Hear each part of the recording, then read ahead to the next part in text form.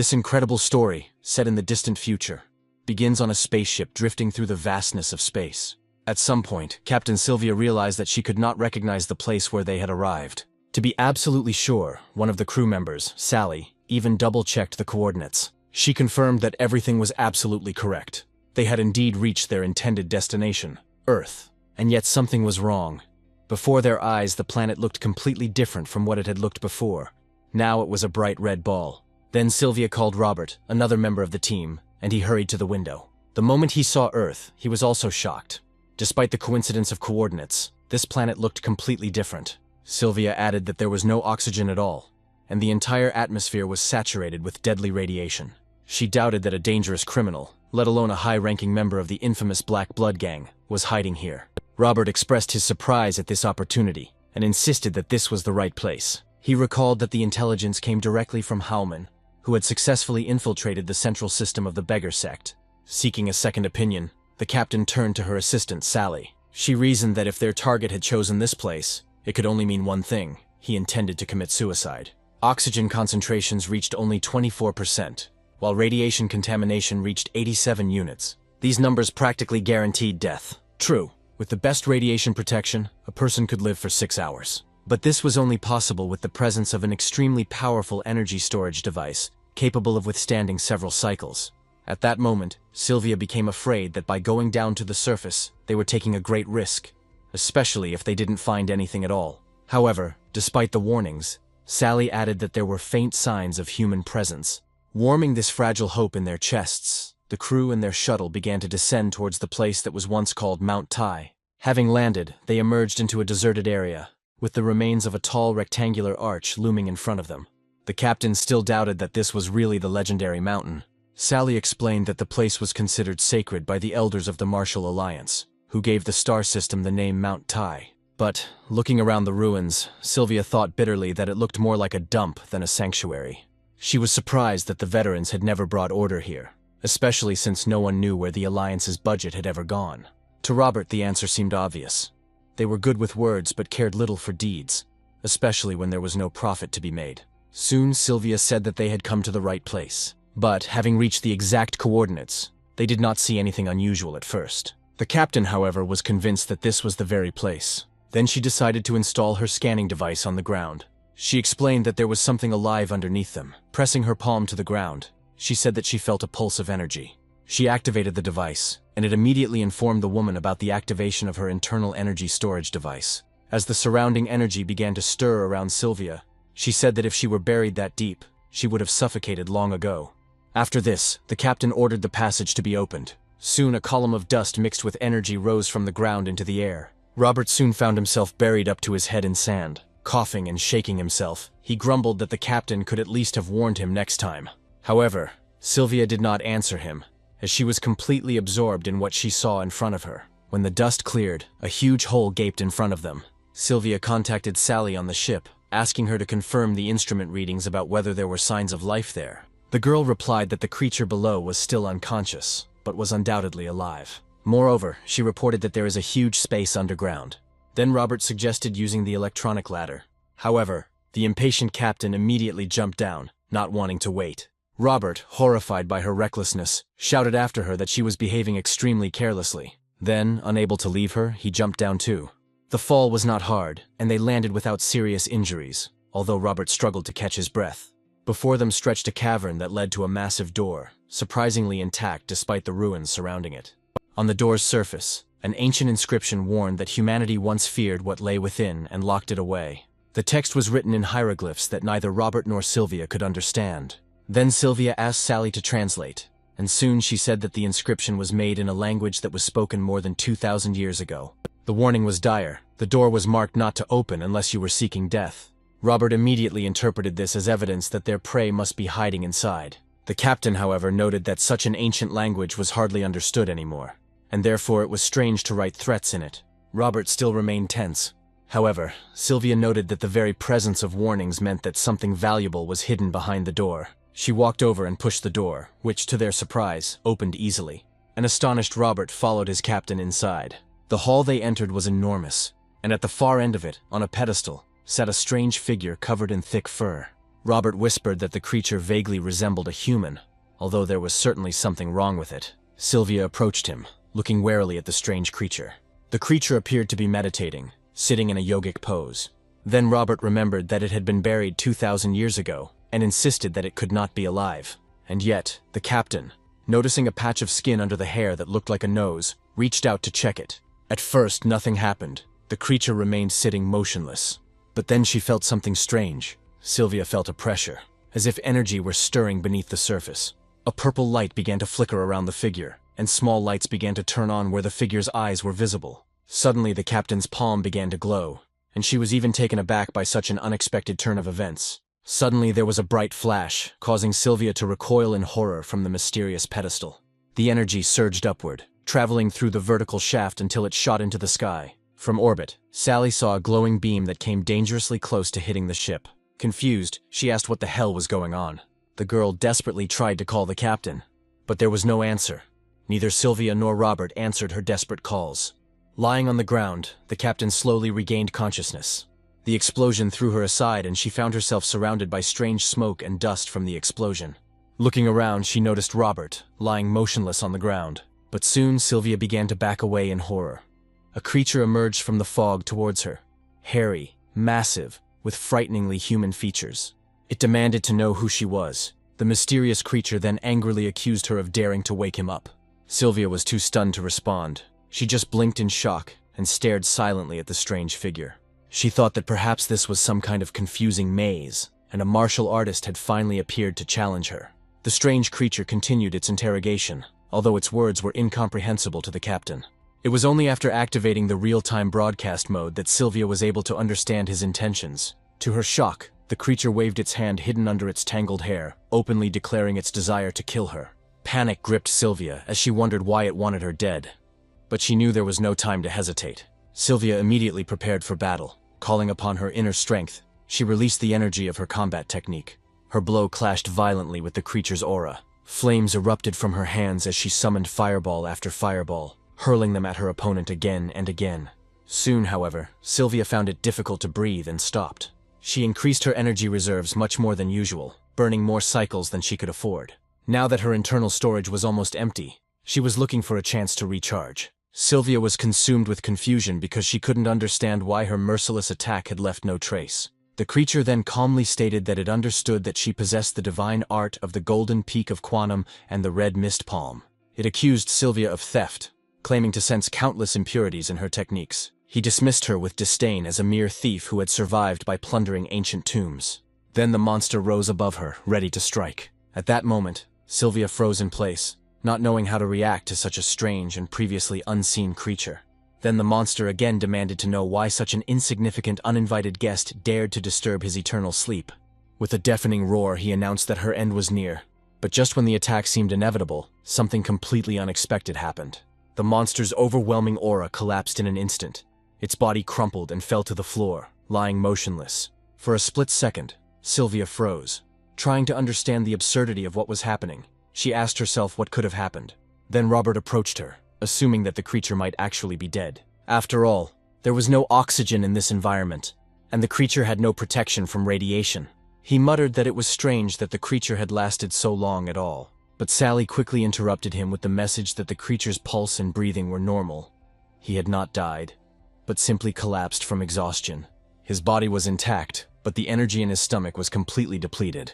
The captain found it surprising that such a monster had a stomach at all. She could not believe that such a seemingly powerful creature had simply lost consciousness from the cold. The crew soon returned to their ship. Robert, however, was overcome with panic when he realized that Sylvia had insisted on taking the creature on board. He screamed that he should have been left there, claiming that everyone had seen how wild he could be, worse than any radiated cockroach. He reminded them that even a radioactive cockroach had value, but this unpredictable beast seemed completely useless. However, Sylvia disagreed, firmly insisting that the creature had undeniable value. Robert and Sally exchanged glances at this point, clearly disagreeing with the woman, but since she was the captain, they did not dare contradict her. Later, Sylvia asked her companions what was considered the most valuable cultural heritage in their time.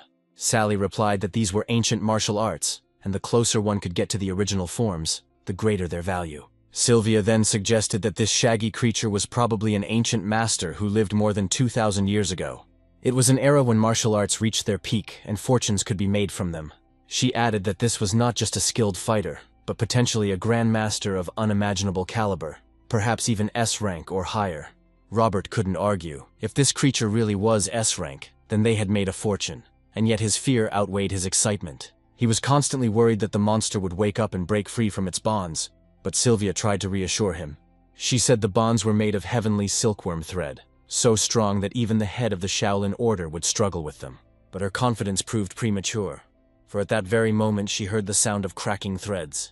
The team turned to see the monster rising again, breaking its bonds with frightening ease. Then he roared that mere tomb robbers had dared to desecrate him, and threatened to tear them to pieces. Sylvia prepared for battle, while Robert shouted that this was exactly the disaster he had predicted. The creature's energy flared up with renewed vigor, enveloping it in a shimmering aura, and the boys prepared for a serious fight. Just when the situation seemed doomed, Sally arrived with a tray filled with freshly cooked sausages. The air was filled with the warm and tempting aroma of fried sausages. The monster didn't hesitate for a second. He pounced on the food and began devouring the sausages at a terrifying speed. The crew could only look on in disbelief at his gluttony, amazed at how much he could eat. Then Sylvia asked how Sally knew what to do. For the blonde, the answer was obvious. The creature had been starving for centuries. The simplest solution for a hungry animal was food. The monster licked the tray clean, collecting even the smallest crumbs that remained on the tray. For the first time, the team began a more adequate dialogue with their unexpected guest. The monster said that he had mistaken them for tomb robbers, but now he recognized them as hunters who had accidentally awakened him. He talked about his world 2,000 years ago. In those days, according to his stories, humanity destroyed itself before leaving the planet and living in space. Sylvia then explained that the galaxy had been stable since then, and all types of weapons, including nuclear ones, had long been banned. Martial arts, however, were exempt from this prohibition, and this information fueled the creature's curiosity. He asked about nuclear weapons and wondered out loud what the current era was called. Sylvia told him that according to the galactic calendar, it was now 1105. The creature expressed surprise, amazed that humanity actually lived in space. The captain then reminded him that gratitude would have been more appropriate given the circumstances, but instead the creature bristled with anger. He shouted that they were nothing more than petty grave robbers, unworthy of lecturing him. As his rage grew, the crew silently pointed to the viewing window. There, behind the glass, hung an image of a lifeless red planet. Sylvia explained that this was once the creature's world, now reduced to dust and ruins. She hoped that this sight would convince him that she was right. However, the creature still could not believe that this was really the planet on which he once lived. The monster admitted that it was hard to believe, even when faced with such evidence. He muttered incredulously that the Earth he knew was round, and this assumption seemed absurd to him. Sylvia couldn't help but think that this creature was almost unbearably stupid. At that moment, Robert tensed up, noting with concern that the monster was emitting a strange smell. Sylvia wrinkled her nose in disgust and suggested that the creature should start with a shower and perhaps cut its hair. To their surprise, the creature did not object. Without delay, he was shown to the restroom. The team lingered outside the door, eagerly awaiting what would emerge. Soon, the sound of pouring water filled the room, and a human silhouette began to peck through the translucent door. Robert jokingly mused that perhaps the creature should be allowed to keep its hair as it was after all. By now, the creature had already cut its long hair, and now a man began to appear from underneath it. Then, finally, the boys heard the sound of the creature finishing washing itself, and what they saw left them momentarily speechless. Beneath the layers of dirt and matted hair there was indeed a man, and what's more, it was a young man in excellent shape. As they stood there, fascinated by his changed appearance, the young man asked if there was any food left. The captain noted thoughtfully that their once shaggy captive now seemed to have turned into a real person. Then Sylvia admitted that she was curious to know who he really was. For some time, the young man literally did not move away from the observation window, unable to believe that they were drifting among the stars. He remembered complaining long ago about how small the world seemed, when in fact it was immeasurably huge. At that moment, the guy suddenly felt a strange sensation. Sylvia distracted him from his thoughts by grabbing his cheek with her hand. She asked how old he really was, not counting the years he spent hibernating. Robert and Sally watched silently from the control panel compartment, sensing that something was definitely wrong. Their journey soon took them to the Pleiades, a bright cluster of stars in the Milky Way, where they decided to make a short stop. Landing on a lonely asteroid, they headed to the bustling Space Tavern asteroid. It was located next to the famous Wild Crane Hotel. Sally, like everyone else, was surprised at how much food their new friend ordered.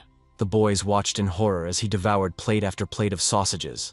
Robert couldn't understand how anyone could consume such an incredible amount. But Sally reminded him that he hadn't eaten for 2 millennia. Now he seemed determined to make up for every missed meal. While the young man was eating, the captain found the tavern owner. His name was Wang the 18th, a man with long lavender-colored hair. Sylvia came with a specific purpose. She needed to find out the name of the rich broker, because she had something extremely rare and valuable. Wang asked how valuable an item must be for even the Blazing Devil himself to appear in person. Sylvia responded by asking how much a complete collection of 2,000-year-old S-rank combat manuscripts might cost on the market. The tavern owner froze in surprise when he heard this. He could not believe that the captain dared to say such a thing. Soon after, Sylvia left the room, and Wang was left alone with his servants and bodyguards. Suddenly, one of Wang's servants hinted that if the manuscripts were genuine originals, their value would be incalculable. However, the man valued the find at only 0 credits, since even one such book was worth an entire planet. Sylvia tried to convince him that she had managed to find a whole stack of such rarities, but Van simply considered her words an empty fiction. He believed that the Blazing Demon, who was only a mid-level bounty hunter, simply couldn't obtain such a treasure. In the end, the owner refused to listen any longer to this, as it seemed to him, absurd chatter, and ordered the wanderers to be thrown out. Sylvia returned to the table, but Sally was no longer there, having decided to go for supplies. Meanwhile, the captain admitted that Wang promised to contact them if he found a buyer willing to take an interest in the goods. However, only now did she notice the mountain of empty plates and the former shaggy man who was trying to digest everything he had eaten. Robert noted with relief that he had finally stopped his endless meal. Suddenly the doors of the tavern swung open with a loud creak, and the attention of all visitors rushed to the entrance. A squad of warriors entered the room. Sylvia immediately realized who it was. The Order of the Heavenly Demon had appeared in the hall. At the head of the group was a bald man with a beard, on whose temple a blue indicator was visible. When he entered, he immediately used his device to scan the people sitting inside. The captain remembered that this man was Sander, the leader of the Red Wolf platoon. Robert became noticeably nervous, since this platoon was also the inspectors of the Order of Demons. No one understood why they had appeared here. But one thing was clear. These people were probably tracking someone specific. The new member of the squad seemed to wake up when he heard the conversation about the heavenly demons. Sylvia couldn't understand how he could know about this order if he had spent the last 2,000 years in hibernation. But the young man was simply perplexed as to why those around him did not start running if the members of the Order of Demons were indeed standing before them. Sylvia explained that this order had its quirks. Its representatives were proud of being the advanced orthodox branch in the universe. The guy continued to be surprised. Once upon a time this had been his dream, distant and almost unrealistic. And then the dream suddenly came true, when the leader of the order leisurely walked past the tables. The visitors turned warily to look at the warrior, but one man stubbornly sat with his head down, as if he didn't care. Sander stopped by his place and learned that the man was wanted on charges of robbery and level 2 assault. However, the man was incredibly lucky. It turned out that he was not the order's target. Nevertheless, he was ordered to go to the Fighting Alliance and confess his actions. The leader cast a threatening glance at the frail-looking man, but at that very moment he felt a touch on his head. The visitors froze, expecting the daredevil to be smashed against the wall. But something strange happened. The young man, overcome with delight, said that his impossible dream had suddenly come true. He noticed that these young people had managed to achieve the impossible and endure considerable suffering, and even risked hugging the leader of the order. With this action, he finally struck down the bandit sitting next to him. Sander assumed that the person in front of him was a child with mental disabilities. Robert immediately rushed to the boy's aid, explaining that the boy really did have difficulties with social adaptation. Then Sander coldly remarked that the boy was just lucky. If he had sensed the power of martial arts in him, he would not have gotten off with a light fright. Meanwhile, Robert noticed that the formidable warrior was standing motionless for some reason, as if numb. His whole body was strangely tense, and the veins on his back even stood out. Sylvia also remained completely bewildered, not understanding what was happening to the man. Meanwhile, Sander began to feel a strange energy. The energy drive system was activated in him. It turned out to be the demon wolf's blood art, brought to its extreme speed. The leader shouted for the boy to stop playing, and his body began to emit powerful energy waves. The objects around him began to spin in the air, forming a tornado-like shape right in the center of the tavern. The visitors watched in horror as the events unfolded, but suddenly everything stopped. Sander saw 3 people in front of him. It was Robert, Sylvia, and their new crew member. They were standing motionless, as if nothing had happened. Sander now looked as if he himself did not understand what had just happened. Sylvia immediately noticed that the leader was clearly not in the best shape. Sander tried to understand who this strange young man was who touched him. He couldn't determine his gender, martial art, or energy. Moreover, this person was not listed in the registers at all. The man was at a loss to understand how a creature with zero internal energy could remain alive. The young man regretted that Sander's internal energy and his Qui were not in harmony, which meant that their method was imperfect. For him, meeting the leader was an important event, and he even decided to personally try to improve his energy. However, Sander became furious and rushed at the guy, wanting to destroy him. But the young man remained absolutely calm. Sander used the Red Wolf's demonic claw. However, the young man managed to dodge his blow, and there was only slight surprise on his face. The blow affected only those people who were behind the young man at that moment. An explosive strike, a blast wave, and a ghostly claw followed, but all were useless.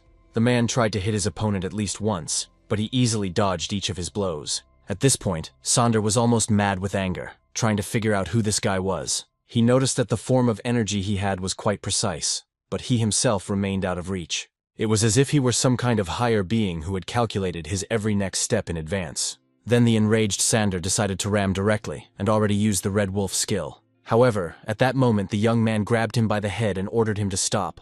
To teach the warrior a lesson, he hit him on the floor with such force that his head hit the tile and got stuck. The impact was so strong that it left a huge crater on the floor. Meanwhile, the guy reasoned that Sander, although he had studied martial arts well, had only learned it mechanically, like a parrot. The real strength was not just in copying, but in adapting and being able to tailor the technique to one's own needs. He added that if Sander had learned his lesson, he could now come to his senses and try again. But the leader was in no hurry to get back on his feet. Then other members of the order decided to intervene.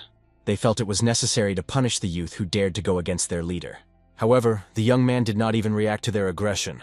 And just like for their boss, for these guys everything ended badly. Meanwhile, the story moves to the 32nd District Station of the Heavenly Demon Order. All this time, constant monitoring of events was broadcast there. An elderly man watched everything that was happening. He didn't know how to comment on what had happened. The fight in the tavern ended, and the Red Wolf squad was routed. As a result, robots and people were sent there to assess the situation and provide assistance. The Randolph County commander couldn't believe this had happened. Another man told him that fortunately the soldiers had escaped with only bruises and their lives were not in danger. But Chong wondered if it could even be called luck. After all, in reality, they were all defeated by an unknown stranger who looked like a simple guy. The leader of the Red Wolf squad was in serious condition, and the young man was not even listed in the Combat Alliance database. Elder Chuck of the 32nd District reported that only the stranger's companions had been identified. It turned out to be a group of bounty hunters known as S-Devil. Their main field of activity was B-rank criminals and below. They were led by a woman named Sylvia, nicknamed the Blazing Devil. She had a resounding reputation and operated in both orthodox and unorthodox worlds. After the incident, the group left the Wild Crane Hotel, but they could still be tracked by intelligence forces. Chuck asked if they should send a reconnaissance team there. However, Randolph did not agree with this proposal and decided to sort it out on his own.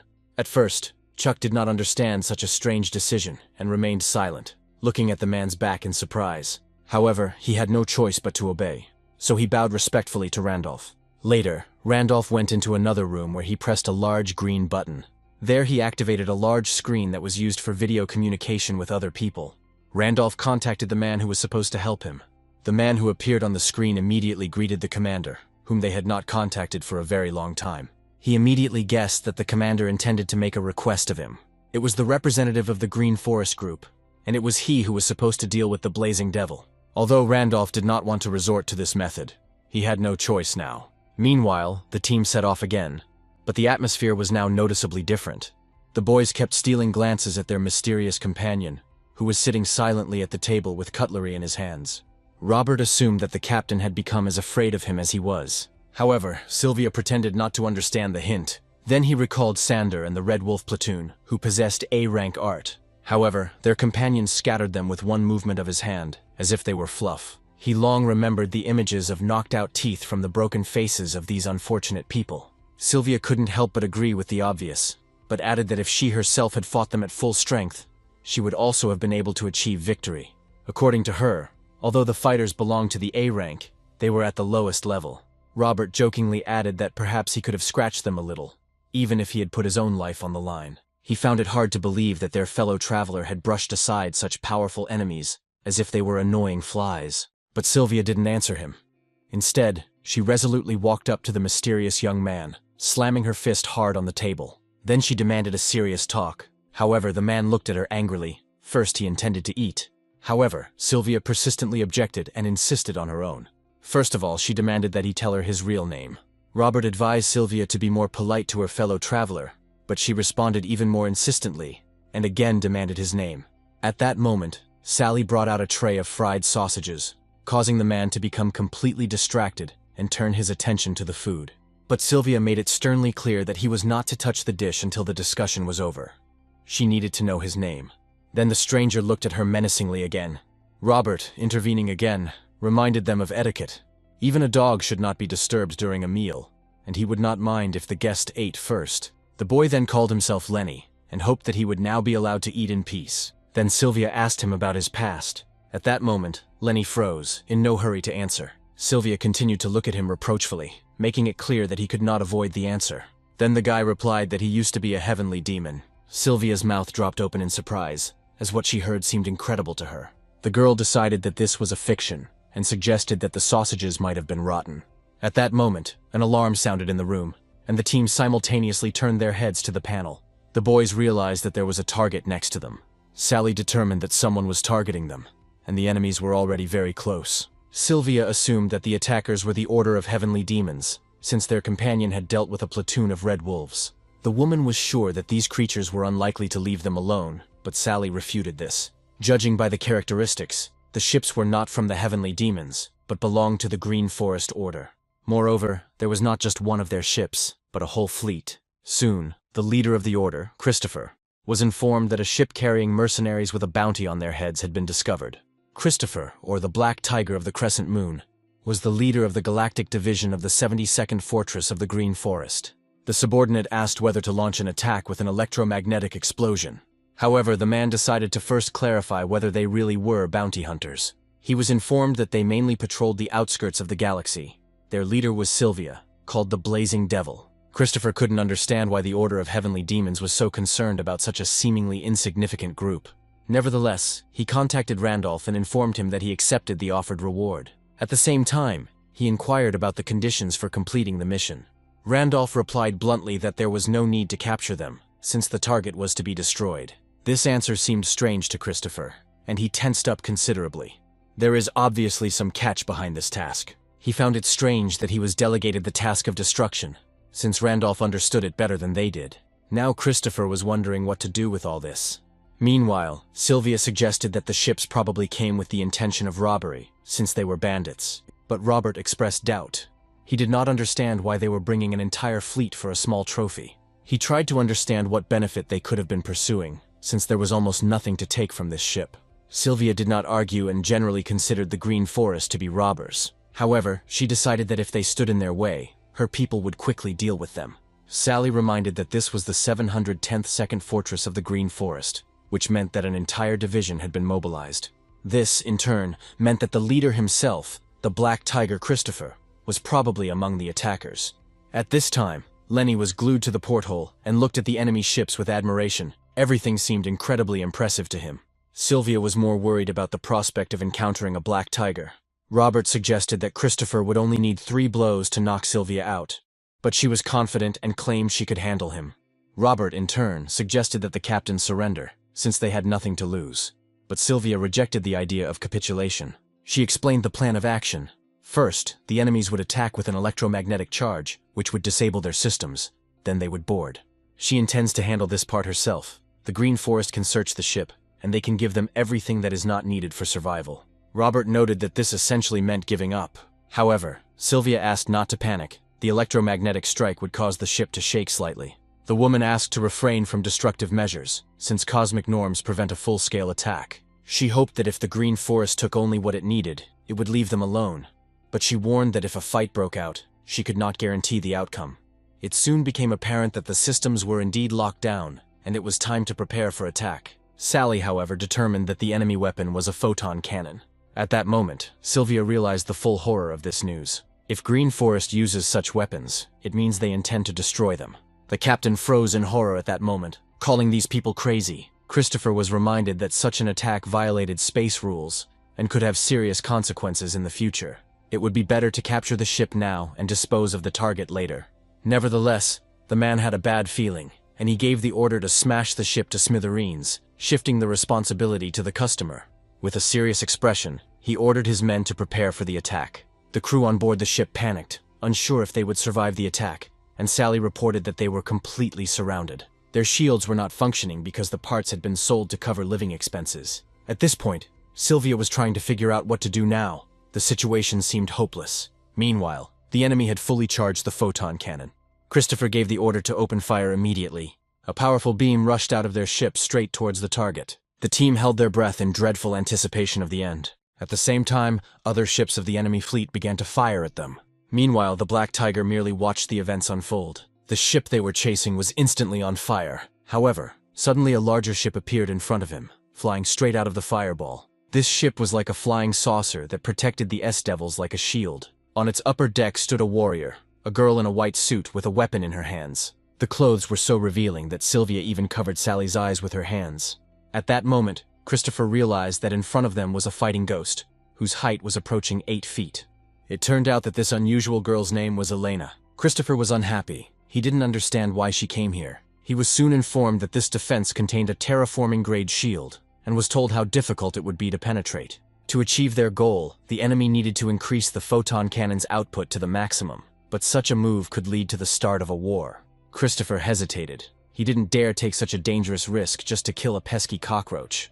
Besides, it was clear that it would not be easy to deal with the mysterious person who stood in their way. He eventually ordered the teleportation to be activated, still wondering how this monster ended up here. Robert knew that the battle ghost Elena was an S-rank mercenary, and everyone feared her unpredictability. Captain Sylvia, meanwhile, was more puzzled by the fact that it was Elena who unexpectedly saved them. After all, if it weren't for her intervention and blocking the photon strike, the team's ship would have long ago shattered into atoms. Meanwhile, Christopher, using teleportation, was transported straight to Elena.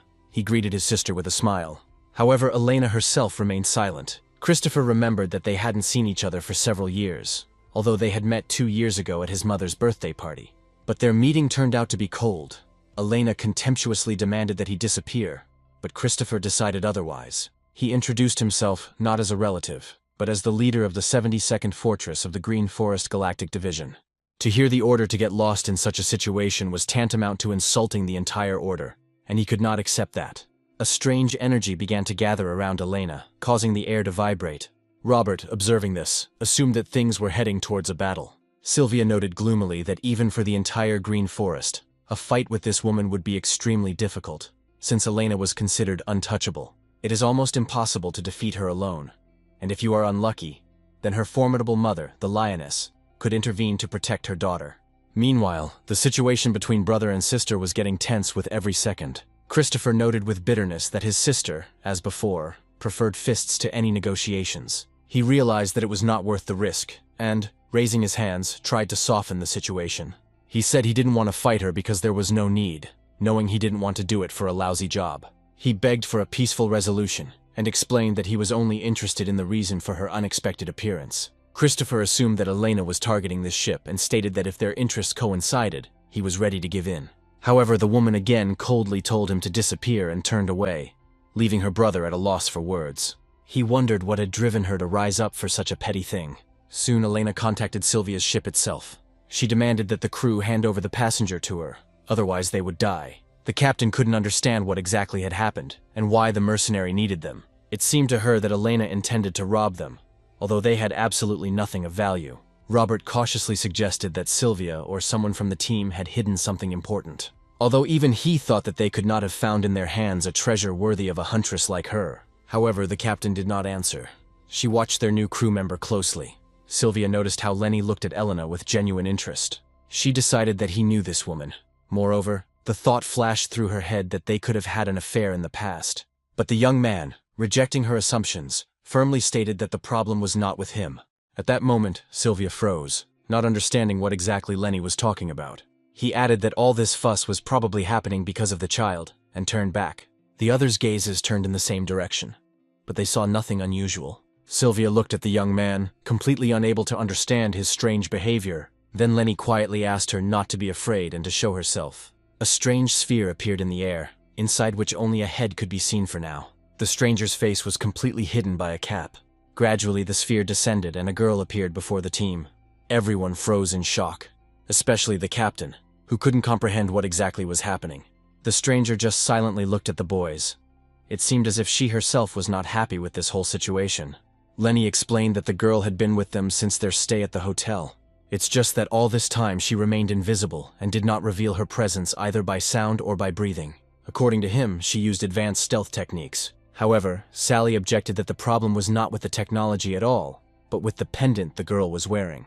This pendant contained quantum cloaking technology, which was rare and incredibly expensive. Sylvia wasted no time in approaching the stranger and demanding an explanation, wanting to know who she was and why she was there. The girl introduced herself as Jennifer, but the captain clarified that she was not interested in her name. She needed to know the reason why Elena herself came for her.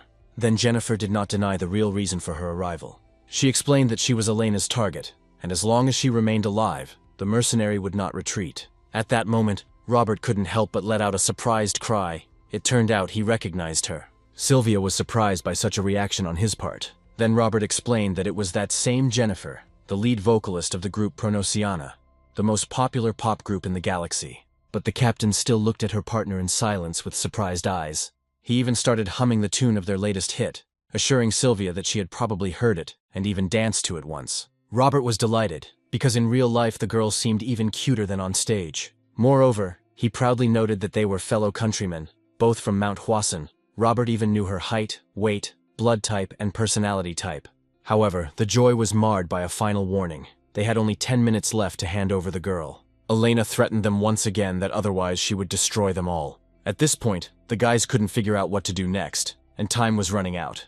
Robert tried to find out from Jennifer why she was being hunted, but the captain apparently didn't care. She had no intention of being as protective of this strange girl as Robert had been. Sylvia announced that Jennifer was an uninvited guest and had nothing to do with them, and therefore had to leave. Robert tried to convince her otherwise, because he didn't want to send his idol to certain death, but the captain insisted on her own.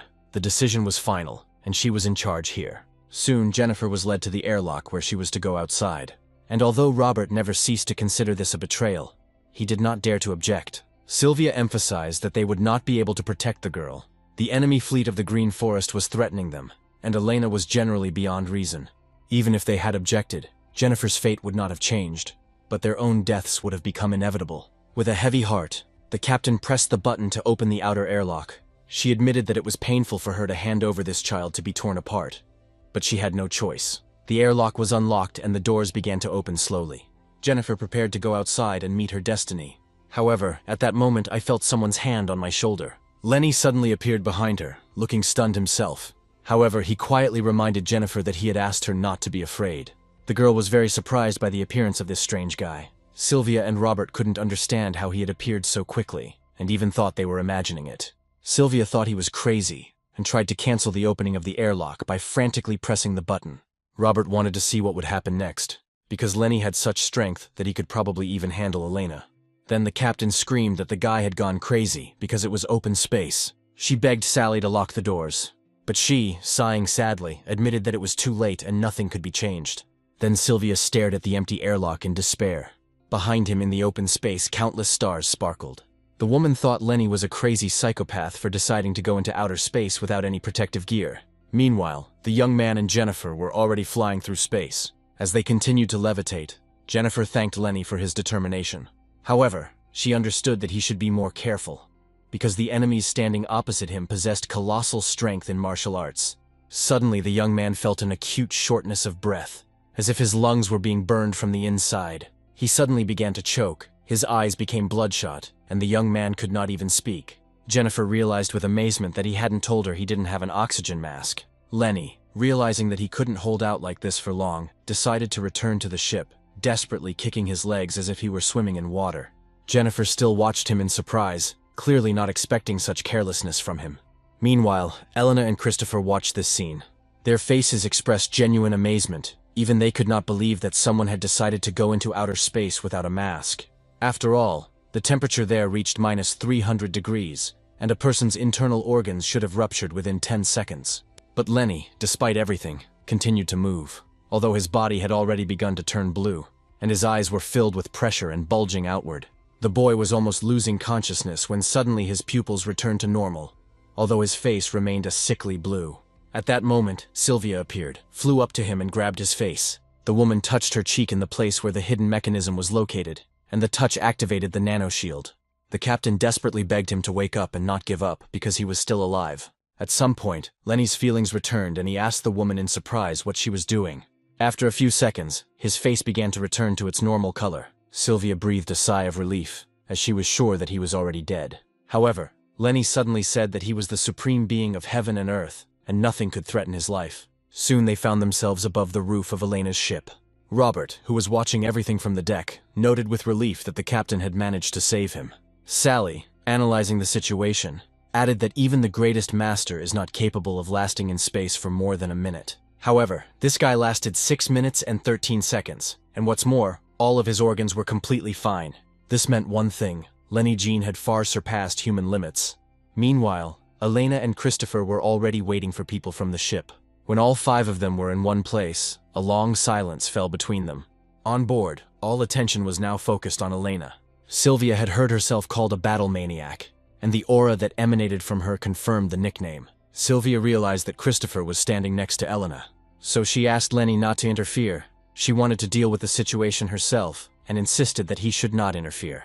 The woman greeted them, but her smile and questions about their health seemed too inappropriate. Sylvia enthusiastically admitted that she was glad to meet them face to face, although she understood that they already knew her. Elena and Christopher just looked at her coldly, as if there was an empty space in front of them. Jennifer nervously took Lenny's hand. The young man tried to calm her down, hinting that she shouldn't be afraid when she was with him. However, Jennifer understood that in front of them was not just a woman, but a fighting ghost. From an early age, Elena traveled the galaxy in search of worthy opponents, and no one survived an encounter with her.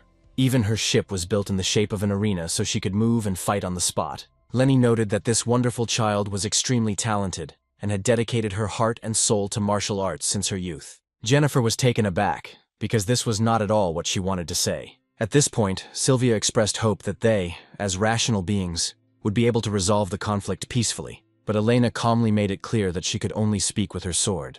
The next moment she attacked the intruder. The captain barely managed to dodge, and the blow landed next to Sylvia. The explosion of energy was such that the air vibrated as if from the explosion of a small bomb. Sylvia was shocked. She had called for negotiations, but instead, Elena had drawn her weapon.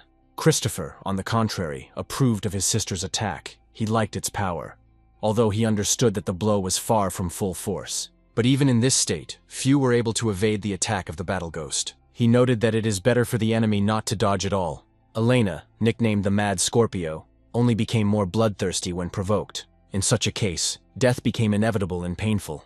Jennifer began to hiccup out of fear, and Lenny, noticing this, became alarmed.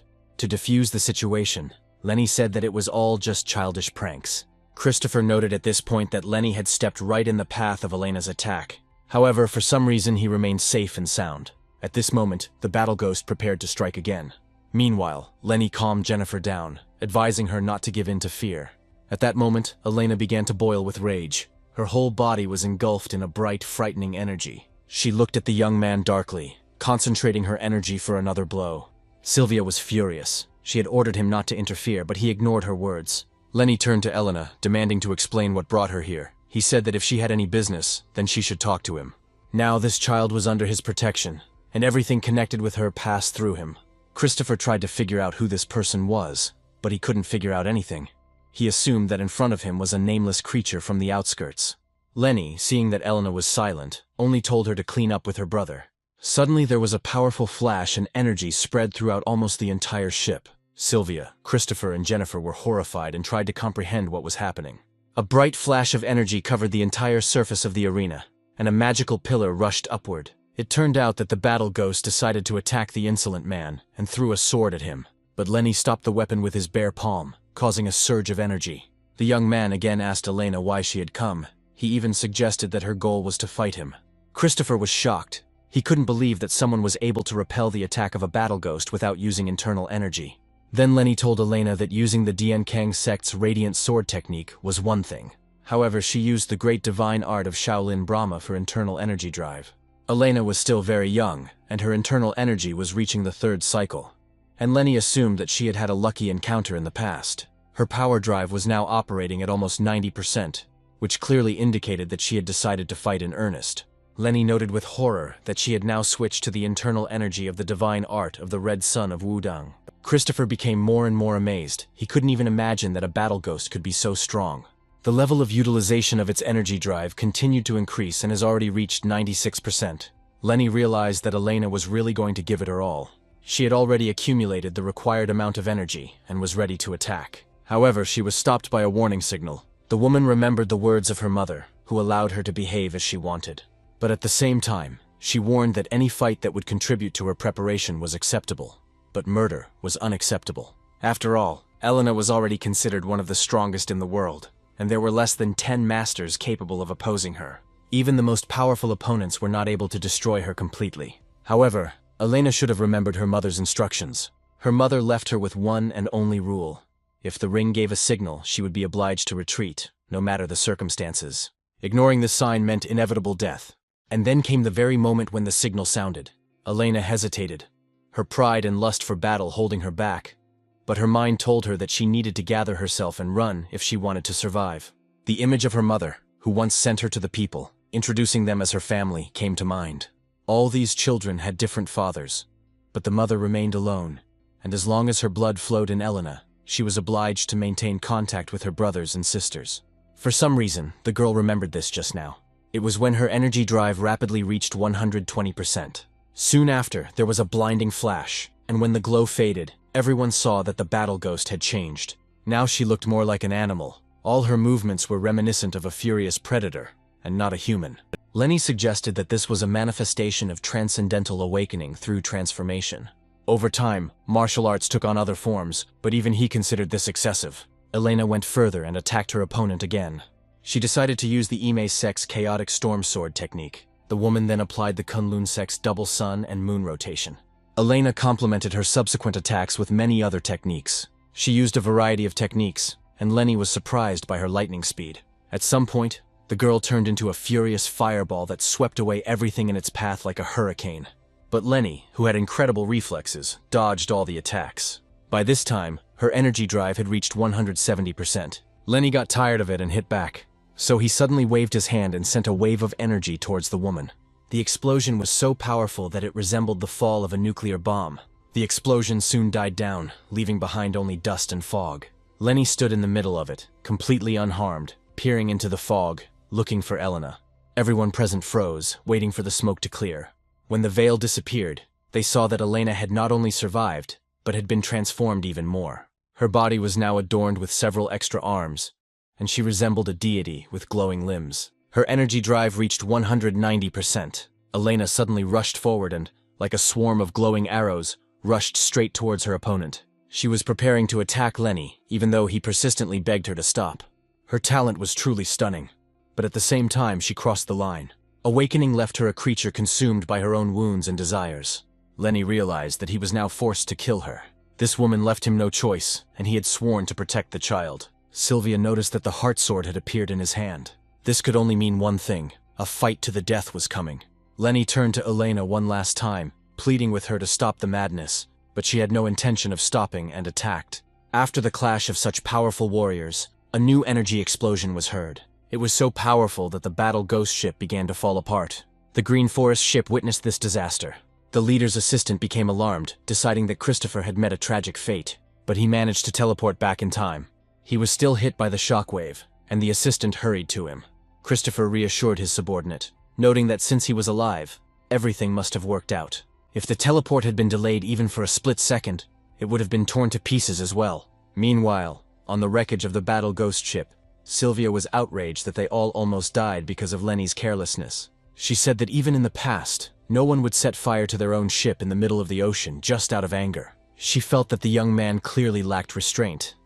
But Lenny was convinced that restraint was not the answer in this situation. Then the captain noticed that he was still wounded. Lenny admitted that he was up against a force far greater than he expected. At that moment, Sylvia looked up to see where the guy was looking.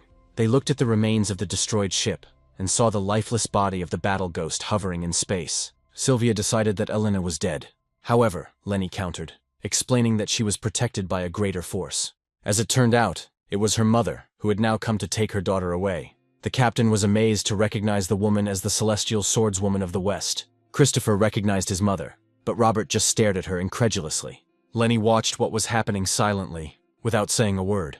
Meanwhile, the woman transferred Elena to a giant ship. After some time, the battle ghost found itself in a flask with a special recovery liquid. The swordswoman gathered all the other participants in the incident. When she saw Christopher, she immediately forced him to kneel. Meanwhile, Sylvia held Jennifer's hand so that she wouldn't get too nervous. Christopher admitted that he had not expected her to appear, and declared that he was ready to accept punishment for his lack of respect and devotion. The swordswoman responded coldly, saying that he would not have been able to intervene. The woman said that now he should act as if he was not there at all. She addressed Lenny differently, respectfully introducing herself as the celestial swordswoman of the West. Christopher and Sylvia were surprised that such a powerful woman showed respect to him. The swordswoman admitted that she had broken the dueling code, and offered to cut off her own hand as an apology if Lenny so desired. But he didn't understand why she needed this, and then asked if Elena was her daughter. At that moment, Sylvia whispered to Lenny that the person in front of him was indeed the swordswoman of the West. The woman replied that Elena was indeed her daughter, and then everything was resolved peacefully, since family was above the code of duels. But at the same time, Sylvia insisted that he behave more restrained and politely, because one of the 5 legendary immortals stood before him. This woman was known for her bad temper. Rumors claimed that the swordswoman was capable of cutting a person in half with just a glance. And suddenly, the incredible happened. Contrary to all the captain's prejudices, the swordswoman herself knelt down before Lenny and bowed her head. She admitted that her daughter's consciousness has still not been restored, so the exact cause of the incident remains unknown. It has been confirmed that the last place Elena passed through before awakening was Mount Hwasun, which is where she was created. Furthermore, the swordswoman noted that the martial arts demonstrated by Lenny were remarkably similar to the techniques of the demon heart suras. She was interested in what connection the guy had with the Order of Heavenly Demons, but Lenny himself was not sure. There really was a connection in the past, but that time had long passed. Time, like corrosion, eats away even the strongest bonds, as if they were made of iron. It destroys even those connections that are more precious than life itself. The swordswoman acknowledged that Lenny was an extremely rare person. His internal energy and ki were in perfect harmony. Such a state could only be achieved during the heyday of martial arts. But outwardly, the young man appeared to be a little over 20 years old. The woman said she would like to ask him a question. However, Lenny guessed that there was a desire to fight hidden in her words. Despite her outward politeness, every word the swordswoman spoke was saturated with the desire to kill him. He himself never refused a fight, but he understood that if they entered into a duel, one of them would die, and the other would survive only at the cost of severe wounds. Something that is too strong cannot bend. It breaks immediately. The swordswoman suddenly changed. Her body began to emit powerful energy, and with this she confirmed Lenny's rightness. Even Captain Sylvia, who was below on deck, noticed the glow. The young man himself, however, saw no reason to fight. At that moment, the woman froze from such an unexpected reaction on his part. Lenny explained that it was much more important for him now to learn more about the new, unfamiliar world. The swordswoman did not want to make the situation worse, and soon sent the man back to the S-Devil's ship. After this, she turned to her son and learned that a direct order had come from the heavenly demons. She learned that he had been ordered to eliminate the witness and prevent information from leaking. But it was difficult for her to understand what was hidden behind this, because that person possessed the supreme martial art of the heavenly demon order itself. It remained a mystery to her why this same order suddenly wanted his death. She was even more surprised that the Green Forest had been entrusted with the execution of such an important task. In her eyes, it looked like utter absurdity. Christopher explained that alarming information had recently emerged. A platoon of red wolves had been completely wiped out by an unknown creature. He suggested that there was a connection between this event and that person, but the swordswoman asked her son not to fill his head with empty guesses. She made it clear that no matter what the situation, his imagination was still unable to comprehend the full depth of what was happening. She wanted him to closely monitor her movements, report to her and not interfere. She hoped that at least he could cope with this. Christopher was quick to reassure his mother that Green Forest had always prided itself on being the galaxy's finest stalking masters. And since he was a part of it, he is also worthy of trust. Then the swordswoman decided to rely on his words. However, she still warned him that he must watch the target so that no one would notice him, and under no circumstances dare to interfere. She admitted that she would not allow her child to be crippled. However, as she was leaving the room, she suddenly asked her son if he could remind her his name. At that moment, Christopher didn't know what to feel.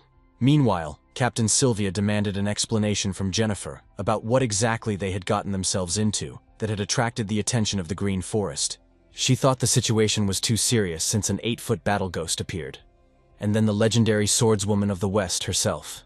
Jennifer felt genuine regret, but admitted that she herself did not understand anything. After completing her mission, she returned home to Hwasan, but found that everything had changed. The people remained the same outwardly, but began to hunt her, so the girl had to flee, and so she found herself among new companions. While Jennifer was reminiscing about her sad past, Lenny greedily devoured the sausages, beaming with pleasure. Captain Sylvia still couldn't grasp the essence of what their guest was saying. Sally, standing next to her, was of the same opinion. At this moment, Jennifer felt extremely awkward, and only Robert suddenly perked up, hearing the mention of Hwasan. He realized that they were talking about his home planet, and now he wanted to know what happened on Mount Hwasan. The story moves to the Heavenly Demon Order Station in the 32nd District. There, Commander Randolph watched everything that was happening. The man watched with horror the recording of the battle between Lenny and Elena, in which the woman was defeated. He couldn't understand what he was dealing with or who this incredibly strong guy was. Meanwhile, the swordswoman, having appeared before him, stated that the martial art he was observing seemed surprisingly familiar to her. Until that moment, Randolph had never heard of such a high level of proficiency. He didn't understand why the swordswoman claimed that the technique was familiar. The woman looked the commander straight in the eyes as if scanning him. She was convinced that he really had no idea. Then it became unclear to her why he was pursuing the mysterious man, and at the same time involving the Green Forest in this. The commander stated that the matter concerned only their order, and should not in any way concern the swordswoman of the West. But the swordswoman suddenly pulled out her long sword, and at that very moment blood gushed from the commander's neck. At first, the man didn't even understand what had happened. It turned out that she had no intention of killing him. She had only slightly wounded him as a warning. However, Randolph decided that by doing so, she had declared war on the Order of the Heavenly Demons. The swordswoman, on the other hand, did not understand why he decided that she was the one who should be afraid of bloodshed. The commander knew that this woman was so obsessed with martial arts that, if necessary, she could even destroy her own children. She was never guided by profit or loss. Now she was preparing to strike again.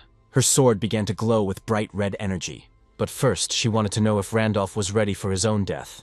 The commander understood that no one could surpass the swordswoman of the West, but he still took the risk of testing her and prepared energy spheres.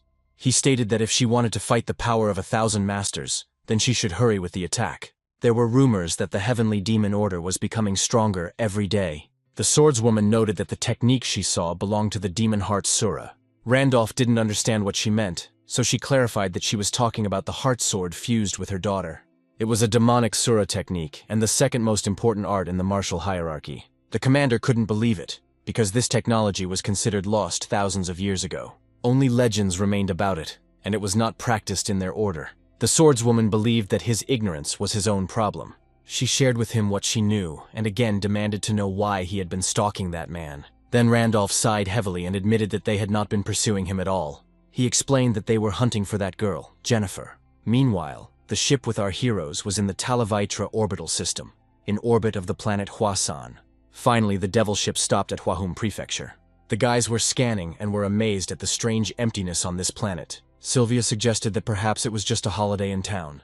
Robert, however, was sure of the opposite, because the store doors remained open. Sally reported that the town usually had a population of about 10,000, but there were no signs of life now. Robert realized that something terrible had happened, and asked the captain to go down as quickly as possible. His anxiety was especially strong because this was his home, and he believed that they had an obligation to save everyone who could survive. At that moment, Jennifer shed a tear. Looking at her home, which was now in such a devastated state, she could not contain her emotions. Then Lenny gently asked her to tell him everything she knew. The girl hesitated a little at first, but was already prepared to answer his question. But suddenly Sally screamed that signs of life had been detected. Sally clarified that the signal came from the main headquarters located in the Jaha Pavilion. Sylvia immediately remembered that this was where the leader of the Hwasan Order lived. The strangest thing was that only one signal was recorded. At that moment, Jennifer sadly lowered her head, already anticipating the worst-case scenario. The team decided to go down and check what was going on, and the sight that met their eyes was very grim. The street was completely empty and shrouded in a strange, thick fog.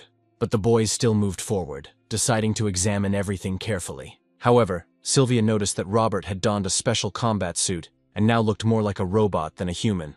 The captain recalled that this suit had long ago been sent to storage by Robert himself when its power source had completely run out. But the man said that, having once served in the Special Forces, he will always remain a Special Forces soldier. So he never stopped taking care of his equipment, polishing and lubricating the parts every day. Meanwhile, Sally reported that the signal was still being detected and had become much clearer. She warned the others that the source might not be human at all. Sylvia then decided to be cautious and send out a reconnaissance drone to find out what exactly they were seeing in front of them. However, Robert, overcome with anger for his homeland, lost his composure and rushed forward, intending to destroy the enemy at any cost. Sylvia understood that his fussiness was explained precisely by the fact that they were on his land. She insisted that everyone move on, but remain alert. Thus they reached a dark tunnel, from the depths of which a light was shining, similar to the reflections of fire. At that moment, Sylvia froze in place, sensing danger. And indeed, soon a flame burst out of the tunnel, rushing at incredible speed, like a high-speed train. Luckily, it only lasted for a moment, and the team managed to jump aside. When everything calmed down, Sylvia suddenly saw Jennifer next to her, and also noticed that they themselves and the area around them were not affected by the fire. She realized that Lenny had hugged them both at the last moment, protecting them from the elements. Lenny himself was looking somewhere in the other direction. Then Sylvia asked him in surprise what had just happened. He then let go of her awkwardly, causing the woman to fall, but continued to hold Jennifer tightly, and then suggested that they move on. Not far away they saw Robert. His combat suit was charred, and he himself was frozen in a pose as if he was covering himself from an explosion. It was unclear whether he was alive or not. The captain moved closer, hoping to get some kind of sign from him, but Robert did not move. Then Sylvia asked Sally to check on his condition. She reported that he was fine and that the suit had done its job. However, Robert himself most likely lost consciousness from fear. The situation even seemed a little funny to Sylvia. At that moment, Lenny stood in one place and looked at something in front of him, mesmerized. Suddenly he noticed a purple spark descending from the sky. As she approached, she looked like a flower. A strange glow touched Lenny's hair and immediately broke into many small glowing petals. Then there were more and more of these sparks, and soon they completely surrounded the young man. At some point, a figure of a man appeared in the distance, sitting motionless, as if in meditation. It was from him that these strange lights emanated. Lenny just looked emotionlessly at the unfamiliar man on the throne. The captain immediately realized that the source of the signal was in front of them. If the data is correct, then this was the leader of Hwasun. It was Johnson, the master of the Blooming Flower Sword. Sylvia was shocked when she realized who this mysterious man really was. At that moment, the young man caught one of the glowing flowers in his palm. Lenny realized that the opening flowers signified the perfection of a technique called Heart of Heavenly Plum Blossom Fragrance. However, the young man was confused by the fact that the petals glowed purple. The point was that it spoke of mixing with the purple mist divine art. Jennifer, seeing the man, could not hold back her tears. It turned out that it was her father in front of her. However, something about this whole situation was very strange. Sylvia noticed how Lenny frowned as he looked at him, as if faced with a difficult realization. He understood that the technique combined the opposites of yin and yang, and even the ancestors were only able to master one of them. When a martial artist's desires exceeded their limits, a demon would take root in his heart, and from that moment on, the master would cease to be human. Then Lenny demanded that the captain take the others away as quickly as possible. He knew that fighting this man would be incredibly difficult, and he would not be able to guarantee the safety of the team. However, Jennifer had already rushed to her father, not listening to warnings. Sylvia tried to stop her, shouting that she shouldn't go near there, but it was too late. The girl was already approaching the throne, but Sylvia was too far away from her. Lenny tensed, but he too knew it was too late to stop her. Jennifer was already within arm's reach of her father. At that moment, Sally, who was watching everything through the instrument panel, froze in horror. She understood that this whole situation was very dangerous, but she couldn't do anything about it either. Jennifer had already reached out her hands to her father, who was glowing with strange energy. Purple energy enveloped the girl, but she resisted and reached out to her father. It all happened in an instant, and no one had time to stop her. Just a second ago, Jennifer was consumed by darkness, and a moment later, the purple glow disappeared, giving way to a golden light. Johnson seemed to have come to his senses and was now hugging his daughter, and his face and expression were normal, human. Sylvia couldn't understand what had happened. However, Sally calmly reported that everything was back to normal. At first, no one understood what she was talking about, but Sally said that everything would be like before. Just a few seconds passed and the streets came alive again. The people who disappeared returned immediately, as if nothing had happened. The city was filled with noise again. However, Lenny, watching what was happening, looked slightly disappointed. The team soon went to a local tavern to relax and have a drink, but Sylvia continued to ponder the strange glitch. She didn't understand why Sally insisted that there were no residents. If now they had appeared again, perhaps the bioscanner had simply failed.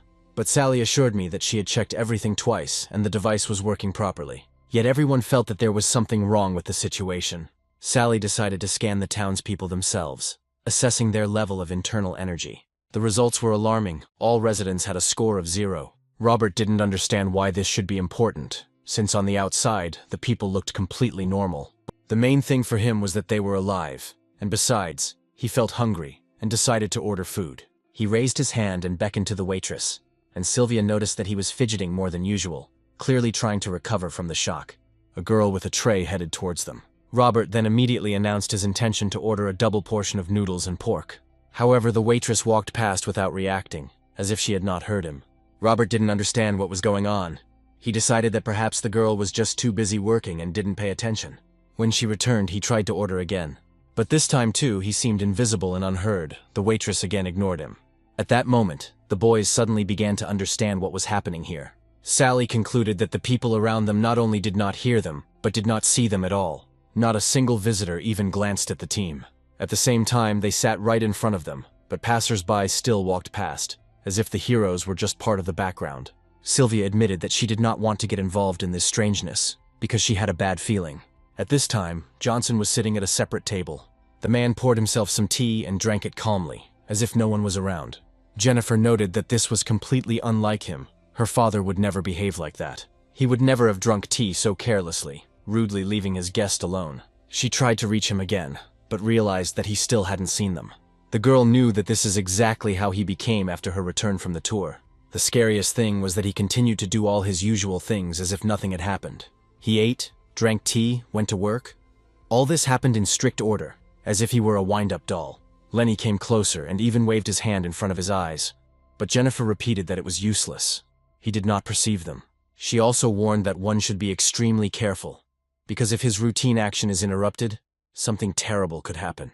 Lenny was about to snatch the cup from him, but Jennifer stopped him in fear, realizing that interference would cause a disaster, and indeed her fears were justified. At that moment, her father suddenly drew his swords and began to cut through the space in front of him. Luckily, Lenny noticed this in time and managed to dodge, but Johnson immediately flew towards him point blank. The man began to attack him with a sword, but the hero tried to dodge every blow. It became more and more difficult with each passing second as Johnson's attack speed increased. At some point, he found himself right next to Lenny and began to concentrate bright energy in his palm. Then Lenny realized that it was time to stop this, because the situation was becoming very dangerous. The next moment their hands collided. The collision of two powerful energies caused a powerful explosion, from which Jennifer had to shield herself with her hands. Jennifer, in desperation, also called out to her father, hoping to get through to him, but he did not respond at all. Now his appearance was again the same as it had been at the moment of their first meeting. Lenny realized that he had simultaneously summoned both extreme yin and yang. Jennifer screamed at Lenny that she needed to give the cup back, or her father would get even more angry. Lenny remembered that masters who have exceeded their limits first succumb to inner demons, and then their bodies become conduits for dark forces. Then the demons break out, but to do this it is necessary to reach an area that is impossible for an ordinary person to master. Meanwhile, purple energy began to swirl around Johnson in a whirlpool. Soon a huge plum flower appeared right in the sky. Despite everything that was happening, Johnson was still human, and Lenny became curious about what was hidden behind this strange picture. Jennifer, in desperation, again begged him to return the cup as she felt in danger. The flower became darker and darker and gradually sank downwards. At some point, Jennifer simply froze in horror and watched helplessly as it happened. Then Lenny took out his cup and quickly took aim. Then he threw it straight into the heart of the flower. At that very moment, the flower began to disperse.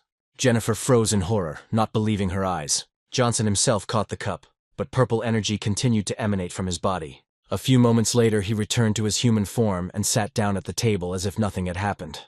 Lenny was finally able to breathe out as the battle was over.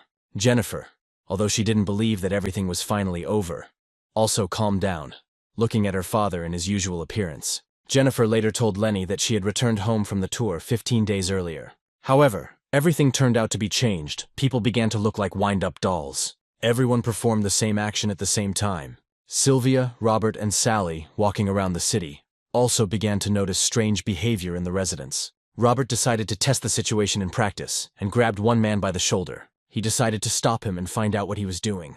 But the man not only did not stop, but completely ignored him. Then he continued talking on the phone and walked on. Then Robert noticed that the man began to become transparent, like a ghost. Soon the stranger disappeared completely, and this left him in a stupor. He turned to Sally for clarification, deciding that he had simply teleported. However, Sally didn't know the answer. The captain added that if Sally was having trouble, then there really was no explanation. Sally then suggested that what was happening was similar to teleportation, but on a much larger scale. The woman didn't understand what exactly Sally meant by large scale. Soon all the people disappeared at once, and Robert and Sylvia were at a loss. Sally noticed that all signs of life on the planet had disappeared at the same time. However, the captain still couldn't fully understand it. At that moment, Jennifer appeared not far from them. The girl explained that it is precisely after people disappear that something else usually appears. She pointed into the distance, and the team saw a cluster of translucent silhouettes at the end of the street. Gradually they became clearer and closer. All these creatures resembled robots armed with spears. Robert became alarmed, realizing that the situation was becoming extremely dangerous. Sally explained that these were not combat vehicles, but construction droids, a model designed for planetary development and heavy labor. However, these were early versions equipped with low-power artificial intelligence, and their cognitive abilities left much to be desired. Robert sighed with relief, realizing that they were dealing with builders and not warriors. But Sylvia, trying to cheer up the team, reminded them that according to the laws of robotics, droids cannot harm a person. Robert remained wary, however, as they were all holding spears, and he doubted that they were merely construction tools. Then Sylvia decided to approach them and ordered them to move aside, pointing out that there were people there. However, one of the droids suddenly raised a spear and ran towards the woman. He hit her hard, sending Sylvia flying back. Although the breaking left deep marks on the ground, the woman still managed to stay on her feet. Sylvia was shocked by this behavior and decided that they had gone crazy. It soon became clear that all the droids had become aggressive and were preparing to attack. They rose into the air, preparing their weapons to fight the people. They then suddenly fell down, causing an explosion. It was visible even from the window of the tavern where Jennifer was. She knew that droids always appeared at the exact moment when people disappeared. Robert and Sylvia, along with Sally, tried to escape, because there were too many enemies, and they were destroying all living things. Jennifer admitted that something similar had happened to her before. When she was returning after the performance, she was also attacked by droids, and only her father's presence then saved her life. But now he was not there. They headed to where she said her father was supposed to be. Along the way, they noticed that the droids were nowhere to be found, which they found strange. Finally, they reached the hall where Johnson sat on the throne like an emperor. At that moment, energy began to emanate from him again. Jennifer admitted that he was the only one left among all the survivors. Then Lenny suddenly asked the girl to hold on, but she could not understand his intentions. The young man then explained that Johnson was putting in not only physical strength, but also the full power of his mind. Lenny also said that he was willing to help as much as he could. He clearly understood that for Jennifer's father, everything that was happening had a huge cost, and that he had something to lose. However, at the same time, he himself was amazed and even delighted by the unfolding picture. He asked the girl not to worry and follow him, since a person with such incredible abilities is capable of much. In addition, Lenny expressed a desire to see what was going on up there. Meanwhile, Captain Sylvia and Robert found themselves at a dead end. They were surrounded by droids, pinned into a corner, and now there was nowhere to run. The red LEDs on their heads clearly expressed their malevolent intentions. Sylvia could not understand why these mechanisms suddenly attacked people. Sally, who was hiding behind her, firmly insisted that such a thing was impossible in principle. The fact is that artificial intelligence does not allow breaking laws, and does not allow robots to even think about attacking a person.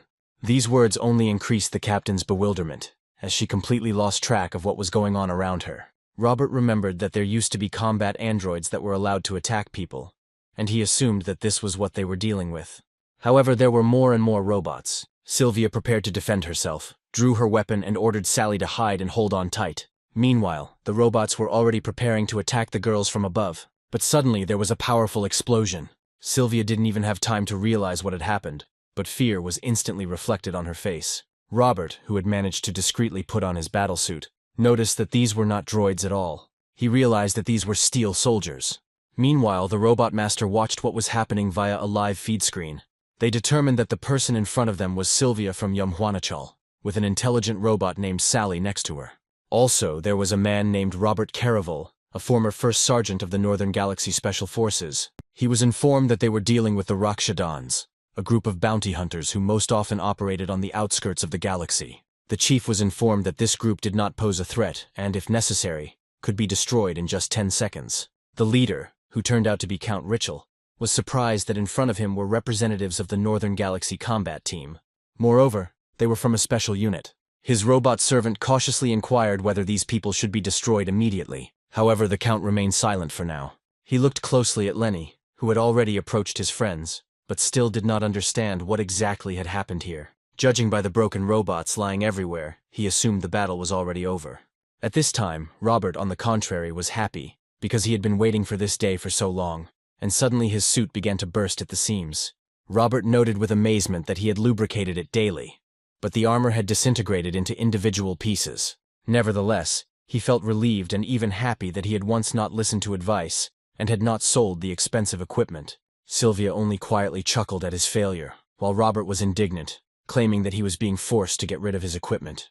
He wondered what would happen if he couldn't stand the pressure and actually sold or threw everything away. Sally concluded that if they had continued the attack, they would certainly not have survived. At that moment, Lenny approached them. He picked up a piece of metal from the android and noticed with surprise that it resembled armor. The captain explained that it was not armor at all, but only a fragment of a robot. However, the young man still did not understand her words. Then Sylvia sat down on the steps and remarked that he still wouldn't be able to understand it, no matter how much she explained. Sally decided to clarify the situation herself, and carefully explained that these were machines capable of thinking like people. Lenny was amazed. He noticed that the world was changing, but he could not understand how a piece of iron could imitate a person. But suddenly something happened that literally shocked him. Sally removed her own head with her hands and demonstrated how it was possible. Soon, Jennifer's scream was heard, and seeing her head in Sally's hands, she began to lose consciousness, and only Lenny managed to catch her. Sally put her head back in place, and Sylvia was surprised that the two of them didn't know anything. However, she soon realized that they simply did not have time, because they were too busy. The boys didn't notice that the defeated robots were not completely destroyed, and could still transmit information through the eye. Count Richel looked closely at Lenny, and noticed that the man was not in the database. His robot added that Lenny wasn't even equipped with an internal drive, which seemed extremely strange and unnatural. However, the Count decided that there was no particular reason for concern, although he still had another much more serious problem.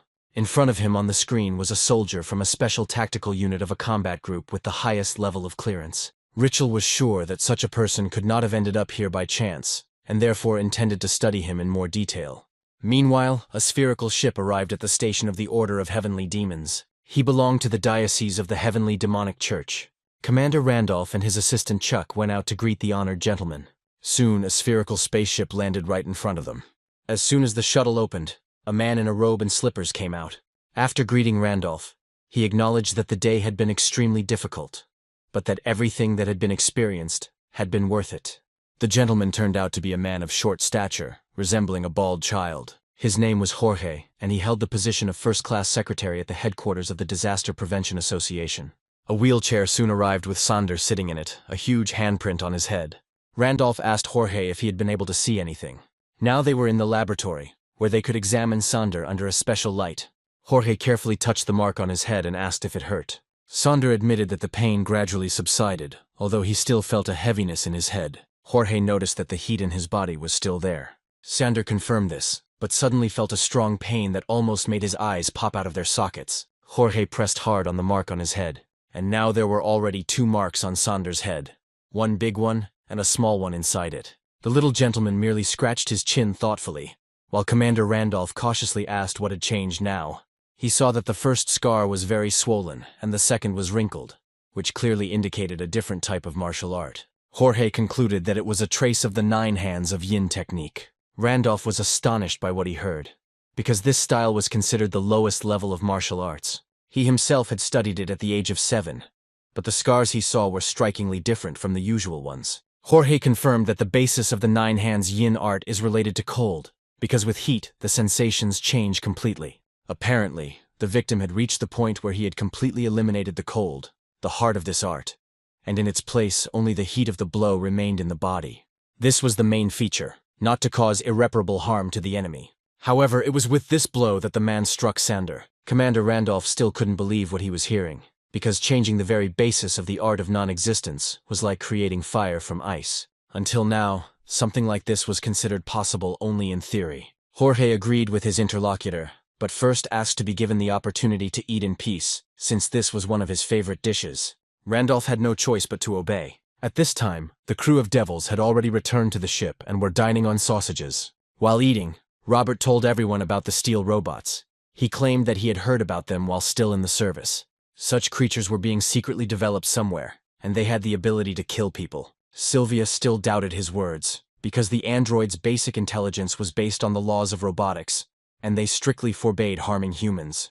However, Robert explained that in combat models, standard circuits are replaced by a human brain, and they kill through a special remote signal. This project had the ominous name of Steel Soldiers. At the same time, Lenny could not believe that Sally was not actually human. She suggested that he take another close look at her neck, arms, or legs. However, the young man refused, believing that this world was already too strange. At first he intended to eat, but then he discovered to his disappointment that the tray was already empty. Meanwhile, Sylvia and Robert were just contentedly burping after lunch. The captain became curious about who could have created something like this if the droids really did use the human brain. At that moment, she noticed a strange expression on Lenny's face.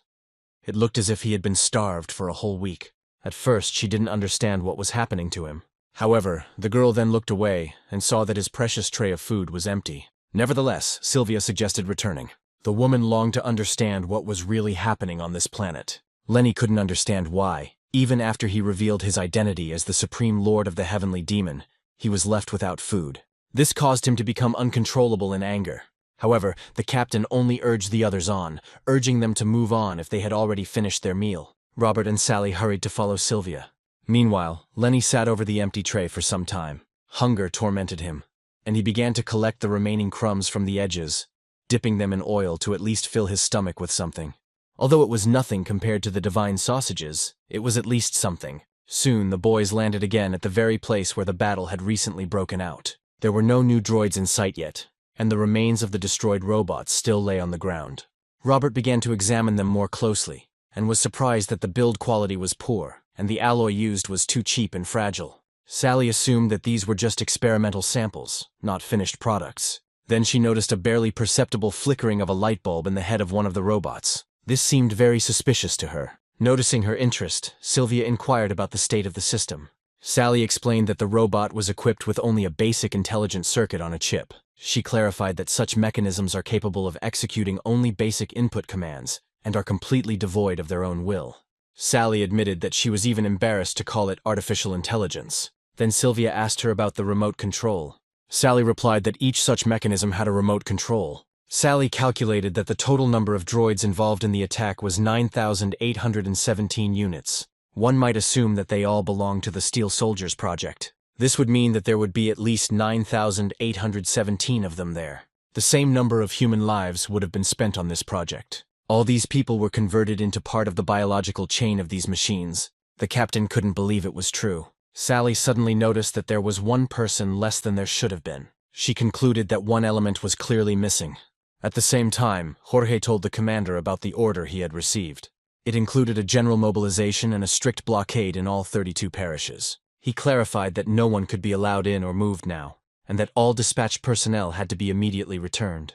Randolph then became interested in the purpose of such measures, but Jorge noted that these were extremely difficult times. He also mentioned a mysterious incident, the background of which remained unknown. He also spoke of a mysterious man from the past, whose name and origin were never revealed. Jorge explained that when the tiger that rules the mountain loses its teeth, the wolves take over. Randolph knew this saying too. Gradually they begin to take his place and turn into new tigers. It is tigers, according to Jorge, that are the reason why wolves are born.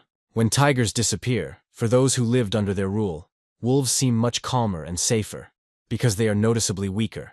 But in such a situation, the first target invariably becomes the strongest wolf. Because of their habit of keeping the tigers under control, the remaining wolves unite and try to destroy the one who turns out to be stronger than the others. Something similar was happening in Murim, and therefore extreme caution had to be exercised. Randolph then realized that the unknown person using their martial arts had a direct connection to this mysterious incident. Jorge concluded by noting that ignorance is the greatest danger. He reported that on his way here he received a confidential message. Randolph was shocked to learn that the unknown person had gone to the volcano, which was considered a key element in the incident. He was like a powder keg that could explode at any moment, and the first sparks were already flying around. Then Jorge, before the door closed, advised Randolph to rest, as if he were already dead. As the ship soared into the sky, the commander looked after it with irritation. He muttered that he did not know the true background of the events and secrets of the past. Meanwhile, Jennifer said that at night, besides her father, other people also appear there. However, only her father remains constantly, as if tied to this place. At least, that's how it looked, although it seemed as if he was not here, but somewhere outside of this world. Sylvia asked Sally how much time was left until sunset. She calculated that day and night alternate every 6 hours. This meant that at that very moment they had to switch places. Suddenly, Sylvia noticed something strange and was taken aback with surprise. Jennifer ran to her father, who hugged her again. He unconsciously repeated the same movement, stroking his daughter's head. Jennifer said he was even subconsciously enjoying his tea, looking at the building and reading a book. This is exactly how he behaved a year ago, on her birthday before she left on tour. But now this strange ritual was repeated daily. The same thing happened to other people, each of them doing the same routine work, as if stuck in time. Then Sylvia asked Robert about the situation outside. The man noticed that there was still no one on the streets and no one had appeared. Sylvia noted that everyone was late today, and then asked Sally how she felt. She admitted that she felt something, but the images remained extremely blurry. Suddenly, she noticed that Sylvia had also begun to become transparent. Sylvia saw this herself, and then discovered with horror that her own hands were gradually disappearing. The shock gripped her so strongly that she couldn't even scream. Sally merely stated that the captain's vital signs were disappearing. Now only Jennifer and her father remained before her eyes. Meanwhile, in the vast expanses of the galaxy, the Green Forest spaceship continued its journey. At that moment, Christopher looked thoughtfully at the distant planet. He was soon informed that teleportation had recently been recorded in the center of the volcanic planet. During the identification process, it was revealed that the moving body was identified as Yumquan-in-Chief Sylvia. This object was discovered on the second satellite of the volcanic planet Kenta. It was there, in one of the craters, that Captain Sylvia found herself. She couldn't understand why she couldn't see her own body. The woman even thought that she was dying, and had already turned into a disembodied ghost. This thought brought her into real horror, overwhelmed with despair. Sylvia began to pray to God for help, hoping that she would be returned to the world of the living, because she was still young and had many unfulfilled tasks before her. But suddenly she saw her hands again. This confused her even more, although the emptiness around her remained unchanged. The next moment, a corridor appeared right in front of her. In the middle of this corridor, on a sofa upholstered in leopard fur, sat a man. At first, the captain thought it was just a hallucination caused by the shock he had experienced. However, the man, Count Richel, looked at her very carefully, and did not seem like an illusion at all. Meanwhile, the leader of the Green Forest was informed that the moving entity had not received permission to teleport. And since this was so, then such a thing was considered a violation of cosmic rules. As a result, the movement could only be one way. The leader's assistant emphasized that this was a serious problem, and advised that the information be reported to higher authorities. Christopher wondered why his servant thought there was someone higher in the hierarchy than him. The assistant realized he had made a mistake. Then he fell on his knees, and making excuses in a trembling voice, swore that only Christopher could command them. The man ordered him to simply continue observing. In his opinion, if the creatures from the satellite are indeed using prohibited technologies, then external forces are clearly involved. Therefore, he decided that it was better to refrain from interfering and limit himself to observation. They should have been glad at least that they now knew about the existence of this place. Meanwhile, elsewhere, the swordswoman was asking her daughter about what was going on. She asked Elena, who was sitting in front of her, who she had met on the volcano. The girl claimed to have seen a certain Richel, who, according to her, admitted that he was her father. Moreover, Elena was defeated in the duel with him. The swordswoman realized that this man had managed to break not only her daughter, but also the one she considered her father. Moreover, he now resides inside a volcano. Meanwhile, Robert learned that the captain had disappeared and became hysterical. He screamed that she needed to be saved and almost tore his hair out. The man was outraged at the madman who dared to kidnap their beautiful leader. Lenny couldn't quite understand the meaning of his words, and hoped that Sally could explain. But she also had difficulty. The girl only added that she herself considers such expressions offensive, and therefore does not want to translate them. Jennifer suggested that Sylvia's disappearance location was related to the star incident, as other people had disappeared in similar ways. She had no direct evidence, but there was indirect confirmation that this was specifically about a volcanic planet. Sally explained that there had been a forced teleportation of a human, and there was a high probability that it had been forbidden by the cosmos. Robert continued to shout, not understanding where the captain could be now. He grabbed Lenny and declared that it was necessary to move immediately. Lenny didn't understand why Robert was so hot-tempered and emotional. Sally then explained that Robert had returned from the army with post-traumatic stress disorder. For this reason, when he is worried, it is extremely difficult for him to control his anger. Realizing this, Lenny demanded to be released. Sally replied that it was useless and that it was unknown when Robert would be able to calm down. Then Lenny, louder and more insistently, demanded to be let go. There was even anger in his voice. Robert realized that he had gone too far and apologized to the young man. Then Sally thought he should enter an anger management competition. Everyone realized that if the captain had indeed been teleported unilaterally, then it would be extremely difficult to get her out. With the current level of technology, traveling such long distances seemed almost impossible. Therefore, we could only dream about other planets. Sally added that we are talking about a volcanic planet on the second satellite. Moreover, the planet itself is dead, and only one person lives there, who can be excluded from the suspects. Therefore, only 2 satellites remained, Kanta and Kakaris. There were still biological processes going on there, but they were located very close to each other. Lenny was at a loss as to what to do. However, Sally calculated that it was impossible to move with one's feet on the silver satellite, unlike the yellow one. The robot girl concluded that it would be better to head to Kakaris. However, she could not know that this choice was wrong. In fact, the second satellite of the volcanic planet was Kenta, and it was there that Sylvia was located at that moment. The captain, finding herself in another space, asked the man in the iron half-mask who appeared before her who he was. The robot instantly determined that she had a 1.4 gigabyte external drive and a 3.3 gigabyte internal drive. The only weapon is a sword on the belt. The masked man, Count Richel, noted out loud that the capacity of her internal disc was quite good. He admitted that he hid the hunting gear. However, the captain again asked about his identity, thinking that he was simply deaf. Meanwhile, in another place, a beam of light appeared, illuminating a tiny sprout. The man Jorge approached was looking at this sprout and addressed it as its owner. Jorge admitted that there was a serious problem, but the owner replied that he already knew that. The incident at the volcano did not come as a surprise, since he had previously instructed his people to deal with the problem. At the same time, he ordered to wait until all the buds had blossomed. The sprout needs to grow a little before it becomes clear what it is, a willow or another plant. Only then will it be possible to understand who is behind this, and strike a blow capable of cutting off everything unnecessary in one movement. The owner noticed that Jorge had been raised to be overly inquisitive, and at the same time it seemed to him that the secretary had shrunk in stature. The old man asked if there were any other problems and if he could help with anything. Jorge then admitted that a stranger had appeared during the investigation. As the battle progressed, his energy began to be released in reverse. Their school believed that this man was a master of the magic sword method. They even suggested that he might have even reached a state of polarity. However, it soon became clear that the mysterious stranger was not their student at all. The owner thought about this for a while and then coldly advised simply to kill him. At that very moment, the sprout he was tending suddenly withered. The old man himself, having lost his composure, began to loudly order that the unknown person be immediately found and destroyed. Jorge was a little surprised by his owner's reaction, but said nothing. At that moment, he set off on a journey on his balloon ship. Meanwhile, Sylvia continued questioning the man in the iron mask. Count Richel, however, did not answer her endless questions. Instead, he ordered the robot to check the girl. He instantly appeared next to her, right behind her, and tried to search her. Sylvia, however, was not about to put up with being touched by a pile of iron and desperately resisted. But the robot turned out to be stronger and grabbed her by the neck from behind, making it impossible for her to fight back. Sylvia realized with horror that this machine was too fast and was anticipating her actions. The Count calmly remarked that she had better accept her fate, since resistance was useless. He added that he was going to ask her a few questions, and if she answered correctly, he would give her a painless life. But Sylvia refused to listen to him. Instead, she hit the robot with her back as hard as she could.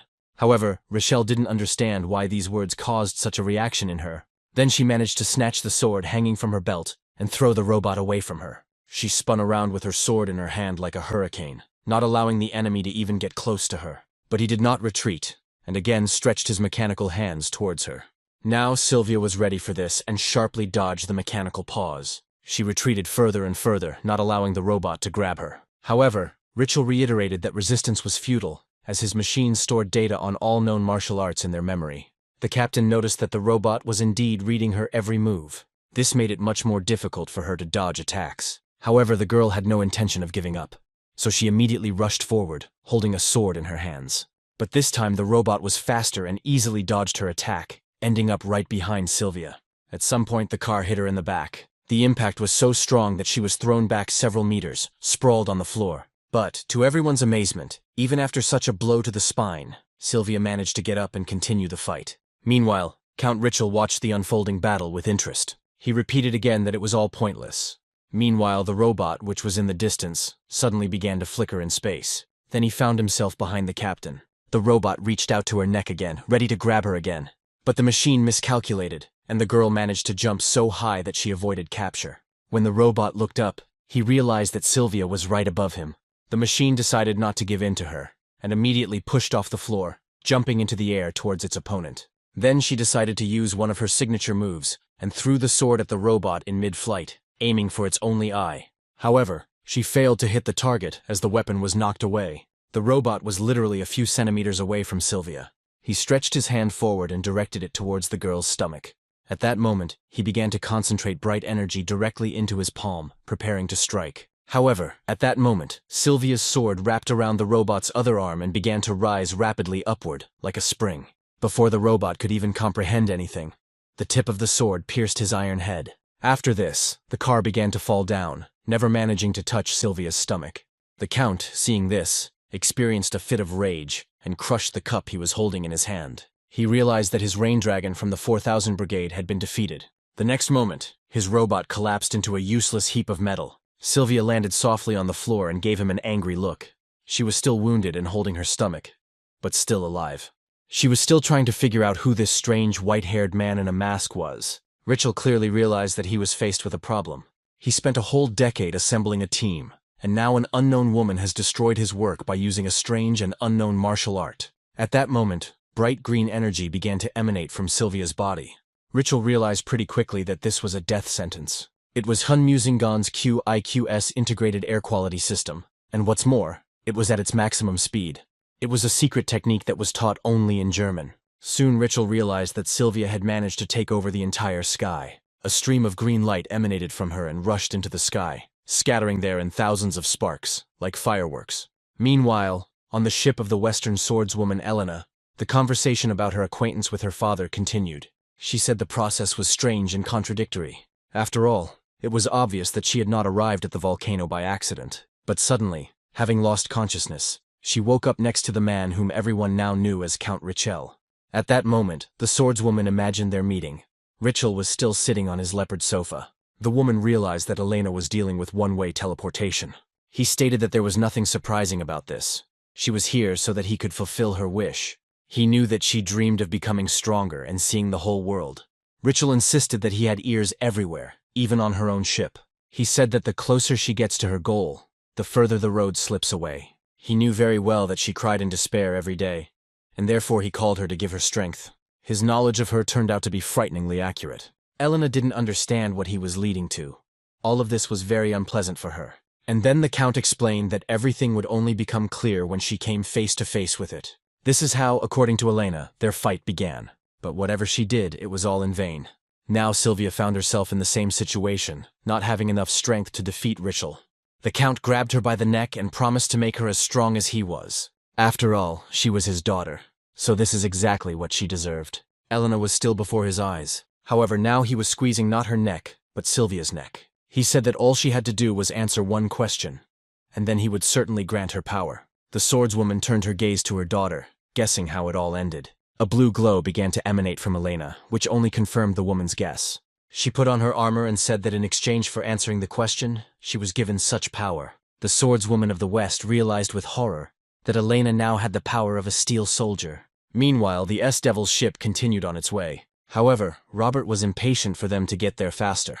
Suddenly, Sally noticed a flashing dot on the radar screen.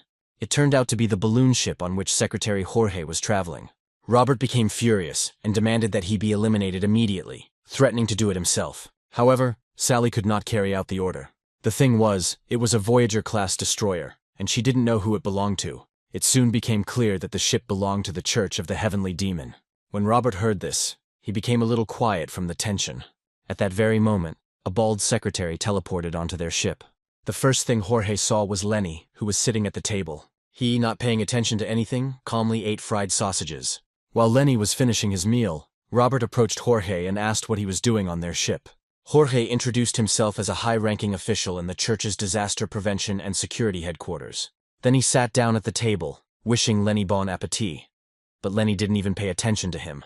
Meanwhile, Robert was perplexed as to where the church could have gotten such high-ranking officials. Then Jorge admitted that he had come with a question. However, Lenny did not want to listen to him and asked him to leave. But Jorge stood his ground. He said that the instigator of the entire incident was Recap MANHUA. He was once a high-ranking scientist and was responsible for the development of military weapons in human industry. It was he who created the steel soldiers that the ship's crew met recently. However, his methods proved inhumane. He was eventually exiled and now goes into hiding, conducting experiments on an even larger scale. At the same time, he continues to receive secret support. The church was convinced that he was being covered up by the military leaders of the human government. At this moment, Lenny acted as if everything that was happening did not concern him at all. He merely indifferently ordered that some water be brought to him, and did not react in any way to the information he heard. So Jorge wondered who this strange guy was. Robert, on the contrary, showed interest. However, Jorge noticed that private individuals could not handle such a problem, and therefore asked the man to leave. However, he resisted, explaining that he had no intention of leaving the captain to his fate. The official just shook his head and said that nothing could be changed. All that remained was to pray. Robert, however, considered such words to be meaningless nonsense. He angrily slammed his fist on the table and declared that he intended to go and save Sylvia. Then Lenny, suddenly speaking, noticed that the strange guests were not trying to stop them at all. On the contrary, they seemed to be pushing them to action. Now he admitted that he had received valuable information, but he wondered why Jorge had revealed all this to them. To this, the official responded that they only intend to use the church as a convenient tool, and that all responsibility will be shifted onto them. Lenny agreed, saying that people like that never do anything with their own hands. Then Jorge asked who exactly was in front of him. The guy asked him in response if he really wanted to know. Jorge didn't answer this question. Then Lenny said that the official didn't need to know that, because they would never have anything in common. Jorge asked him if he didn't care about the church either. In response, Lenny coldly said that he didn't care about any of this. Jorge added that Lenny has no connection to the church, and therefore he will not attribute his actions to his school. However, Lenny made it clear to him that the conversation was over. The official took the hint, and noticing that he was bored with all this, teleported away. Lenny, left alone on the ship, even felt a slight joy. He realized that there were still talented people in the church. But at the same time, he clearly realized that this young man was still too inexperienced and not ready for a serious game. While he was thinking about this, Robert again and again persuaded him to go and rescue the captain. Sally eventually agreed, but warned that the coordinates had changed. That's why they're now flying not to Caceres but to Kenta. Jorge, it turned out, could hear their conversations. At this time, on the second satellite of the volcanic planet, Count Rachel was dragging an unconscious girl through dark corridors. Now he was without his cloak, and it turned out that he himself was half robot. Soon they arrived at the right place, where many unusual devices were located. However, Rachel suddenly stopped because he heard the voice of his captive. When Sylvia came to, she asked what he was going to do with her. The girl looked at him with bewilderment and anger, but she was not yet able to fully resist. Rachel called her an aristocrat and Mistress 4000, making it clear that he was going to turn her into one of the steel soldiers. The girl began to look around to understand where she was and what awaited her next. The Count, noticing her fear, coldly replied that she should not worry. He would relieve her of the pain and make her forget everything. Then Sylvia realized that they were in a warehouse full of tanks of liquid in which people were resting. Rachel promised a simple and comfortable life if she was obedient. The girl tried to get up, but her body wouldn't obey. The Count explained that it was useless, since it had paralyzed her nervous system. Now she is unable to control herself. Her body will not obey her. He declared that from now on, she could only be an obedient dog. But Sylvia did not give up. She continued to strain with all her might, and she managed to get up, which greatly surprised Rachel. However, the girl standing before the Count was no longer the same as before. Her appearance was terrible. Blood was flowing from her eyes, nose, and mouth, as if her body could not withstand the pressure. She said that Rachel might be able to kill the 4000, but he would never be able to control them. With these words, the captain touched his stomach and began to pour energy into it. Before Rachel could react, he saw bright lightning bolts start to emanate from his body. He realized that the girl was now injecting poison into him. It was the poison of hemispheric blood, an ancient gift from Sylvia's family. She explained that it was only used at the moment of death. The poison began to take effect and Rachel began to cough. He tried to shake off her hand, but his efforts were useless. This poison had been with Sylvia since her birth. It was so strong that it melted even metal. Sylvia called him a disgusting monster as Rachel tried to break free. Finally, she declared that they would die together. But at that moment, a robot stood between them with a sword pierced through its head, the same one with which Sylvia had recently fought. He tried to break the connection between Sylvia and the master, and with one deft movement cut off her hand. The girl continued to hold on, although blood was gushing from the wound. Suddenly an alarm sounded. The Count realized that someone had crossed the satellite's border. As it turned out, the captain's comrades finally found her and came to her aid. Lenny and Robert have already landed on the surface, dressed in special combat suits. From a distance they saw something that resembled a fountain of blood gushing from a wound. But it soon turned out that it was just an army of robots approaching them. Robert said that he could handle them himself, and Lenny asked to go look for the captain. He didn't argue. With one leap he jumped over an entire army of machines. Robert watched this in surprise, and realized that Lenny was heading straight for the crater where Sylvia was probably located. Along the way, he released a powerful burst of energy that blew up some of the droids, making Robert's job easier. However, there were still a lot of robots, and they all rushed towards Robert. The man had not yet had time to figure out what exactly had happened, but he understood that his main goal was to destroy the maddened machines. Meanwhile, the robots were approaching him with inexorable speed, so without thinking, he activated his weapon and began firing at his numerous opponents. Count Richel himself observed this battle. Using his various weapons, he fought off a crowd of mechanical soldiers. Then Richel noticed that the intruder had a photon cannon, as well as a TTR-800 model auto-laser multiple launch rocket. Robert held his own in battle with great dignity. Soon he used anti-gravity rockets. Richel knew that this was a technique created exclusively for special forces. The robot servant noted that such weapons had long been decommissioned. Then the Count realized that he was facing a retired military man, and it seemed that he had been afraid of him in vain.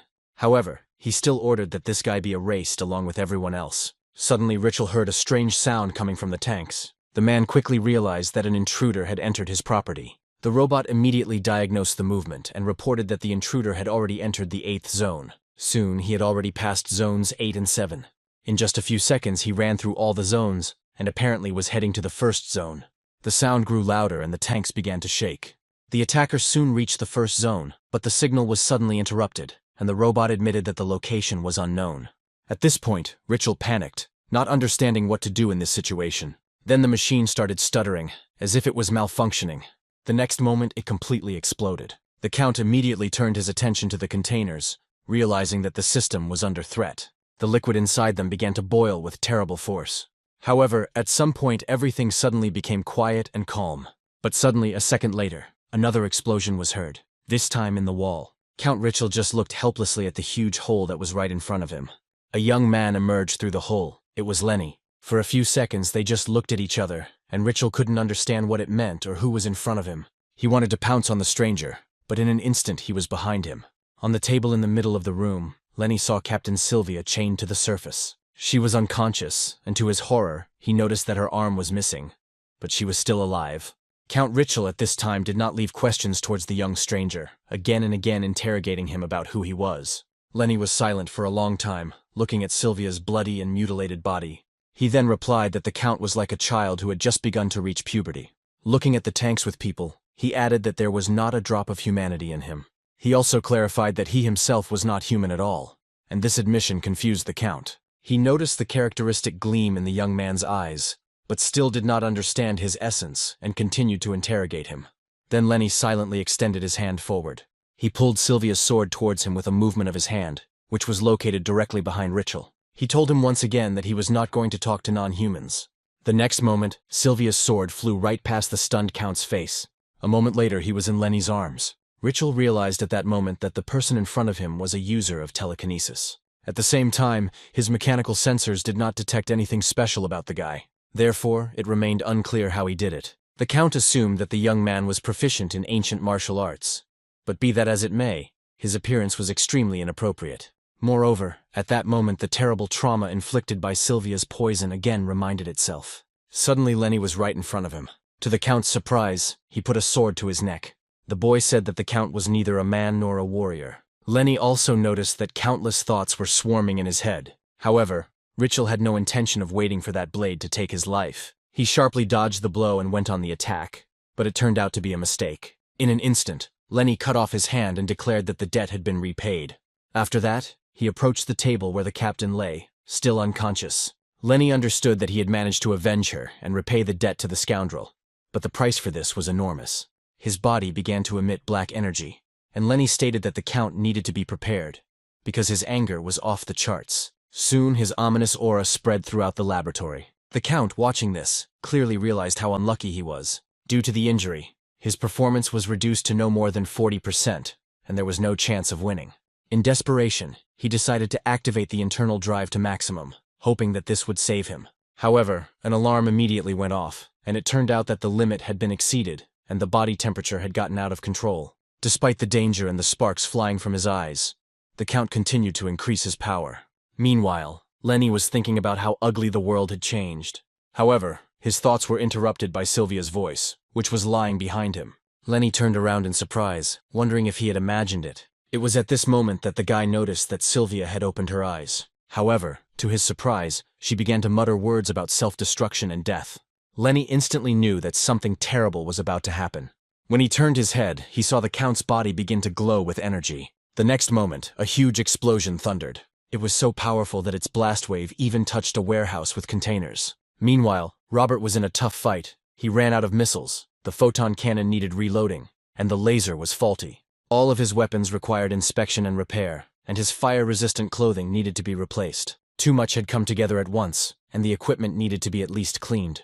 However, the robots continued to advance, not giving him a chance to recover. Then Robert, in desperation, shouted for them to stop and give him a break, although he knew perfectly well that the request would not work. He asked the robots if they knew who they were dealing with now. Throwing off some of his uniform, he shouted that he was the first sergeant of a special squadron of the Northern Galaxy Battle Group. Then he took out a knife and a hook, deciding to deal with the steel creatures the old-fashioned way. He jumped into the air, intending to take these bastards out in a direct fight. Suddenly, a bright flash lit up his eyes, the effect of which seemed painfully familiar. For a moment, everything around seemed to freeze. Robert dropped to the ground, still holding his weapon, and there were no more robots nearby. A powerful explosion was heard in the distance, and a nuclear mushroom cloud shot into the sky. This explosion was so powerful that it could be seen even from space. Christopher, watching from afar, was momentarily speechless. His assistant reported that a giant electromagnetic field had been discovered on the volcano's satellite. Realizing that this was not all the information, Christopher ordered him to continue. Explosions of such power could only have a military purpose, which inadvertently indicated the involvement of a human government. Christopher then immediately ordered all recordings to be deleted as if nothing had happened. The assistant was surprised by this order, but obeyed. The explosion was also observed via a live broadcast, which was filmed by special cameras. Jorge, sitting in his round ship, also saw how it all happened. As the explosion began to subside, Robert, miraculously still alive and without a scratch, saw all the robots lying on the ground. When the man realized that the danger had passed, his thoughts immediately returned to Sylvia. So he ran forward, trying to find her, not knowing if Lenny had succeeded. But suddenly an incredibly strong light flashed before him.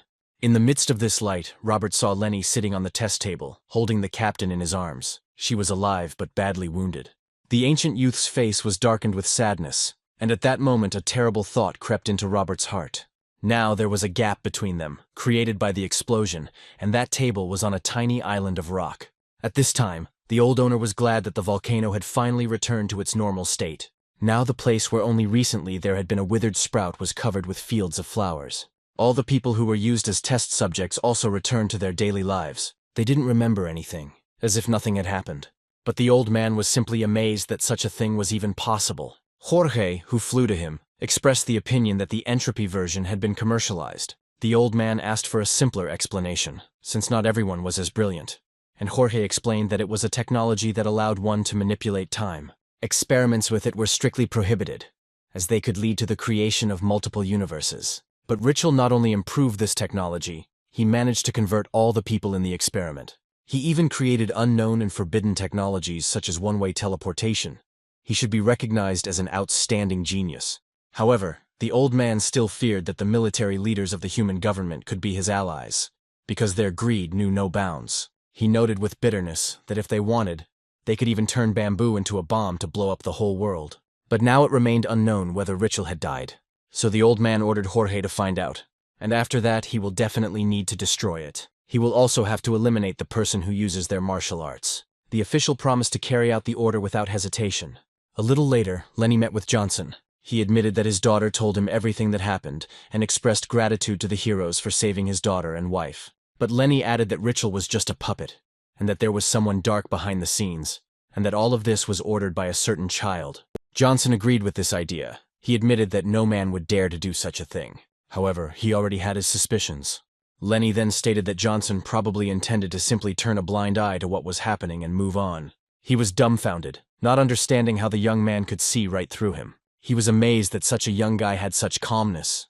Johnson became curious about who this mysterious young man was. However, he stressed that his priority remained the survival of the 10,000 inhabitants, and that pride was a luxury in such circumstances. Johnson noted that Lenny was accustomed to treating the dead with disdain.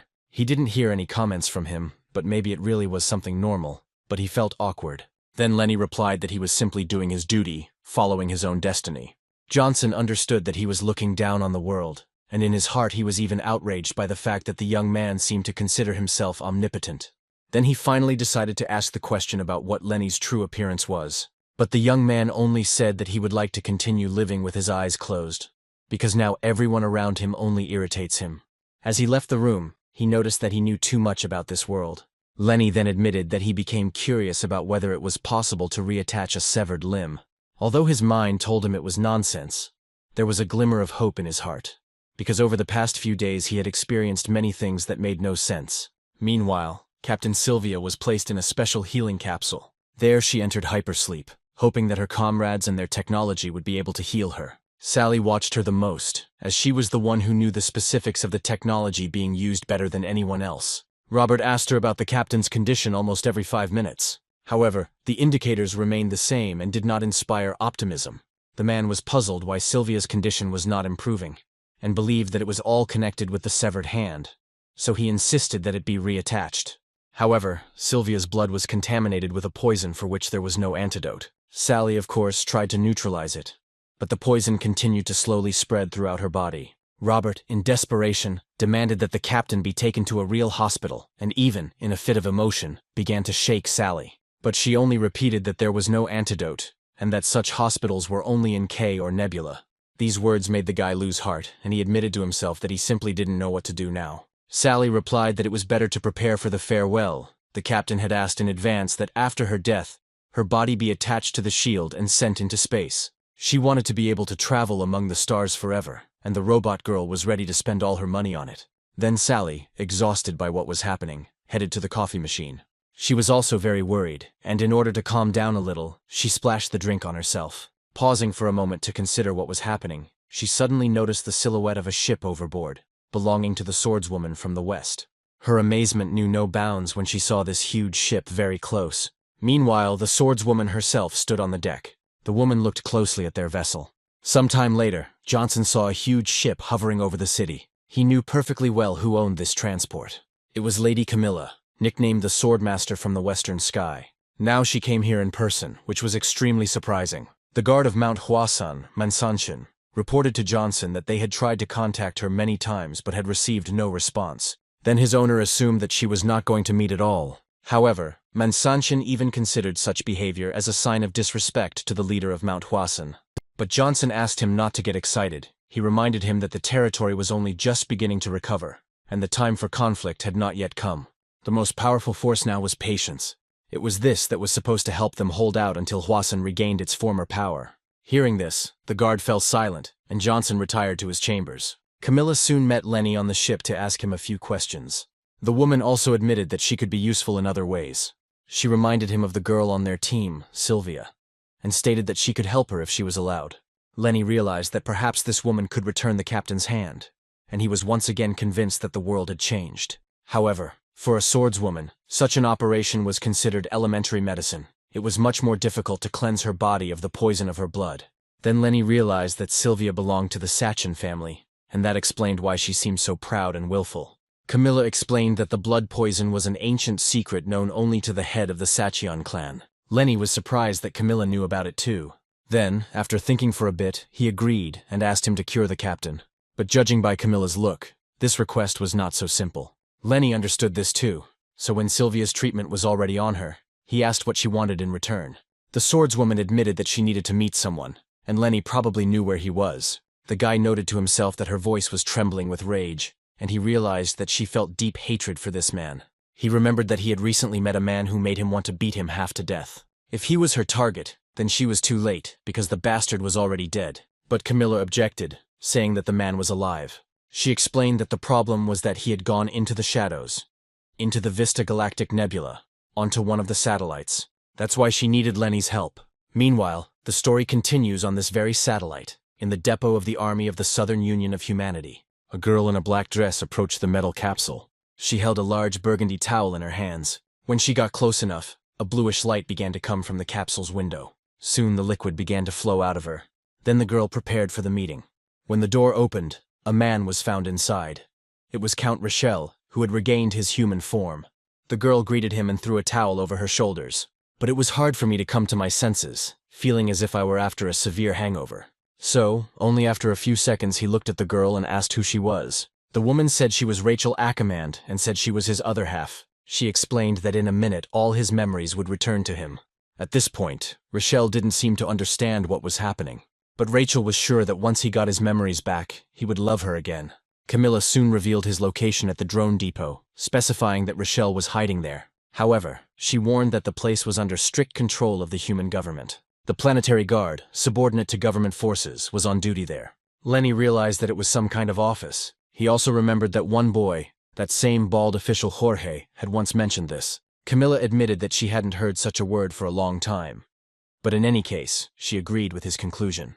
She added that these people always tried to keep their distance from the world of martial arts. However, Lenny was annoyed that the official's habits had not changed at all. Camilla noticed that he spoke as if he had returned from the past, and her curiosity about who he really was awakened.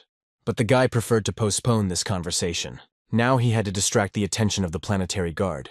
At this time, on the planet's surface, General Bernardo, head of the planetary guard, met with Rochelle. He had already heard that he had caused real chaos and destroyed the laboratory. However, the Count explained that he had simply encountered unexpected problems. In the end, he had to destroy all the evidence, because confidentiality came first. The general noted that he still had a sharp tongue, but he warned that such tricks would not work with investors. If they learn that Count Rochelle has let everything slip through his fingers, even his own head will hardly be able to calm their indignation. However, the Count himself insisted that there was no failure, since the Steel Hour project was only a preparatory stage. He claimed that it was thanks to this experiment that all the necessary data was collected, and therefore it could be considered a success. Now they were about to launch the main project called Ginger Hour. At that moment, Rachel approached him and made a request. She wanted a similar device to be created for her, something that would follow her everywhere like a tail. This request left the Count at a loss. He didn't even know what to answer. Bernardo just laughed, making it clear that he himself was tired of sitting in the wilderness. Therefore, I offered the girl to use Rachel's copy for a few days. As he left, the Count promised him to think about it. When the Count had left, Bernard noted with irritation that Rachel was a despicable little man. Rachel treats him as if he were a normal person, and he, in turn, becomes more and more impudent with each passing minute. Meanwhile, Sylvia stood in the rain with her arm already restored. However, her memories remained heavy and dark, but she did not understand why this was happening. Suddenly a swordswoman approached her. She noticed that Sylvia was just a light and cheerful girl hiding behind a strong mask. Then she admitted that she had come specifically for her. Camilla extended her hand and said that Sylvia needed to come with her. But Sylvia objected and stated that she was obliged to guard this passage. Then Camilla explained that that mission was long in the past, and now Sylvia had nothing to protect. When everything disappeared, the girl was left alone in her imaginary world. But now it's time for her to return to reality. However, the captain stubbornly continued to insist that even if it led to death, she was obliged to remain here so that no one could pass through the passage. Camilla quickly got tired of hearing such speeches. She jabbed the girl in the chest with her sword, stopping her. She threatened that if he refused, she would have to use force, although at that moment a trickle of blood was flowing from her mouth. The next moment, Sylvia opened her eyes and seemed to wake up from a bad dream. She realized that she was inside a capsule filled with liquid. Camilla watched her closely with the help of numerous devices and screens. Camilla waited until Sylvia came to her senses and inquired about her well-being. She didn't know how to describe her feelings, because getting used to the new hand was not easy. Then Camilla advised focusing on rehabilitation and waiting for the neural network to recover. In response, Sylvia thanked him for saving her and promised that she would definitely repay him someday. But Camilla objected, explaining that duty was a concept that was only appropriate between people of the same level. Sylvia had too high an opinion of herself. She was of no particular importance to a swordswoman, despite her connection to the Sichuan clan. Moreover, for her sake, Camilla had to spend her inner strength. Now Sylvia didn't understand at all why this woman saved her. However, in response, she heard that she had no right to know the answer. Camilla then added that the Sichuan clan had acted vilely by placing poison directly into the girl's heart and forcing her to carry it and grow it within herself. A little more and the poison would have to be left inside. Moreover, only the head of the clan had access to it. Then Sylvia demanded that the swordswoman return the poison back, as she considered it her soul. At this time, a signal sounded, indicating that the internal drive was fully charged. However, Camilla stated that the poison no longer belonged to Sylvia, since she herself activated it and chose death. The strange creature, resembling a caterpillar covered in needles, no longer had any relation to her. At this point, Sylvia fell silent, not knowing what to say in response. And yet the swordswoman decided to return the poison to its owner. However, in return, she demanded that she tell everything she knew about one person. Sylvia didn't immediately understand who they were talking about, but the woman quickly realized that Camilla was interested in Lenny. Soon Lenny met Johnson again. The man, looking at him seriously, wished to thank him for the favor shown. However, Lenny asked to forget about it, noting that he did it of his own free will, and that a cup of tea would be more than enough. Johnson understood perfectly well that there was a huge difference between a debtor and a creditor, and the Hwasun clan had never been used to being in debt. So he offered to take one piece of advice as payment for the debt. Lenny would better stay away from the Queen of the Western Sword. According to the leader, this woman resembled a poisonous spider living in a dark abyss, and everything that surrounded her was inevitably plunged into darkness. Meanwhile, Captain Sylvia came out of the room and noticed. Suddenly, something unusual caught her attention. Turning around, the woman noticed that the entrance was guarded by a battle ghost named Elena. She seemed to pay no attention to Sylvia. The girl tried to pass by silently. However, Elena suddenly stopped her and threatened to kill her with her own hands, adding that it was too early for her to rejoice. Sylvia saw no reason for this, since there was no debt between them. But Elena reminded that Camilla had saved her life, and therefore the debt was still hers. An awkward silence fell between the women. However, Sylvia did not argue, and only muttered that the apple does not fall far from the tree, after which she moved on. However, Elena shouted after her to take her words seriously, because she would definitely kill her. Sylvia didn't care what she said. She could kill her if she wanted. However, she was offended by the fact that this girl constantly addressed her informally. She stopped and asked how old Elena was. Meanwhile, Lenny thanked the leader for the advice, but noted that he intended to deal with it himself. In response, Johnson admitted that he didn't know what Camilla had asked Lenny for, but her intentions were definitely not what they expected. He stated that this woman was out to get Lenny. Moreover, there were legends that no man who met her was able to leave her until she got her way. Johnson himself had met her in his youth, and remembered how she wanted a child from him, believing that this child would become a perfect being. Camilla was so dazzlingly beautiful that it was difficult to resist her beauty. Even though he already had a fiancée, it was very difficult to refuse her proposal. Even now, Johnson sometimes regretted that he had refused her then. He heard that more than 100 men had agreed to her terms. As Camilla had requested, they gave her their genes, but soon they were all abandoned. One of these men was that same Count Rochelle. Like hundreds of other men who fell under Camilla's spell, he too was abandoned. This is why she was nicknamed the Poisonous Spider. Like the Black Widow, she destroyed her partners after the mating ritual. At that moment, Lenny realized that she must have a huge number of children. Indeed, there were more than 100 of them, as many as nature allowed. Lenny was shocked by this realization. He couldn't believe that so many children were possible, and asked how old Camilla was. However, Johnson explained that this was not entirely true. The fact is that children were grown in a laboratory using the gene culture method, which means that hundreds of them could be created at the same time. Lenny was once again convinced that the world had changed beyond recognition, and yet he did not understand why she needed such a huge offspring. Johnson explained that Camilla sought to create a perfect and absolute being, so that her unfulfilled dream would be embodied in it. But this was never achieved, and now their team was in her way. Therefore, Johnson warned Lenny that he should be extremely careful, because approaching this woman was mortally dangerous.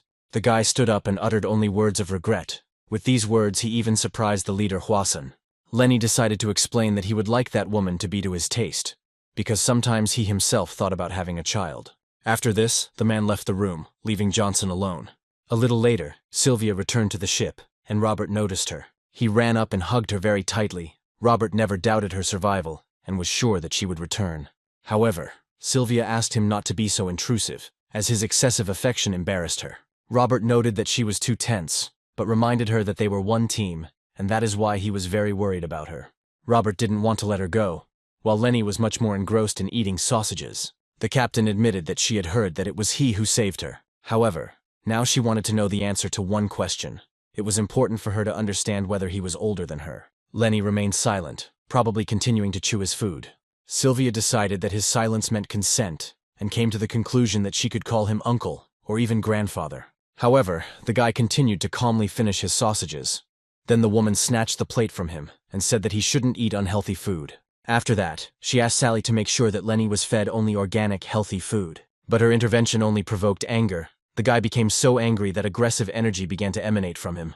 Sylvia soon realized that she had acted in vain in such a drastic manner. Meanwhile, Camilla established contact with Randolph and shared information about Lenny with him. At first, the man didn't even understand what she was talking about and asked her to repeat it. She said that he had locked himself away 2,000 years ago in an underground hall on the planet Taysan. He also has connections with the cult of the Heavenly Demon. Randolph demanded to know what she said after that. Then Camilla repeated that Lenny himself called himself the Heavenly Ruler. These words completely stunned the man. At this time, Count Richel admired his new laboratory. By this time, his next project had already been launched there. Soon the data download was 100% complete. Rachel then noted that the input and output of information was stable. After that, Richel asked her what about power. The girl reported that the maximum power was 8.5 capets, and any excess would lead to the self-destruction of the system. The Count was delighted with such an ideal result. He then extended his hand and commanded the creature to return to its master. As it turned out, it was a robot that looked like a small memory card. Hearing the master's order, she obediently jumped onto his palm. The device now has thin spider legs, which is exactly the effect Richel was aiming for. Meanwhile, one of the employees was pouring tea for General Bernardo. At the same time, he carefully examined the Count's new invention. Bernardo didn't understand what exactly was in front of him, because it didn't at all resemble what he ordered. The general assumed that Ackman was simply making fun of him. In his opinion, the Sengen project was supposed to involve turning a living body into a combat android. This android would remain inconspicuous, but at the same time possess outstanding abilities and superhuman skills. However, the strange creature gave him the feeling that it did not look human at all. The Count explained that it would soon become indistinguishable from a human. To confirm his words, he lightly pushed the spider flash drive. The next moment it jumped onto the soldier's face. The creature began to penetrate his nose, causing both unbearable pain and tickling. The soldier writhed and at the same time involuntarily laughed. Then his body began to change rapidly. His muscles bulged, his veins stretched, his eyes bulged. The general was alarmed as he watched his subordinate turn into a monster. Richel explained that it was a parasitic-type android. It penetrates the body, paralyzes the brain nerves, and subjugates the central nervous system. In this way, it effectively turns the infected into a combat android. At the same time, it releases 8.5 capsa of energy, making the bearer an unrivaled master. In addition, the most destructive combat techniques are loaded into it, thus creating the ultimate killing weapon called Sengen. Meanwhile, the soldier's body had completely changed, and he began to resemble a giant with hypertrophied muscles. The general noted with alarm that his warrior looked more like a monster than a man. Blood was oozing from the unfortunate man's eyes. His head was unnaturally swollen, and huge veins were bulging and protruding all over his body. The Count then added that the genetics of the test sample were very different. Sometimes the immune system resists the introduction, which leads to such deformations. Then, on his command, the spider chip jumped out of the soldier and returned to the table. At that very moment, the warrior's body fell lifelessly to the floor. However, the general's attention was now focused only on the creation of the Count. Richel then told Bernardo to prepare the show for tomorrow. He said it was time to show the prototype to investors. The general was outraged, declaring that decades of work and billions of invested funds had resulted in the creation of a disgusting monster. But the Count explained that the reason was that the creature already had a real owner, and with him, it would show all its qualities. He then ordered the spider chip to go to its master. The general froze in horror, thinking that he himself was the target. However, the spider flew past him. He broke the glass and rushed outside. It was obvious that his owner was somewhere very far away. However, Bernardo was very frightened and still did not dare to move. Then Rochelle again told Bernard to inform everyone about the presentation of the completed prototype tomorrow. Meanwhile, Perfect Sengen not only raced down the street, but also headed straight into space. Meanwhile, the S-Devil's ship approached the planet. All crew members closely monitored the movement using screens and radars. Sally reported that they were in a border zone, and if they got too close, they would be transferred to personal security. Robert noticed a pile of military androids through the porthole. He warned that if they were discovered, they could be declared enemies of humanity, and then they wouldn't even be able to eat in peace. Then Sylvia inquired about the status of the Queen of the Western Sword. Sally told her that the signal was coming from the opposite end of the border. This meant that their current temporary parking place was quite safe. Then Sylvia ordered the landing capsule to be prepared. Finally, she added that in case of unforeseen circumstances, everyone should pretend to be strangers. Soon they arrived at the lock. The captain intended to go on with Lenny. However, he insisted that she stay here, claiming that he was capable of handling it himself. But Sylvia replied that they needed to stick together, because she was the one who had to control the capsule. Robert asked her not to do it, because they could put her on autopilot, and Sylvia was a terrible driver. But the woman refused. Moreover, she had personal scores to settle with this man. However, Robert especially begged her to stay. Lenny also reminded that the captain had much more important responsibilities. These words seemed to penetrate to the very heart of Sylvia. He encouraged her to think about them, and noted that living in the past meant going backwards. However, the closer she is to the past, the further she is from life. After these words, Lenny left, leaving Sylvia and Robert standing in confusion. Meanwhile, the general watched the monitor, which had an eye depicted on it. He reported that the Sengen prototype was completed and ready for demonstration. However, in his opinion, there was a risk of failure. For this reason, he suggested conducting a preliminary inspection and only then arranging a public showing. But a voice from the eye ordered the general to schedule the showing at the appointed time. Bernardo feared that the project might fail, but the eye replied that it was already considered a failure anyway. It was revealed that people from the Hwasun school were used for the tests, but this information was supposed to remain highly classified. The commission has already launched an investigation, and if the data were to leak, the consequences could be extremely serious. Nevertheless, the eye assured that the matter would be hushed up, no matter the cost, but added that the methods of concealing the truth could be different. The general had to firmly remember one thing: no more scandals should happen. After this, their dialogue was over. Bernardo complied with this demand, although after the conversation he felt a heavy sense of guilt for having gotten involved with such a monster. Suddenly an alarm sounded. He reported the penetration of strangers into the protected area. At this moment, Bernardo became seriously tense. But in fact, it turned out to be a landing capsule, from which only one pair of footprints led. As it turned out, these footprints belonged to Lenny. The young man seemed to have deliberately decided to show himself to his enemies. At the same time, Camilla received a report that an emergency signal had been detected from the droid dump. But the woman did not react to this in any way. She only silently watched what was happening from her ship. By this time, the spider chip released by Count Richel had already reached its destination and stopped on the branch of a houseplant. At that moment, Jennifer approached him. She looked at the strange creature with curiosity, as she had never seen such insects before. When the girl leaned too close, the spider suddenly jumped on her. The Count, who was watching what was happening through the monitor, was truly shocked to see Lenny on the screen. He kept trying to figure out who this bastard really was. At the same time, General Bernardo could not understand who this stranger was. The system explained that they were dealing with a purely biological being. No military equipment or weapons were found on him. Moreover, the lack of records in the database made it clear that this was an unregistered vagabond from the outskirts. The general was puzzled as to how a simple, ragged man had managed to end up there, and bitterly noted that this was the most unfortunate day of his life. There was no justification for trespassing, so Bernardo immediately ordered the intruder's elimination. One of the combat robots appeared from underground right in front of Lenny. Without delay, he rushed into the attack. At that moment, Richel ran into the general's office. He said with despair in his voice that this man could not be defeated so easily. He demanded that the system be immediately put on high alert and that all protective measures be activated. However, the general objected, believing that there was no need to panic, since they were dealing with only a simple biological life form. They both stared at the monitor and watched the battle between the robot and the stranger. But to their surprise, they saw how the robot, running towards Lenny, suddenly disappeared into a shining protective dome. The Count realized that this was some kind of unknown defense technique, so he once again suggested not to waste time and immediately begin the analysis. Even better, Richel thought, would be to connect to the central government's data center and find out everything about the intruder. Bernardo was indignant, believing that the Count was behaving insolently and as if he was preparing a rebellion. However, Richel objected that it was not the time to deal with this.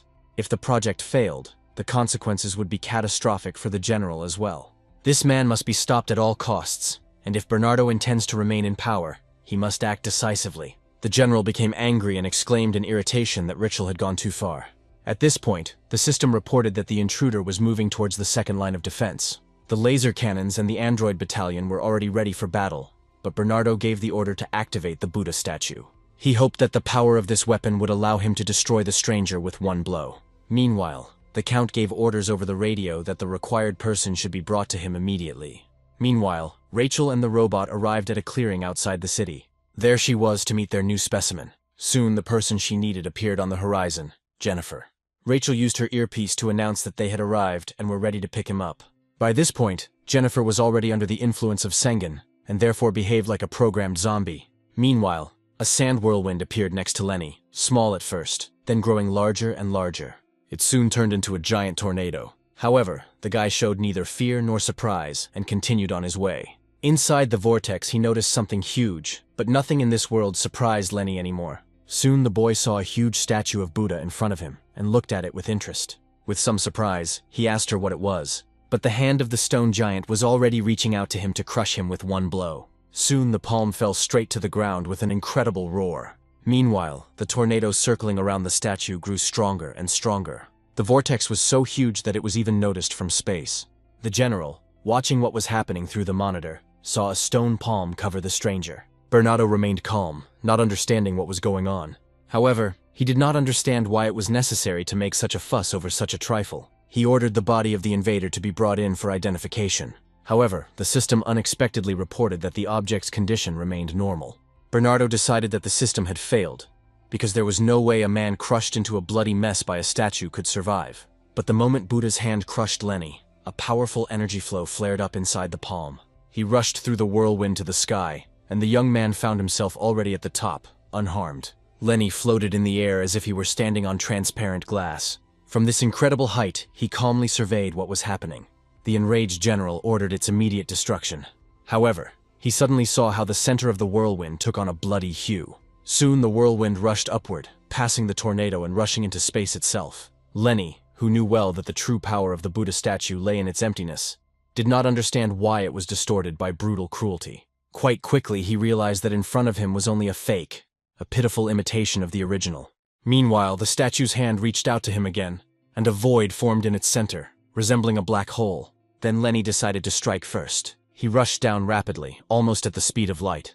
At such incredible speed, he struck the statue's head with an energy beam, piercing it through and causing an explosion in the back of the head. The general froze in shock, completely not expecting such an outcome. He knew that this statue was considered an extremely powerful weapon. After this, the statue finally calmed down, and a large hole now gaped through its forehead. Lenny, finding himself back on Earth, thought that even if it was just a fake in front of him, his path was now to heaven. But his thoughts were interrupted by the appearance of an entire army of combat androids moving towards him.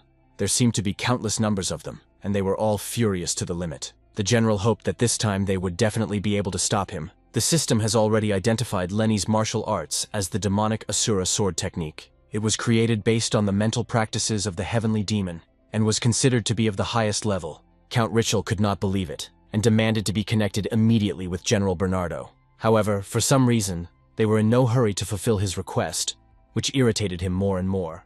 Richel insisted that the situation was an emergency, and demanded that the communications be connected immediately. Behind him, Richel heard a voice saying that shouting was useless, and that they were unable to contact the general yet. At that moment, Richel realized that he knew that voice. As it turned out, standing behind him was a woman he had known for a long time. It was Camilla, standing there with her usual expressionless face. The Count turned around and saw a woman he knew standing in front of him. She was surprised at how easily he called her by name, and assumed it was because of their possible long-standing deep connection. The Count, in turn, was amazed that she could not remember him. He explained this by saying that he himself had changed a lot. After all, during the accident of the failed experiment, he lost half of his face, and at the same time, his height and build changed. Richel reminded the woman that 25 years ago, on that distant night, she came to his laboratory in the star galaxy. When the man said this, Camilla suddenly began to remember something. Now she saw not Count Richel in a mask, but a young man with a pleasant face. Camilla suddenly remembered the face of the young scientist who was sitting at the laboratory table. At first, the boy did not understand what kind of woman was in front of him. That night, she was surprised that the most talented researcher also turned out to be an unusually handsome man. She then decided that fate had given her incredible luck. The woman confessed to him that she dreamed of having a child from him, assuring him that this child would become a perfect being. So Camilla, without any hesitation, asked Rachel to give her his seed, but the Count's current appearance did not remind her of that young man in any way. Now there was absolutely no emotion on Camilla's face. She no longer looked at him with the same lust. Rachel was hurt that she didn't remember him at all. He demanded an answer from Camilla whether she remembered him or not.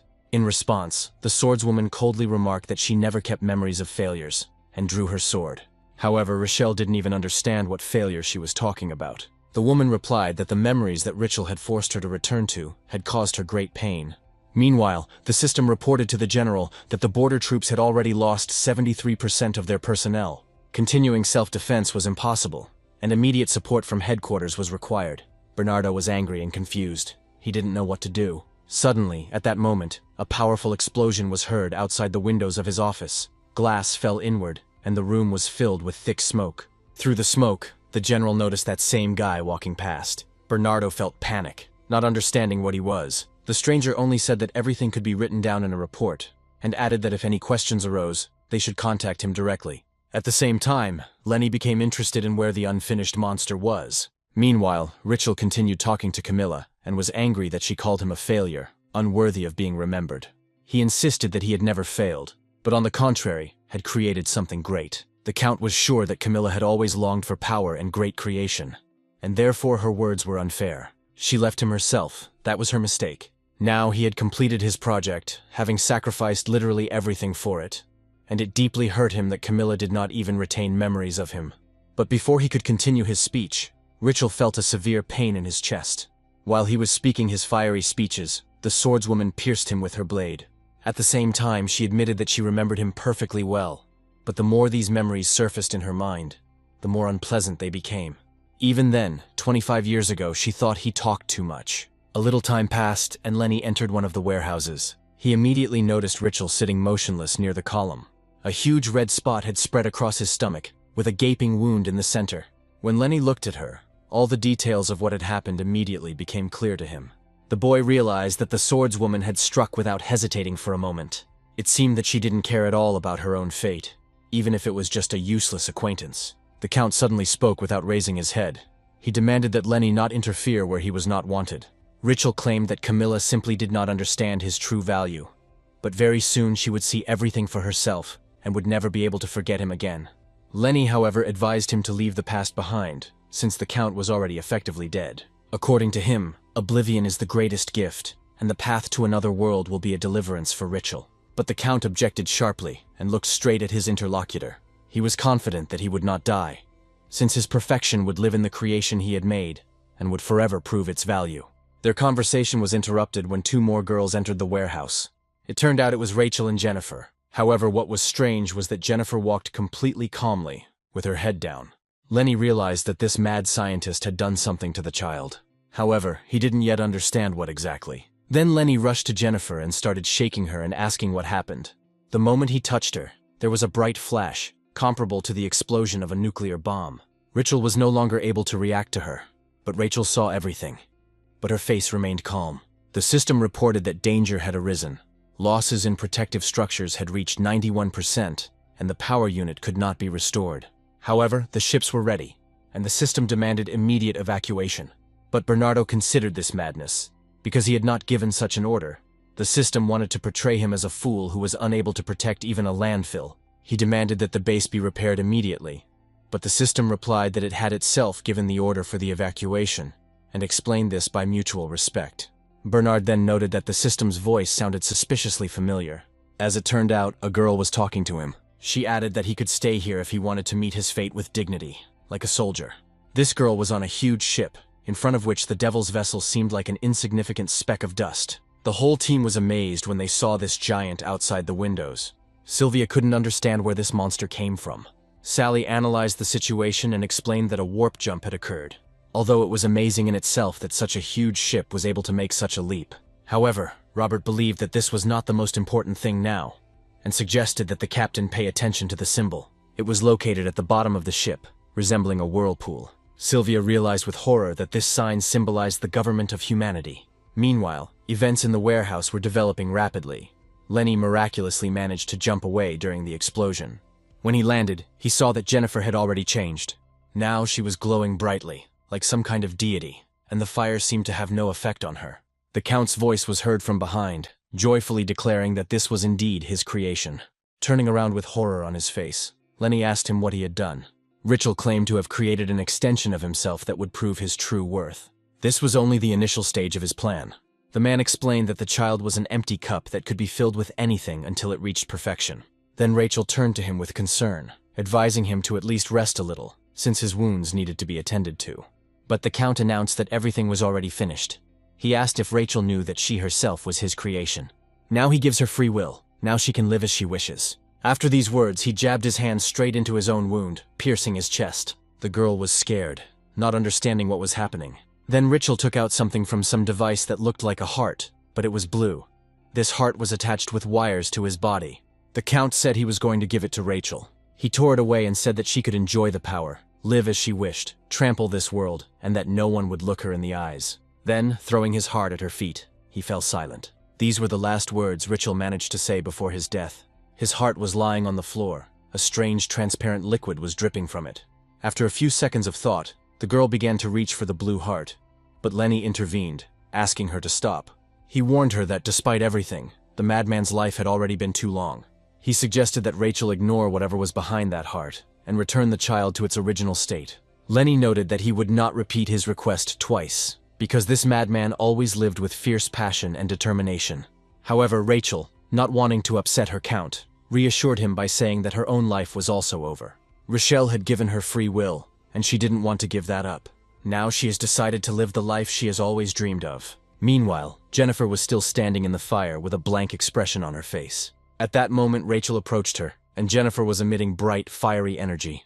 Rachel assured her that this child would now also have her freedom, and hugged her, and without hesitation, uttered her only wish. She asked Jennifer that when they met again, she would hug her like she never had before.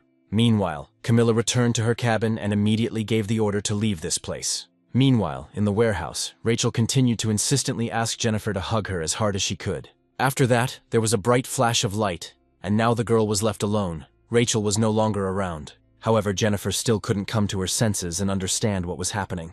When everything became quiet, she, already in her usual form, fell to the floor. Meanwhile, Lenny was nearby and looked in surprise at the girl lying unconscious on the floor.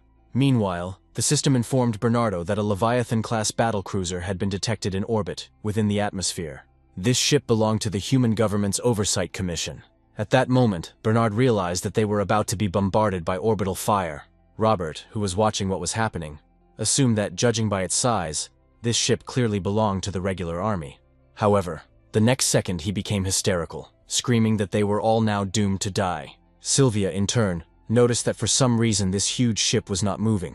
It seemed that they were not noticed. She was sure that they were too small for such a huge ship, just as an elephant does not see a small mouse running under its feet. But Sally objected, saying that they had already been recorded a long time ago. At that moment, the same girl who had previously communicated with the general through the system teleported behind them.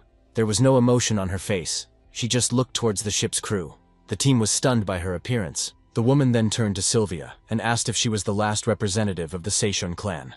The Leviathan commander asked her not to worry and just assume that they had not met. She had already erased all mention of the incident from her report on the way here. She just didn't want to waste time on unnecessary complications. It was the Sachon family's business. It was the prerogative of intersectoral exchange, and she, as an official, could not deal with personal matters, so she suggested pretending they didn't notice. After that, she began reporting on the results of the investigation into the anomaly on the droid disposal satellite. A system malfunction caused the quantum power plant to overheat, paralyzing the control center and leading to a robot uprising. It was impossible to regain control of the situation, so she asked for permission to make changes to the operation plan. Sylvia was confused. She was sure that all the droids had gone berserk, but the guest calmed her down, explaining that they were simply turned off. According to the new plan, local orbital bombardment can be used within the framework of emergency regulations. However, further actions were left to the discretion of the commander on site. Meanwhile, Robert was still scared, worried about the upcoming shelling. Soon the guest touched her earpiece and thanked her interlocutors. She reassured them that everything had gone without any unnecessary problems. She then ordered her ship to fire. Immediately, a green beam flew out from the cruiser and headed towards the planet. After some time, he reached his destination and stopped in a deserted area. Among the remains of the robots located there, a device resembling a drill appeared. As soon as the order was given, it immediately began drilling into the ground. The commander was pleased with the results of the operation, and besides, she wouldn't have to write long reports. Everything would fit into 3 lines. She advised the crew to abandon ship if they wanted to survive. They needed to be halfway to another galaxy in 5 minutes. The woman added that she hoped they would not cross paths again. After that, she disappeared again, leaving Sylvia confused by what she had heard. She didn't even understand what this woman had just said. Robert panicked again, expecting an orbital bombardment to begin at any moment. At this point, Sylvia admitted that she herself did not know exactly what kind of weapon it was. Robert then explained that this was a device capable of destroying a satellite or even an entire planet, something he had previously doubted even existed. The captain couldn't believe that something could destroy an entire planet. Then Sally decided to explain to her how it worked. The weapon they just activated will pierce the satellite's core, and when it explodes, there will be nothing left of it. Besides, there were only 3 minutes left, and they had to evacuate within that time. However, Sylvia still couldn't take her eyes off the window. Meanwhile, weapons had already begun to activate at the position. The Leviathan commander gave the order to detonate the bomb with a smile on her face. At the same moment, the ground on the satellite began to shake, as if during a strong earthquake. Every structure on the satellite collapsed, and the soil itself split into huge layers. It was reported that total destruction was expected to occur in 2 minutes and 7 seconds. The commander ordered to prepare for the shockwave. The energy shield of their ship was ready at 100%. However, she insisted on reducing its power to 80%. She thought it would be more interesting that way. She also noticed one capsule leaving the satellite. The woman even liked how everything was going. She noted that the general was very quick-witted.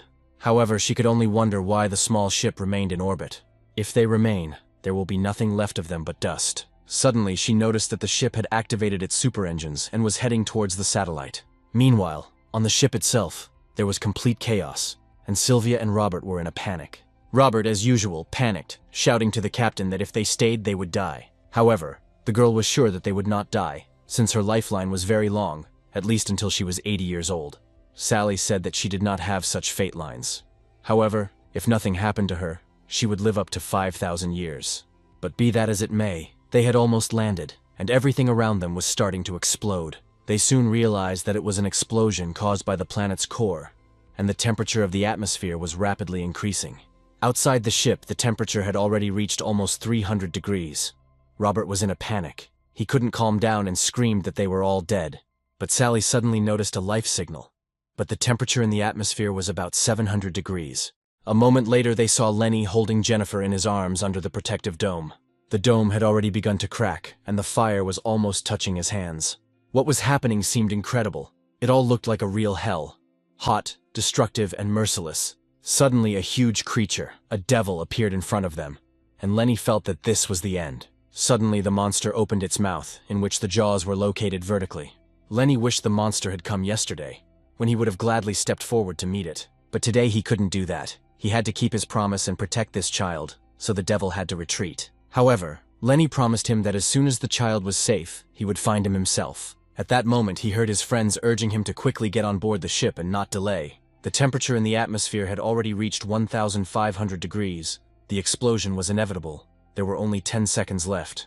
The Leviathan system also detected a weak and diffuse signal of life in the planet's atmosphere. However, when the planet's core explodes, the temperature there will exceed 6,000 degrees, and even the gods will not be able to survive in such conditions. But the commander was happy with this, since she wouldn't have to waste time writing reports. At this time, Sylvia could not understand what Sally was up to and ordered her to open the outer door of the airlock.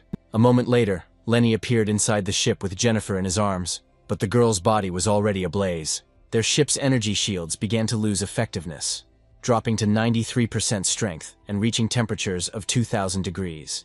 Once the inner gateway is opened, the remaining shields will be destroyed and they will all burn alive. However, death was inevitable, as there was only 1 second left before the explosion. The next moment, the planet exploded. The crew saw a bright flash outside the ship's windows. Lenny was still in the airlock, but his body was no longer engulfed in flames. When he opened his eyes, a stranger stood in front of him. It turned out to be a man in monastic robes. Lenny realized that this was the very man he thought he would never meet again. But the man replied that their destiny was predetermined, and they were supposed to meet again, although he did not expect that this would happen after 2,000 years.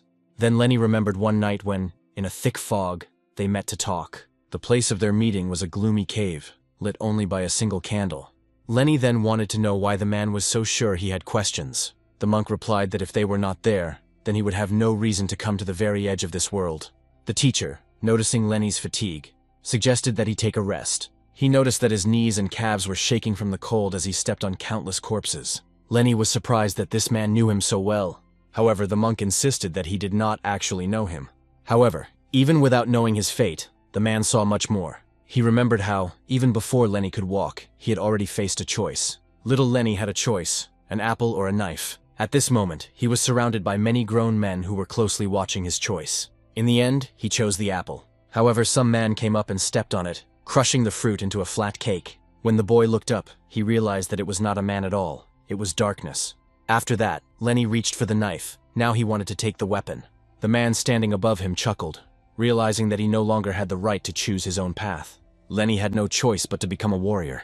Instead of living, he had to eat death for breakfast, lunch, and dinner. He remembered himself standing on a mountain of corpses when a woman with a gun in her hands ran towards him. He clearly remembered her face and the bloody tears that flowed from her eyes. But even then, death could not satisfy his hunger.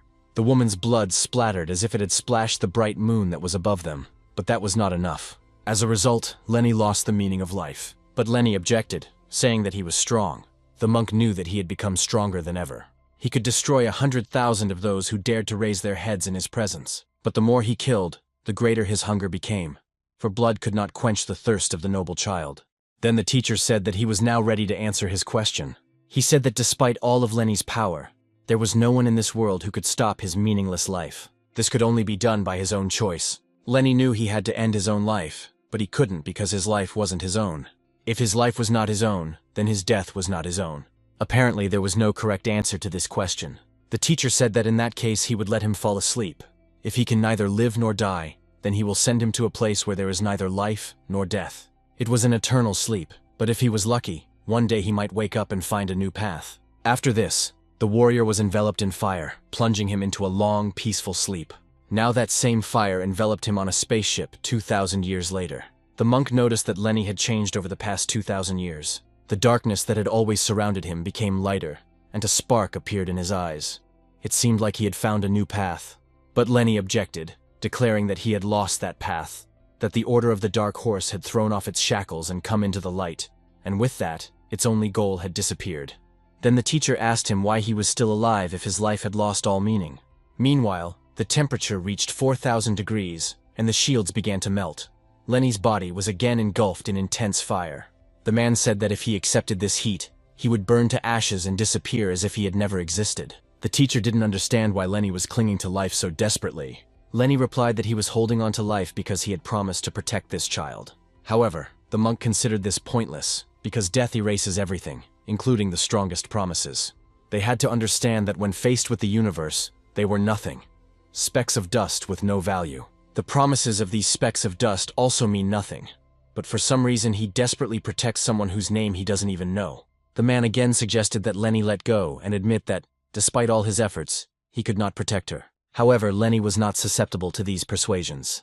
He still believed that it was worth fighting until the very end. For him, even if he burned to ashes, leaving only a speck of dust behind, it would be a worthy end. Life and death had no meaning for him, because if death could devalue the entire path traveled, then life was lived in vain. But at that moment, when he held the girl in his arms, Lenny realized that death cannot stop life. Every life leaves a mark and significant memories behind.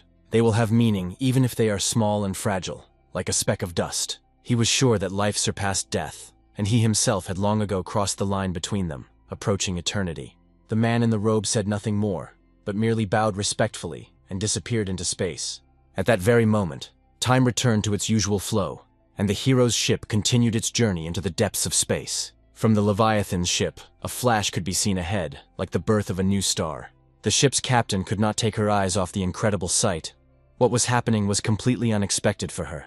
At first, the flare began to rotate around its axis, attracting cosmic dust until it turned into a tunnel of dark clouds. However, it soon became clear that this flash was not somewhere in outer space. It was coming from the still open airlock of the S-Devil's ship. The transformation process continued for some time, becoming truly exciting. Gradually, the glow began to fade, and soon only a ship with an open airlock remained in that place. It seemed that everything was over, but suddenly a powerful stream of energy burst out from there. In an instant, he cut through space and rushed towards the remains of the satellite. The Leviathan's captain tried to understand what was happening. What was happening was something completely new. Meanwhile, Sylvia was watching another spectacle, glued to the glass of the burnt-out airlock. When the glow disappeared, she saw a muscular guy with long white hair standing in front of her. As it turned out, it was Lenny, who was still holding Jennifer in his arms. His appearance was different, but it was the same Lenny as before, and it seemed he himself did not understand what had happened. After this shock, they had a complete failure of shields and a lot of damage to the plating, and self-repair was impossible. In addition, many electronic systems failed, so Sally reported to the captain that repairs would require enormous costs. At this time, Sylvia and Robert were preparing to welcome the guest on board. They felt a vibration in the air and then noticed the rattling glow of teleportation. The captain of the Leviathan appeared from it, and she was clearly not in the best mood. She immediately began asking what they had done, but Sylvia had no intention of reporting and intended to ask her guests the same question. But the captain of the Leviathan suddenly heard a smacking sound behind her. Turning around, she saw a guy with long hair sitting with a huge tray of sausages. The Leviathan captain didn't recognize the guy and tried to find out who he was using the database. However, she received information that nothing was known about it, and that it had no internal drive. It became clear that it was Lenny who created that anomaly, and the captain asked him to tell how he managed to do it. Lenny was silent, but after stopping eating his sausages, he looked up and met the eyes of the girl standing in front of him. When their gazes met, the captain seemed to be struck by his look. It was frightening. Suddenly, Lenny asked who she was. The woman introduced herself as Athena, a 24-year-old woman, and said she was a secret agent for the Special Security Department. For some reason, without understanding why she was doing this, she continued to reveal even her personal secrets. The conversation then turned to the explosion, and Lenny asked Athena if she had caused it. She admitted that she had ordered the orbital strike in order, according to higher orders, to cover up the incident with the Sengansi project. This could cause the conflict between the factions to escalate, and the human government would be under threat. However, all this information seemed boring and useless to Lenny. He was much more concerned about the children being hurt in the explosion. He reminded that Athena was to blame for what happened, and now she was obliged to restore everything. Still under some kind of hypnotic influence, Athena admitted that she was ready to do it. Moreover, on her orders, repair beetles were called in, who began restoring the ship's hull and correcting other faults. Jennifer, who was still unconscious, was placed in a special capsule. Sally ran a diagnostic and found that her body was intact, and her brain waves and nerve connections were normal. The robot girl came to the conclusion that this was just a simple loss of consciousness, and the girl should come to her senses soon. Lenny, hearing this, sighed with relief, because he still remembered his promise to protect the child. Athena finally came out of her trance and asked Sylvius to explain who this guy was and what he did. But she, pretending to be a fool, suggested that she find out everything from him herself. She then changed the subject and asked how Athena had managed to achieve such a high position at such a young age. Sylvia was most interested in why the Leviathan captain turned off communications at night, especially after her stories about her personal life. Realizing that she had said too much, Athena asked everyone to forget her words. She threatened that serious consequences would follow if this request was violated. However, Sylvia only looked at her skeptically and asked what she would do then. Despite this, Athena did not give up her attempts to threaten a terrible execution for disclosing information. However, then she suddenly felt a heavy gaze on her, which made her freeze. It was the same gaze she had felt just recently, and she realized that Lenny was standing behind her. Realizing that she could achieve nothing more in this place, Athena teleported back to her ship. From there, she continued to watch the S-Devil's ship depart through the window. The woman was still trying to figure out what had happened. She didn't understand what that strange white-haired guy did to her. Meanwhile, the robotic bugs even replaced all the ship's internal parts with new models. Robert, not missing the opportunity, reported to the captain that everything was working normally. However, Sylvia herself was not so sure. She did not mean the ship's mechanisms. Her concern was caused by the new appearance of their new friend. According to her, Lenny now resembled more of a pompous bully who was trying to appear tough. However, Lenny himself was not happy with his new appearance, and agreed to let the team help him return to his previous appearance. After cutting and dyeing his hair, Sylvia and Robert restored his former appearance, and Lenny looked like himself again. The story continues at the Dark Dragon's 32nd District Station. Randolph was there, still lost in thought. He remembered his recent conversation with Camilla. Then the woman told him about a man who, 2,000 years ago, locked himself in an underground stone hall. She mentioned his name and expressed suspicion that he might be connected to the Heavenly Demon cult. Randolph couldn't believe what he heard. What especially struck him was that this guy claimed to be a supreme heavenly demon. Now Randolph was trying to figure out what to do next. Taking the only correct course, he pressed the big green button. Realizing the importance of the situation, Lenny requested permission to exchange information with Central Headquarters. At that moment, his screen lit up with multicolored pixels, and a voice asked what information exactly he needed. The man asked to clarify whether the cult's records included a person who voluntarily locked himself underground 2 millennia ago. A minute later, the commander confirmed that it was indeed Lenny, whose age remained unknown. At the same time, Randolph also confirmed that this guy claims to be a supreme demon. After these words, a signal sounded, and the entire room where Randolph was located was filled with a red light. A distress signal. The man began to panic in earnest, realizing that the situation was extremely serious. Meanwhile, the heroes went to the planet Vulcan. There, Lenny met with the leader of Hwa-Sun Johnson. He bitterly reproached himself for his inability to protect his daughter from a terrible threat, but was glad that she remained alive. Besides, they had already carried out a thorough examination, and fortunately, everything was fine with the child. Moreover, she came to her senses and, to her father's delight, had absolutely no memory of what had happened to her. While they talked, Jennifer was busy making tea from local volcanic petals. The girl always brewed this tea for special guests, and today she was going to do it for the S-Devils team. But as soon as she took the petal in her hand, it crumbled into small pieces before her eyes. Jennifer was confused, not understanding what was happening, and then noticed how the rest of the petals began to turn to dust. Then they rose into the air and swirled around her in a whirlwind, forming circles and coils. Johnson promised Lenny that the Volcano clan would again turn a blind eye to what happened. He also said that this man's help will be kept in his heart. It will be kept next to the shame that he will carry for the rest of his days. But Lenny couldn't understand why he should be ashamed to bow his head for the safety of his own child, because it was the duty of a parent, especially when he had the responsibility for 10,000 children on his shoulders. Shame was a luxury for him in such a case. As Lenny continued his speech, Johnson glanced at him sideways. He noticed that something had changed in this guy. It wasn't something bad. On the contrary, he seemed to have become bigger, stronger, although perhaps he had always been so great. He just hadn't noticed it before. Finally, Lenny said that they would be leaving at dawn and asked the man to forget about everything that had happened between them. After that he left, and Johnson looked after him, feeling deep respect for this man. He even bowed after him and remained in that position until he disappeared around the corner. Meanwhile, Sylvia found something else to do in a separate room. She looked at her new arm, which had been installed using modern technology. Only a blue stripe remained where the stitching had been, and fortunately she did not feel any discomfort. Soon the door of her room opened, and it turned out that Lenny had come to see her. But before entering, he asked permission, although he had almost already crossed the threshold. The captain reminded him that such questions were usually asked before opening the doors, which confused Lenny a little. He said the door opened automatically, but he was prepared to close it again if necessary. Soon they found themselves on the roof of the ship talking. Already on the roof, Sylvia asked why Lenny had come. However, instead of answering, he asked what happened to the Sacheon clan. This question threw Sylvia a little off balance, and she was in no hurry to answer. After some time, she finally told that this clan simply fell apart, and everyone except her died. After this, she asked not to return to this topic again, considering questions concerning her past inappropriate. Suddenly, Lenny declared that the captain probably wanted revenge. He said that if this was so, then he was ready to help her. However, Sylvia could not understand why he wanted to help in such a useless matter, since it would contradict himself. But Lenny admitted that her life was very valuable to him. Lenny continued to explain to the captain that she could only start a new life if she completed her revenge. It sounded nice, but it was hard for Sylvia to accept such words. Despite her doubts, she was not ready to risk the guy's fate and preferred to deal with the problems on her own. However, Lenny insisted, admitting that he considered her close and the only person he really knew. If that wasn't enough for the captain, he was willing to take out the ghosts of the past because he still felt a duty to the Tang clan. Lenny noted that there was one name he wanted to keep in his memory: Tan John. This man was his only friend, and Lenny owed his life to him. Sylvia, in turn, explained that all this was too long ago, and the promissory notes had long since expired. The past could be forgotten.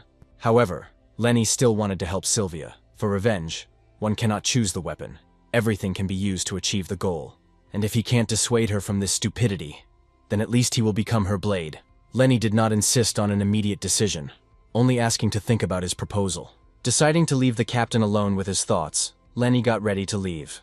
However, suddenly Sylvia agreed, but on one condition. The thing is, she wanted to earn more money first. In the Andromeda Nebula there was one planet, Tortuga, where there was a huge market for wanderers. That's where they and their team arrived, as the place was famous for selling various military equipment, people, and other junk.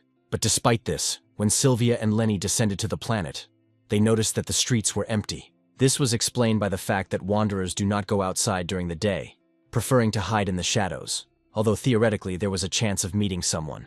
Lenny asked the woman what would happen if they met someone. Sylvia said that if you make eye contact with the locals, it will be impossible to avert their gaze, and this will inevitably lead to a fight. In this place, one could not show weakness, otherwise the consequences could be fatal. For this reason, everyone tried to go out only at night, when they could pretend they hadn't noticed anything. For Sylvia, it was necessary to come here during the day because she needed to meet with someone who was working at that time. Sylvia and Lenny walked down the street, covered in thick fog, as figures appeared behind them. Soon they saw 3 human figures, 2 men and 1 short girl with an eye patch. Sylvia recognized her. It was Sahi. She was surprised that Sylvia came here of her own free will, as if she was tired of living. However, the captain noticed that the girl remained as short as before, which offended her a little. Saki, in turn, jumped onto the shoulder of one of her guards and threatened the guests. However, Sylvia asked the girl to calm down, and explained to Lenny that despite her appearance, the girl was actually her age. When she stopped growing, her personality changed, and so Saki continued to behave like that. However, they remained close friends. Lenny looked at the girl a little skeptically, because her behavior clearly indicated otherwise. Sahi remained angry because Sylvia had once borrowed the Soul Blade technique scroll from her.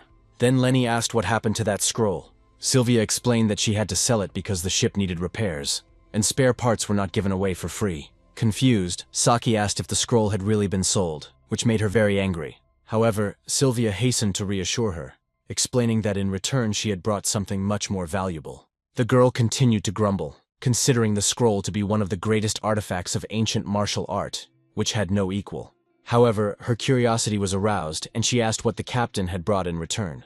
Then Sylvia suddenly grabbed Lenny by the shoulder and explained that this guy was the most valuable item. Saki and Lenny were immediately surprised, thinking that the woman had gone crazy. But Sylvia just winked at Lenny, reminding him that he had promised to help her earn money, and now he had to play along. Lenny was very surprised, but still did not resist. After this, there was a long, awkward pause between the people. They then went into a dark, hidden room, inside of which stood numerous stone columns. On the way, Sahi explained to Sylvia that she was still alive only because her father's permission was required to kill her. Sylvia noticed how Lenny tensed up at these words, and asked him not to pay attention to it. In fact, the girl loved her very much. Soon they came to a huge hall with high ceilings.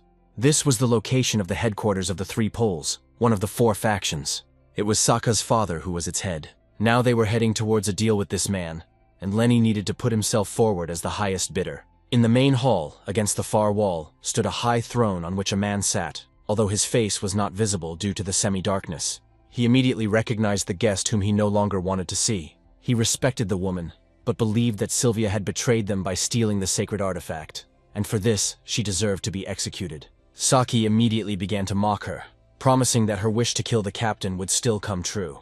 But Sylvia objected, saying that she had come here to pay for the stolen artifact. The man agreed to accept the payment, but reminded her that debts always come with interest. However, the captain assured him that he did not need to worry about the interest, because she intended to pay it back with interest. But Sahi continued to grumble, declaring that it would be much more pleasant to kill Sylvia, and promised to cut off her head quickly and painlessly. At this point, the chief stopped his daughter, wondering what she was going to offer as payment. But Saki didn't like it. She said that she wouldn't forgive him if he let her go again. He reminded that even the deepest affection could not go against the law. If Sylvia did not pay, she would certainly die. Then Sylvia told him that he had nothing to worry about. She asked Lenny if he knew about the martial artist Gvidon, since they should have lived at the same time. However, Lenny said that if that man was his peer, then he was a nobody. Then Sylvia asked Lenny to demonstrate some of his abilities. She clarified that it could be any technique that he himself deems necessary to show. However, Sylvia suddenly asked him to choose the smallest ability, assuring him that this would allow them to agree on the price. Lenny began to prepare himself, taking several deep breaths. Then he thrust his fist forward sharply and prepared for action. Saki, who was watching him, did not understand what it was. It seemed to her that the guests might have decided to play a joke on them. Sylvia also stepped aside a little, surprised by this decision. She didn't think that the technique would be so simple. Lenny explained that it was the Great Limit Fist, a technique he had mastered at the age of 1. Despite the explanation, Sylvia considered the reception too weak and asked to show something more powerful. Lenny explained that although the technique was not weak, its defense left much to be desired, but its attack was truly deadly. There would not have been enough space in this room to display it fully. Sylvia then turned to the man and asked if that would be enough. Meanwhile, his daughter, noticing that he was giving in to persuasion, began to worry. The man then asked Lenny to demonstrate the technique. At that moment, the air around them suddenly shook, and a powerful energy rushed past the man. The next moment, a huge hole appeared through the wall, despite its impressive thickness. Meanwhile, Lenny remained standing in place with his fist outstretched, as if nothing had happened. Lenny cursed, noticing that his intention to reduce the destructive force of the blow was unsuccessful. He had not used such a technique for a long time. But now the man was more interested not in this, but in how a person could live more than 2,000 years. Sylvia assured him that this was indeed the case. She herself had found him in an underground chamber in the Tayson star system. At that moment, the man thought he had a closed training session. But Sylvia emphasized that this was not the most important thing now. The main thing is that this man demonstrated his amazing skills, and this was only a small part of what he can do. Lenny mastered almost all the ancient techniques, and in fact, he could be called a real library of ancient martial arts. In addition, he could dictate several techniques that could be written down in secret scrolls and sold for fabulous sums of money. The faction leader paused, pondering the captain's words. His daughter, apparently, also temporarily changed her mind about killing her old acquaintance. Soon night fell, and the city's inhabitants began to take to the streets. Everyone immediately noticed the huge hole in the hanging building above their heads, where the faction leader was located. Suddenly a strange man appeared among the crowd, hiding under a long cloak. His face was ugly and hidden behind a mask. He passed by the diner and heard someone asking when the shop would open. Turning around, he saw an unfamiliar guy. The man decided to clarify whether the question was addressed to him. Lenny noticed that there was no one else in this place except them, and that he was already tired of pulling out those who were hiding underground or in the walls. The man in the cape became angry when he heard such impudence. Lenny, in turn, calmly asked him not to be afraid, and to act as if he were talking to his long-dead grandfather. This made the masked man even more angry, and he drew his sword, filled with anger, and intended to teach the man a lesson. But Lenny reacted instantly, which horrified the man. He snatched his sword and placed it on his desk before the man could swing it. Lenny promised to return it only if he told him when the shop would open. The gloomy man became enraged, trying to deal with the guy in hand-to-hand combat with all his might. However, as soon as he got closer, a protective dome formed around Lenny. He didn't even allow anyone to touch the guy. When the man thrust his hand into the dome with force, he decided to scan it. Then he realized with horror that his bones had crumbled into tiny pieces. Saki, who was passing by, became an involuntary witness to this incident. The man realized that he couldn't do anything to this guy, and without thinking, he gave him his entire portion of noodles. Lenny, despite the incident, was not offended and admitted that he also cleared the man's energy channels. He also warned him to be careful in training, as his bones were still fragile. And then the man left without saying a word. Lenny, oblivious to what had happened, decided to try a local dish, and then Saki approached him, not knowing how to start a conversation. Much to her surprise, Lenny spat out the noodles in disgust, and the chewed pieces of noodles ended up on the girl's face. The guy clearly didn't like the food and said that even if it had been boiled with slop, it would have tasted better. Lenny, having spat everything out, apologized to the girl and asked why she was there. Saki explained with a dissatisfied tone that her father had sent her to invite Lenny for a talk. However, Lenny refused, saying that dragging the great elder back and forth was impolite. If the leader needed to see him, let him come himself. The girl apologized and asked that she invite him differently, since her father had told her to do it with all politeness. Lenny, after thinking for a moment, decided to accept the invitation and asked to be shown the way. Then Saki, getting ready to lead him, asked whether the guest really knew ancient martial arts. However, Lenny, turning away to relieve himself, replied that he knew these techniques. After this, Saki asked if there was a technique that could open up growth zones. She hoped that such skill could help her, but as Lenny explained, such a technique did not exist. Then they went back down the corridor with tall columns decorated with torches. Along the way, Sahi continued to ask Lenny questions, trying to figure out if it was possible to create a technique that would open up growth zones. However, he explained that this was impossible. The body is history, and all of a person's ancestors and all of humanity that came before him are contained within it. Martial arts exist to help you live life to the fullest, but you can't argue with time. But he told her about a temporary body modification technique that allows one to change the bone structure. However, this technique only affects the skeleton. Unexpectedly for Lenny, the girl blocked his path, looking at him with hope. She began to insistently ask him to teach her this technique. Lenny was quite surprised by her persistence. For a few seconds, Saki continued to look at him. But then, realizing that he did not owe her anything, she lowered her head and said that she would take him to his father. Then suddenly Lenny asked if she knew how to cook an oblong meat dish, slightly curved at the edges. Saki repeated the description of the dish to herself, and soon realized that he meant a hot dog. Lenny, remembering the name, also wondered if she knew how to cook it. For the girl, this was as easy as pie, and she enthusiastically declared that she would definitely cook it for him. Before they went into the main hall, Lenny got a few servings of hot dogs from her. When they arrived at the hall, he simply sat down in front of the faction leader and Sylvia and began to eat. Sylvia, knowing that Lenny was an unusual person, did not know how to explain his behavior to others. As he continued to eat sausages and bread with ketchup, Saki decided to introduce him to her father in a different way as a master. However, Lenny himself would not agree with such a title. He simply gave her a few techniques that could help her become a little taller for a while. However, the head of the faction began to look at Lenny differently. If his daughter praised this man so much, then he was worth it.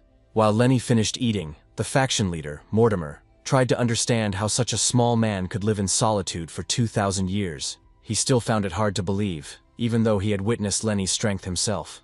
He admitted that Lenny's techniques were significantly more powerful than those used by the Devourer's sword. When Lenny finished, the leader asked if he could really pass on some ancient techniques. Lenny replied that it would be no trouble for him, and the girl continued massaging his shoulders. Saki continued to call Lenny master, trying to thank him in this way. The leader continued the conversation, stating that if Lenny gave them the energy control technique, they would forget about Sylvia's misdeed. But Sylvia herself objected, arguing that this would not do. She decided that they would end up losing money, and that the faction leader should add something else to make the deal fair. Mortimer found this statement a bit impudent, but he still asked what exactly the girl wanted. The captain needed an internal power drive, and she added that even a slightly used one would be sufficient. There were rumors that this place was involved in the trade of military drives, and there should be plenty of them. Sylvia didn't think that transferring one such device should be difficult, but the drive would have to be core class. This statement outraged the head of the faction, because such a drive was priceless, because it was a chance that comes once in 100 years. However, Sylvia did not lose her composure and firmly stated that they agreed to share the 5 ancient techniques. To back up her words, she turned to Lenny, asking him to confirm that this would not be a problem for him. Lenny simply calmly explained that these techniques were basic and not impressive enough on their own. The faction leader seemed satisfied, but still remained doubtful. He was about to object, but the captain added that they were ready to hand over 10 techniques. Then Mortimer agreed, but asked that everything be written down in detail, with the execution method, stances, and movement techniques. Sylvia looked hopefully at Lenny, who, in turn, promised that he would do it if they brought him paper and a brush. Lenny hadn't worked for long. When he finished his business, the faction leader and Sylvia stared at the scroll. It depicted little people and text underneath them, and the first scroll described the technique of the secret foundations of the Great Taiji Fist. For the head of the faction, this was something strange. At this point, Sylvia began to worry that the deal might fall through. A special expert was called in to check the text and examined each line of text using a special magnifying glass. There were a lot of scrolls, and it took the old man a lot of time to study them all thoroughly. Meanwhile, Saki continued to prepare hot dogs, which she fried in oil. Sylvia was inclined to think that Lenny's scribbles might not even cover the cost of the paper they were written on. After all, an expert could have declared that this was not martial arts, but rather ordinary gymnastics. Looking at her comrade, Sylvia asked him to slightly increase the level of his secret techniques so that they would look more dignified. Lenny, however, noted that all of his top-level techniques were the same. Only the form was different, but the main goal of these techniques was always the same. While Sylvia would have liked the product to have a more catchy name, she agreed that it shouldn't be a barrier. However, she still insisted on adding at least one more complex technique, such as Shaolin technique or the teachings of the heavenly demon, but Lenny refused. He couldn't pass on techniques that had proprietary rights even if he wanted to. It was against the laws of martial arts. Sylvia knew what copyright was, but she believed that ancient techniques did not follow these rules. The guy then approached Sahi, asking her to change into her workout clothes so he could demonstrate the body-altering technique. At this time, Sahi brought him a portion of fried hot dogs. But, to her surprise, Lenny did not pounce on the food immediately. Instead, he grabbed the girl and pushed her out of the room, suggesting they talk somewhere else. Sylvia, watching what was happening, felt a growing sense of unease. After the expert carefully assessed the scrolls, the faction leader himself took them in his hands and began to study them carefully. Sylvia insisted that the deal go through, claiming that he really did have 10 ancient martial arts techniques in his hands. She added that she does not intend to overvalue them and that everyone can make mistakes. Soon, after much thought, Mortimer muttered that it was a previously unknown martial art. Looking towards the hole in the wall, he realized that in front of him was a force that he was unlikely to ever encounter again in his life. Sylvia suddenly felt the atmosphere in the room change. Then the faction leader began to wonder whether this force would be useful for their union. He seemed inclined to make a deal, and Sylvia, looking at him confidently, assured him that Lenny would do whatever she wanted. However, Sylvia did not miss the opportunity to remind that the deal must also include a drive. Mortimer, however, responded with restraint, leaving his intentions unclear. As they walked out into the corridors, he was curious how she knew about the existence of such a drive. Sylvia explained that rumors about this had been circulating for a long time, and that she initially did not believe them, but they became more and more frequent. The faction leader, hearing her words, realized that it was impossible to hide something so important. Sylvia was genuinely surprised that they actually had the drive. Mortimer realized that this drive was a great treasure, about which many rumors were circulating, but no one had ever seen it in real life. Sylvia knew the reason. The drive was incredibly difficult to manufacture. Mortimer added that its creation required materials that would have bankrupted even the wealthiest clans. Moreover, the technologies associated with it were guarded, and development required permission from the Central Union.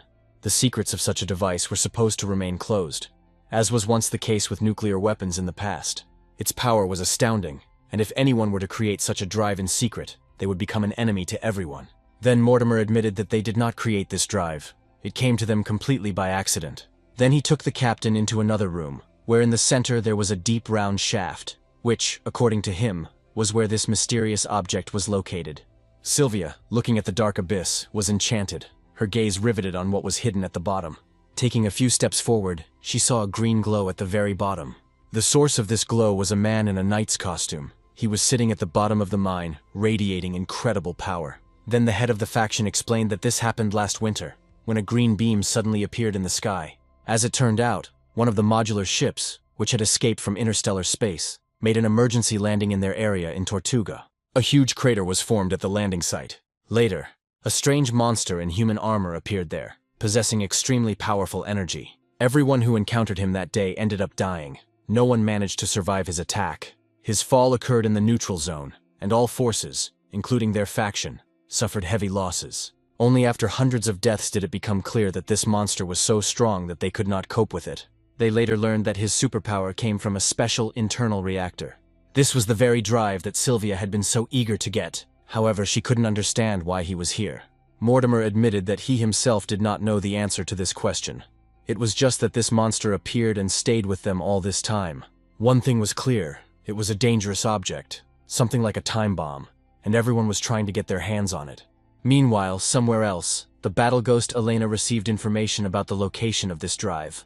Rumors about him reached not only her, but also other powerful people. Now all the forces of the world were directed towards his search. The faction leader, realizing the danger of this thing, decided to give the drive to the captain if she really wanted it. Sylvia thought about it, went out into the corridor, and soon ran into a tall girl with long white hair. As they passed each other, the captain couldn't resist making a remark that she hadn't even said hello. The blonde stopped, looking at Sylvia in surprise. She was stunned that she recognized her, despite her new appearance. It was that same girl, Saki, who had learned the growth technique and now looked like a grown woman. But Sylvia immediately recognized her old acquaintance. Even if she had changed beyond recognition, she would always recognize her. Sahi, seeing that her transformation trick could work on those who didn't know her that well, became a little more hopeful. Sylvia confirmed that her idea could work, but now she was curious why she chose such a short dress. Then Saki, furious, replied that it was not her fault that her body had grown so rapidly, and she did not have suitable clothes. However, it was not only the length of the clothes that was the issue, but also their volume. But the girl said that if the growth zone had opened normally, she would have had such volumes in any case. Suddenly, Saki returned to her previous appearance. At first she froze for a moment, as if trying to comprehend what had happened. Then the girl cursed, realizing that the effect was short-lived. She admitted that she had not yet fully mastered the technique, and that once she reached a higher level, she would be able to remain an adult for a whole week. Then Sylvia, skeptically congratulating her on her achievement, asked where that notorious master was now. Very soon, Sylvia found Lenny, and went with him to that very hole so that he could help her get the necessary part. To do this, he needed to go down to the person who was below and take the drive module from him. However, the guy was somewhat hesitant, as the depth of this abyss seemed bottomless. But Sylvia was sure that everything would work out. In case the person did not want to give up the module voluntarily, Lenny could take it by force. The guy realized that this object contained enormous energy, something like a 1,000-year-old woman. Sylvia didn't know what the term was, but she knew it was similar in power to what he was talking about. The captain explained that the energy of this object was unusual and emitted an ominous aura, like the inner core of a snake. This was extremely dangerous, because if you try to absorb such energy without due care, you can lose your soul. Then Lenny suggested that the captain abandon his plan, and if she needed to increase her internal energy, he could share his power. However, Sylvia refused this offer. Lenny didn't understand why she refused, because his offer could have greatly strengthened her. The girl then explained that she wanted revenge, but to do so she intended to rely solely on her own strength. However, Lenny couldn't understand why she didn't want to act together, because the situation now was far from such that she could act alone. Suddenly Sally intervened, suggesting that Lenny not try to understand the captain's logic, otherwise his brain would simply boil. Robert also recalled that Sylvia once simply stole money rather than borrowing it, so that her conscience would not suffer. Sylvia explained that for her, the stolen money was the result of her efforts, unlike debts, which for her were synonymous with a freebie. Then Sally again advised Lenny not to try to understand the captain and just come to terms with her decision. Then life would be much easier. Looking at the angry Sylvia, the guy realized that there was no point in arguing anymore. So he began his usual activity, namely eating sausages. Meanwhile, the head of the faction was informed that at dawn, the scoundrels from Yangchun dragged Elena Palchak. Mortimer realized that the smell of their actions had spread. Therefore, enemies will want to finish their job as quickly as possible before more trouble comes here. The faction leader realized that other forces would also begin to act, pulling in all the top-level masters they could find. Mortimer felt it would be best for them to step aside for now and watch events unfold. The servants were ordered to remove the protection from the border of the forbidden zone where the monster was hiding. Also, all the warriors of the three poles had to go into hiding to save their own. At this time, in another place where Lenny had been some time ago, a strange man with a basket on his head appeared. The people sitting at the table noticed his approach and immediately became wary, sensing the powerful force emanating from him. The fair-haired man with the iron jaw wanted to take a cup of hot drink, but the man with the basket took his cup for himself. Then a strange man, who turned out to be an enlightened monk, reminded him that such behavior was impolite. He warned the man to close his eyes if he did not want to go to hell. He even started chanting some Amitabha incantations. However, the fair-haired man still attacked the monk with a basket on his head. He struck him in the chest with all his might, but the monk did not move, as if the blow had not caused him any harm. The man felt his hand begin to crack, and energy began to leak out of the cracks. He realized that in front of him stood the one who possessed the technique of the emptiness of the highest wisdom. It was the Buddha Asura himself. The energy began to spread rapidly throughout his body, and soon his body simply exploded, crumbling into small pieces. The rest of the table sat in shock. Then the monk explained that he had warned him that he would send him to hell for disobedience. The three remaining people immediately bowed their heads to avoid the same fate. Buddha Asura reminded them that whoever met him in his life should be grateful for the blessings he received. He then asked to be shown the way to the Blackwater cult that rules in the north, in Taruga. The people sitting at the table were so frightened that they couldn't even utter a word. This only made Asura even more angry, and he again threatened to send them to hell. Then all three, as if on cue, raised their hands to answer his question. At the same time, another person, wanting to get one of the most valuable items, found himself in the same room with a deep shaft. He immediately rushed down to pick up the trophy. At the bottom of the shaft, a man in knightly armor was still sitting, radiating powerful energy. The guest with the headdress raised his spear and immediately scanned the creature in front of him. He found that the internal energy of this creature has a maximum of 8.9 Gaptia, and is equal to the quantum drive. This was the very same core heart that many tried to obtain. Then the stranger pointed his weapon at the knight and ordered him to voluntarily hand over the cannonball. The tip instantly pierced the creature's body, and the man in the hat began to press harder and harder. At that moment, an energy beam shot up into the sky from the depths of the mine. However, Lenny didn't notice it as he was busy eating. However, Elena, who had already arrived on the planet, noticed the glow of the beam. This glare from the beam was also visible on the street. All the people who were nearby raised their heads to look at this phenomenon. The huge man, whose body was covered in tattoos, was informed that the monster's guard had already been removed.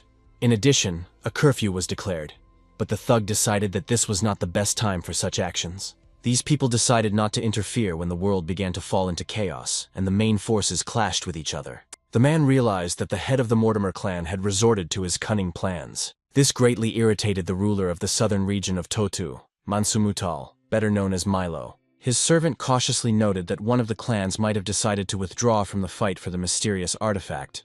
But Milo did not agree with this version. He said that everything that was happening was more like a lion being hunted by a tiger. All that was needed was to wait until both were weakened, and then destroy both.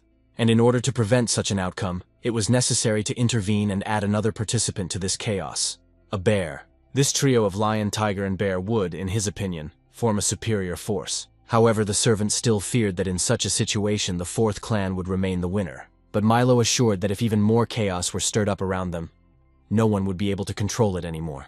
As the clock was approaching dawn, Milo finally gave the order to act. But before the night ended, Elena went to scout out the situation in the city, where energy had recently flowed. Now there was a huge crater. Next to it stood a multi-story building with a spire on which a body was impaled. Elena moved to the roof to find out who the victim was. It turned out to be a certain Ilwon Sinchan, who mastered the technique of the heavenly flow and the art of the sword of the four streams. Suddenly she heard a voice behind her, which confirmed her guess. The voice said that it was this young man who made the Chomchangpa school proud. It was Asura Buddha who said that Ilwon was a genius who was born only once every 1,000 years. Asura complained that he was tired of the legendary schools, who were always trying to encroach on his sphere of influence. That's why they got what they deserved for deciding to climb into Buddha's bowl, and even faster than Buddha himself. The battle ghost, however, wondered why he had actually come here. Asura explained that he had come to the table of sacrificial food intended to appeal to the ancestors. He even liked how generously the table was now set, and as a sign of gratitude he decided to give Elena his blessing. However, the girl asked him not to interfere if he did not want to die. However, Asura found her words to be bold, as one could not threaten someone who had achieved enlightenment, and therefore possessed even greater power. Elena quickly got bored with this endless chatter and wanted to teleport away. However, Asura stopped her and said that they first needed to discuss the order of their actions. Elena didn't understand what he meant, and then Asura explained that Ilwon was a tough fighter, but he was destroyed with a single blow. If they go into battle first, whoever wins will be seriously wounded. Even a strong and healthy warrior would find it difficult to resist such a monster, and with wounds it would be his downfall. They risked ending up like the unfortunate youth whose body now crowned the spire. He argued that they couldn't attack the monster alone. Even if they got the reactor, they would suffer massive damage. So Asura reminded her of the wisdom that the fisherman always gains when the heron and the crayfish fight. He suggested joining forces to defeat the monster together. But Elena rejected his offer. She made it clear to him that she was not going to act in concert with him, as she was confident that she could handle it on her own. She warned Asura not to get under her feet. Then the girl jumped from the roof of the high-rise building and quickly flew down. Asura merely sarcastically noted her ignorance of elementary arithmetic and decided not to stop her, since she had chosen the fate of the victim herself. Soon, the battle ghost descended to the very bottom of the crater, knowing that a monster was hiding there. At the bottom, she saw a dark tunnel, at the end of which a green glow flickered. This was her goal. Elena prepared to attack, but as she approached, she suddenly saw something strange. The girl made out a familiar figure in the glowing light. Even from behind, she recognized this man. It was Lenny, who had gotten ahead of her and decided to help Captain Sylvia obtain the artifact. At that moment, Elena remembered her mother's warning. Camilla said that if fate brought her together with this man, then under no circumstances should she even raise her head. Otherwise, Camilla will finally abandon her. Now the girl stood behind Lenny, and he, without turning around, noticed her presence. He watched closely the monster, which had already recovered from its wounds. Only after that did he turn to Elena and say that he was glad to see her, because he had several questions for her. At this moment, Elena tried to get closer. However, she suddenly felt a strong pressure in her chest and lost the ability to breathe. As she writhed in pain, Lenny asked why the monster's internal energy was distributed throughout its body. He thought that she should have concentrated in one place, in the Dantian. The battle ghost immediately scanned the night. She quickly discovered that his reactor had overheated and melted down. This may have been due to the lack of a management system at this level, which caused an imbalance. However, Lenny did not agree. He claimed that then at least weak desires would come from the creature, but he did not feel anything in it. The man was completely blank, like a blank slate, and then he decided to touch the monster's helmet to find out more about it. Elena was afraid that this would lead to disaster. However, Lenny had already put his hand to it. Suddenly, a bright glow began to emanate from his body, filling the entire tunnel. Elena was almost blinded, but Lenny continued to stand over the night as if nothing had happened. Suddenly, Elena felt that the power of this reactor was comparable to the force of a nuclear explosion, and Lenny was suppressing it with his body. Then Lenny wanted to see the creature's face. He removed his helmet, revealing a human face wearing glasses, but the knight still sat motionless. Then Lenny took the next step and demanded that the man tell him who he was, but the knight still did not react to him in any way. At this time, Sahi continued her training in front of the mirror, and each time the girl's height-increasing technique became more and more perfect. The room was illuminated by a purple glow, which spilled into the corridor in a bright flash. The next moment, Sahi was already looking at the reflection of the adult woman she had transformed into. She turned toward the table where the framed photograph stood and asked the man in it to look at her as an adult. The photo showed Sahi herself, still little, with a boy wearing glasses standing next to her. The girl took the photograph in her hands, and for a moment was immersed in childhood memories. Now Saki missed him especially much. They had to separate at some point, and Saki prayed that he would come back and be able to see her grow up. She couldn't hold back her tears as she remembered her friend. That same boy was now sitting in the crater, in front of Lenny. He never answered his question, and then Lenny decided to look into his eyes. But no matter how hard he looked, he saw nothing there but emptiness. Elena also did not catch a single signal from the boy's brain. Perhaps, due to overheating, the system even burned out the brain, and now in front of them was not a living person, but only a shell that retained basic reflexes. But Lenny still believed that if the reflexes remained, then somewhere deep in the soul the memories were still hidden. He wanted to help the child, and turned to Elena with a question whether there was a method to rid him of this abomination. The battle ghost said that the corruption had penetrated directly into the heart. She suggested that they could try to simply rip it out. This thought made Lenny worried, because in that case the boy could die. He asked Elena to look for another way, but she admitted that she didn't know anything else. The boy realized that it seemed that this child could no longer be saved. Then Lenny decided to stop the child's suffering, but before that he wanted to give him the opportunity to speak out. He placed his palm on the boy's head, and at that moment the boy raised his eyes, but continued to remain motionless. Then Lenny encouraged him to pull himself together and go deeper within himself, even if it was dark and stuffy around him. The veins in his eyes bulged, but Lenny kept asking him to concentrate, because the most precious memories were buried deep. The veins in his neck and cheeks were bulging, his hands were swollen with tension. Elena noticed with alarm that he was trying to pull the infected energy out, and she was afraid, because this could destroy him. But Leon did not stop, and was confident that everything would work out. Soon the atmosphere in the tunnel became almost unbearably tense, but Lenny felt he was close to his goal. The glow emanating from the boy began to fade, which meant that he had found the deepest memory. The boy recalled a moment from his childhood when a girl with blue hair accidentally hit him with a net. They were both happy because they really enjoyed catching butterflies together. They ran across the meadow with silky grass, chasing butterflies. Every day of their childhood was filled with this game. But the boy gradually grew, and the girl remained just as small. Time passed, and now that girl, Saki, looked a little different. Now she had an eye patch. But her friend stretched out and became tall, which allowed him to reach the highest branches. One day he helped his friend catch a butterfly. But the girl's mood changed dramatically. She demanded that the winged creature be released. She didn't react to her old friend in any way, but just walked past him. Then the guy asked her why she was acting like that. It turned out that Saki was offended because she wanted to catch him herself. But the boy made the decision for her. On the way back they were silent. Then the boy admitted that if he was doing something wrong, let her say so, and then he would try to improve. But the girl stubbornly remained silent, continuing to sulk. To ease the tension, he offered to put Saki on his shoulders, assuming that she was tired, as the journey had been long. Then the girl couldn't stand it any longer and exclaimed that he still considered her a child just because of her height, although she was already 20 years old. The guy immediately realized his mistake and began to apologize. He didn't mean to offend her at all, he just didn't think about how his words might sound. However, the girl decided to go further alone and told them not to follow her or look for her. Finally, she promised that she would find him herself when she grew up.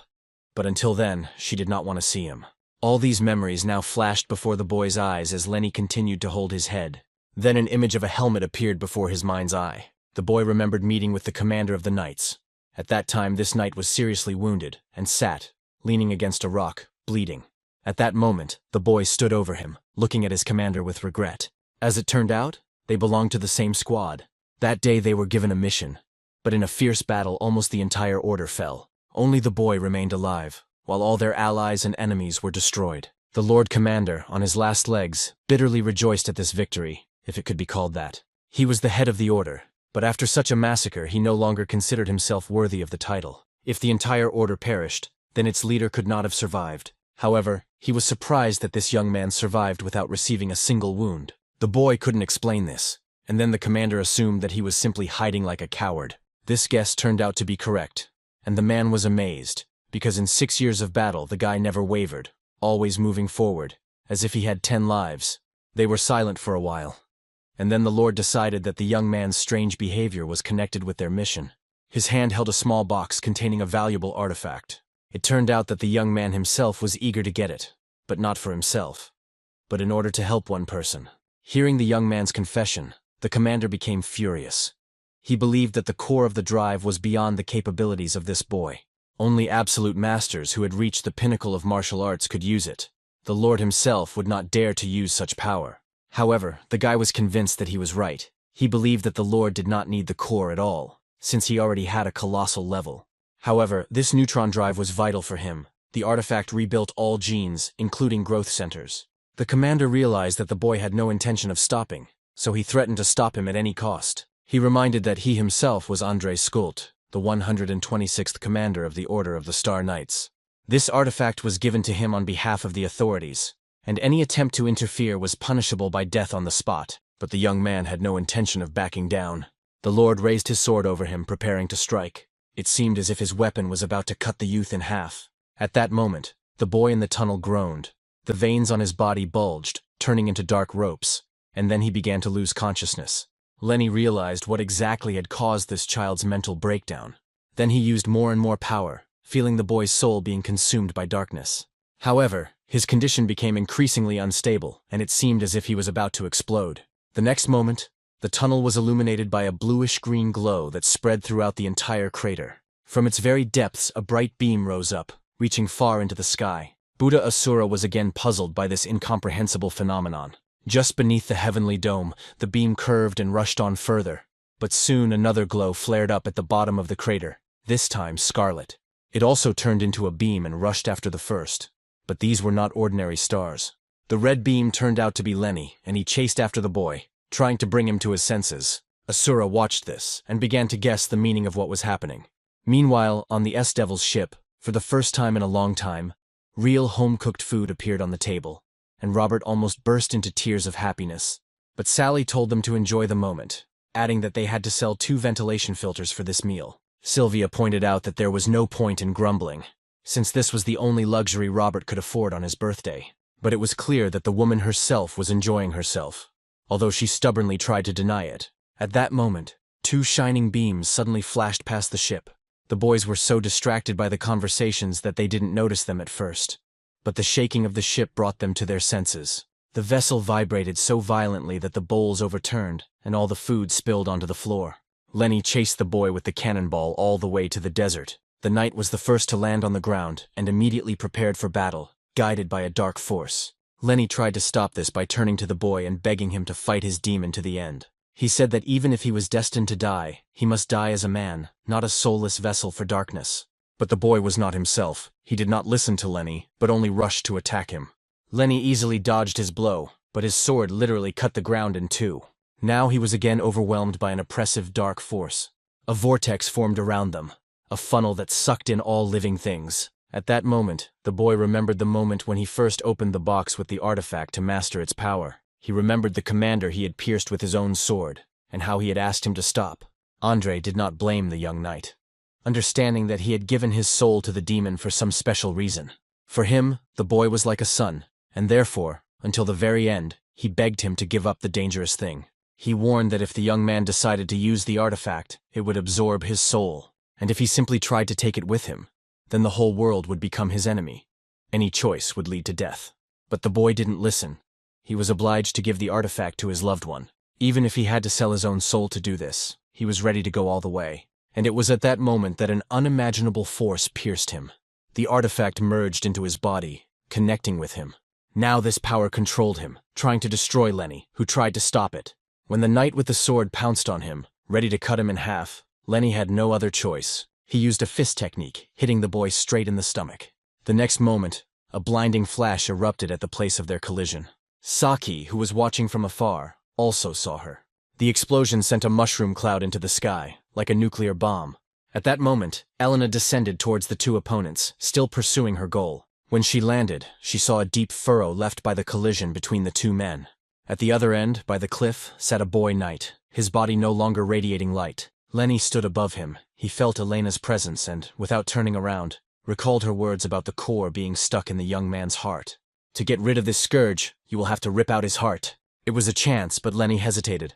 Then Elena suggested using a tool to extract the drive, assuring that this would allow the artifact to be removed without contamination. Moreover, she volunteered to do it herself. But Lenny decided that he would take full responsibility, because such a method could cost the boy his life. Therefore, he needs to do such things himself. He asked the young man to close his eyes and try to sleep peacefully, after which the man gently touched his chest. His hand filled with energy, and he pierced his fingers into his body. He realized that he would have to take on the burden that the knight had once borne. However, along with this burden, his life will also have to be accepted. Just as he was about to do so, Sylvia suddenly appeared behind them. Elena turned around and looked at the unexpected guest with some surprise. Then Sylvia called the boy by his name, Urim, and Lenny realized that she knew him. While he was thinking, Sahi appeared next to Sylvia. They managed to convince Lenny to wait a little while with the intention of putting Urim out of his misery, and he retreated. For a while, everyone stood in silence while the girl carefully approached her old friend, hoping that he would wake up. The captain explained to Lenny that the two had been friends since childhood. One day Urim simply died, and after that Sahi changed. Before, she was cold and arrogant with everyone, but now she looked absent-minded and was constantly smiling. But this smile seemed mournful, as if she was about to burst into tears. Standing over Urim's body, whose eyes remained frozen in place, Sahi realized that Lenny had done something to him. However, she still tried to reach her friend. Sahi hoped that he would be able to recognize her, but there was no answer. Only a short cough came from Urim's throat. The girl believed that he saw her and remembered who she was, and even asked him to say her name. However, the battle ghost considered these attempts futile, believing that his brain had long been destroyed and his memory lost. Suddenly, Urim shuddered faintly. Then he slowly extended his hand towards his longtime girlfriend. Saki once again felt hope that her friend remembered her. She also reached out to him, hoping that this would help bring him to his senses. But Sylvia suddenly rushed towards her. She pushed the girl's hand away and explained that the drive case was damaged and the radioactive contamination exceeded the norm.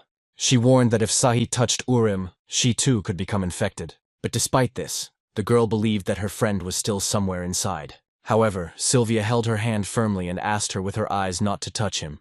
She finally let go of Sokka's hand, but again insistently asked him not to touch Urim, even if he was still there. Saki looked again at her friend's motionless body, whose hand was frozen in the air, and she still wanted to touch him again.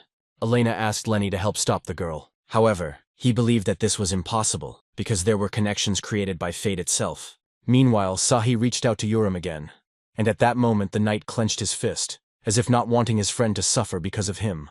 Everyone present froze in anticipation, and the air around was filled with a strange vibration. Suddenly, a bloody flag of the order appeared behind Sokka, stuck into the ground. After that, the whole earth was strewn with these flags. At the place where Saki and Urim were, stone petals suddenly grew out of the ground, like a huge bud. Elena and Sylvia realized that this was a protective barrier. Lenny immediately used the technique to remove it. The stone bud was cut at the base by the swing and tilted to the side, but then disappeared. Sahi and Urim were no longer there. They had vanished. In that place there remained only a rock, next to which lay a leaf engulfed in green flame. Lenny explained that it was a fighting formation of Shaolin monks and universal arhats. This meant that among the mercenaries there remained those who had inherited this art, but only the highest level master could use it. Elena guessed that such a master was Asura Buddha. Apparently it was he who took the stone bud. Meanwhile, the same man with a basket on his head teleported to the Black Serpent's main base. Along with it, two huge buds appeared, now no longer made of stone and blazing with a green flame. The flame soon died out, but the buds continued to glow from within, and Asura believed that in this way he was saving souls.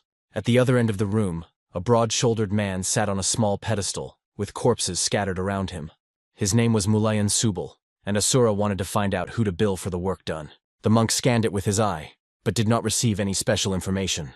He assumed that the man in the white suit was the only one who could pay. Then Subal slowly approached Buddha, his hands in his deep pockets. When he got close, Asura realized that it was the fist of the Lord of the Eastern Sky in front of him. So he immediately assumed a polite pose and greeted the elder. Subal was a little surprised that the man recognized him. Asura then confirmed that they had already met, adding that the meeting was fleeting and had no meaning to him. However, the huge man did not like this answer. So he doused the guest with flames from head to toe, demanding that he answer clearly. The fire was powerful, but posed no threat to Asura, and he quickly dispersed it, although the floor beneath Buddha's feet still cracked. Subal recognized the style of the universal arhats. He realized that this was a Shaolin monk who had mastered an art that only elders studied. The man remembered that about 20 years ago, there was a young man next to the great elder Minshin. This was precisely the fleeting meeting that Asura spoke of and considered insignificant. But Subal didn't agree with this, because if he was Minshin's disciple, he should have had a reason not to kill him. He also noticed a high-level drive case behind Buddha's back. Subal insisted that he leave it and go, but Asura did not move. The brute warned that this was his last chance to get out of here alive. However, instead, Buddha extended his hand. At first, Subal didn't even understand what he was doing. The monk then reminded him that Subal still owed him 85,000 credits for a previous debt. Deeply shocked by such impudence, the man threatened to destroy Asura on the spot. However, the Buddha only shook his head, declaring that it would not be possible to intimidate him with threats of life and death. He advised Subal to think about his fate. This made Subal laugh to the limit. He could not resist, and furiously throwing a huge fiery fist at Asura, he intended to grind him into dust. Despite using a reflective attack, Asura was thrown back like a feather and flew to the other end of the room. An explosion thundered at the place where it landed. The explosion was so powerful that even the ruins located above began to shake from the vibration. The Lord of the Eastern Sky, unable to restrain himself, criticized Minshin for his inability to educate his disciples. After that, he walked towards the bud, intending to touch it to see what was hidden inside. But he was stopped by Asura's voice, which reminded him that Subal still hadn't paid him in full. Asura appeared before him again. Traces of blood were visible from under the basket on his head, indicating the injuries he had received. Subal froze in place, calling the guy crazy. However, he still raised his hand and demanded that the debt be paid. Then Subal reminded that if the customer who made the advance payment is dead, the contract is considered invalid. However, given Asura's persistence, he decided to acknowledge the right to continue the contract. Instead of paying, he attacked Buddha, knocked him to the floor, and swinging his fist, tried to beat him. Subal threatened him that if he continued to talk, bad consequences would await him. Asura, however, was not afraid. On the contrary, he was ready to chat with him until the morning, if only Subal would pay the debt. The brute grabbed Asura by the throat, but Asura, in turn, grabbed his hand, using the forbidden technique of absolute destruction. It was a martial arts style that utilized the power of the dark path, meaning Asura had broken his vow. But he was convinced that martial arts were created for killing, so he did not consider his blade holy, even if it was covered in gold. But even with such a powerful technique, his strength was not enough to shake the ruler's resilience. Subal only felt a slight tingling sensation, and in response, he swung his other fist and forcefully left a deep dent in the center of the basket. The Lord smugly laughed at the fact that now Asura would have nothing to say. He was enjoying his victory until suddenly Buddha raised his hand again, trying to ask for something. This puzzled Subal a little, but he quickly pulled himself together and continued to beat his basket. Asura's blood flowed across the floor, but mostly towards the bud. As soon as the blood reached the base of the flower, the bud shuddered, and smoke began to ooze out of it. The flower seemed to watch as the man continued to beat the Buddha, Subal hitting him until the basket became flat. Only after this did he stop, not understanding why all the monks who met him dreamed of entering nirvana. When Subal looked back, he noticed that the buds were almost engulfed in green flames. When they burned, only burning parchment remained, floating in the air towards him. The Lord grabbed it and realized that it was the art of changing fate that Asura had managed to use. Even when he was dying, he somehow managed to perform all sorts of tricks. He thought this trick was useless, and immediately stuffed the papyrus into his mouth. He was sure that he knew some secret. As soon as the leaf was in his mouth, he himself began to burn in a green flame.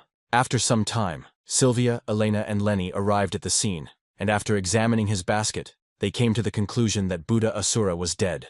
However, this was not the most tragic news. Whoever killed him also kidnapped children. The killer seemed to be a master of incredible skill. But suddenly Lenny declared that Asura was not dead, which greatly surprised the captain.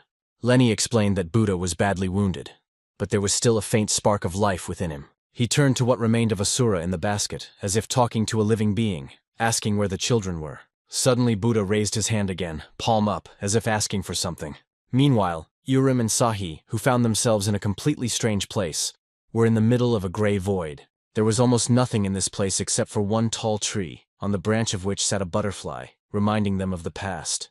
Just like then, Urim got this butterfly for his girlfriend. But now the butterfly did not fly away, but simply sat on Sokka's hands. Then Urim noticed that his friend's face did not express joy. He did not understand what was wrong, because she was trying to catch this butterfly.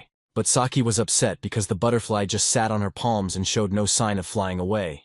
Everything around seemed incredible, as if unreal. A golden glow appeared in the distance, a portal to this strange place. Urim, sensing that something was wrong, noticed that his chest was no longer squeezed by the fiery lump. He turned to his friend, asking her to stay close, because only with her did he feel good. She agreed, thinking that it was all just a dream.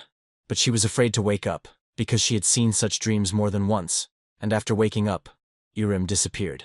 They both sat down under a withered tree, and the young man apologized to his friend. He admitted that he never considered her a child. On the contrary, she was much more mature, she thought, and acted differently. Sahi did not agree with this. She remained small, although she knew that for Urim this was also a difficult test. But he said that she was not small, but on the contrary, a wonderful person. This realization came to him in the process of wandering around the universe.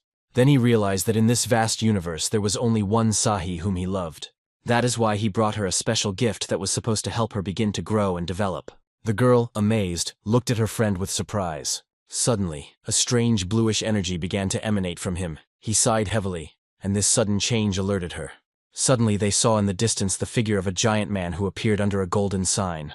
It was Subal. He came for one of these children and now began to scan their internal energy. His analysis revealed that Urim's body contained a quantum core of immense power, whose activation reached the 9th level. This meant that the core belonged to the reactor class. Subal, noticing the threat, reacted instantly. He understood that this was the moment for action and intended to eliminate the danger. Saki looked at her friend in horror, worried that he might get hurt. But as soon as the collision occurred, there was a blinding flash. At that moment, in the underground room, Asura extended his hand, demanding his 85,000 credits. Sylvia, confused, couldn't understand what this meant, or how anyone could even think about money in such a situation. However, Lenny realized that Buddha still demanded his money, which he deserved for all the trials he had gone through.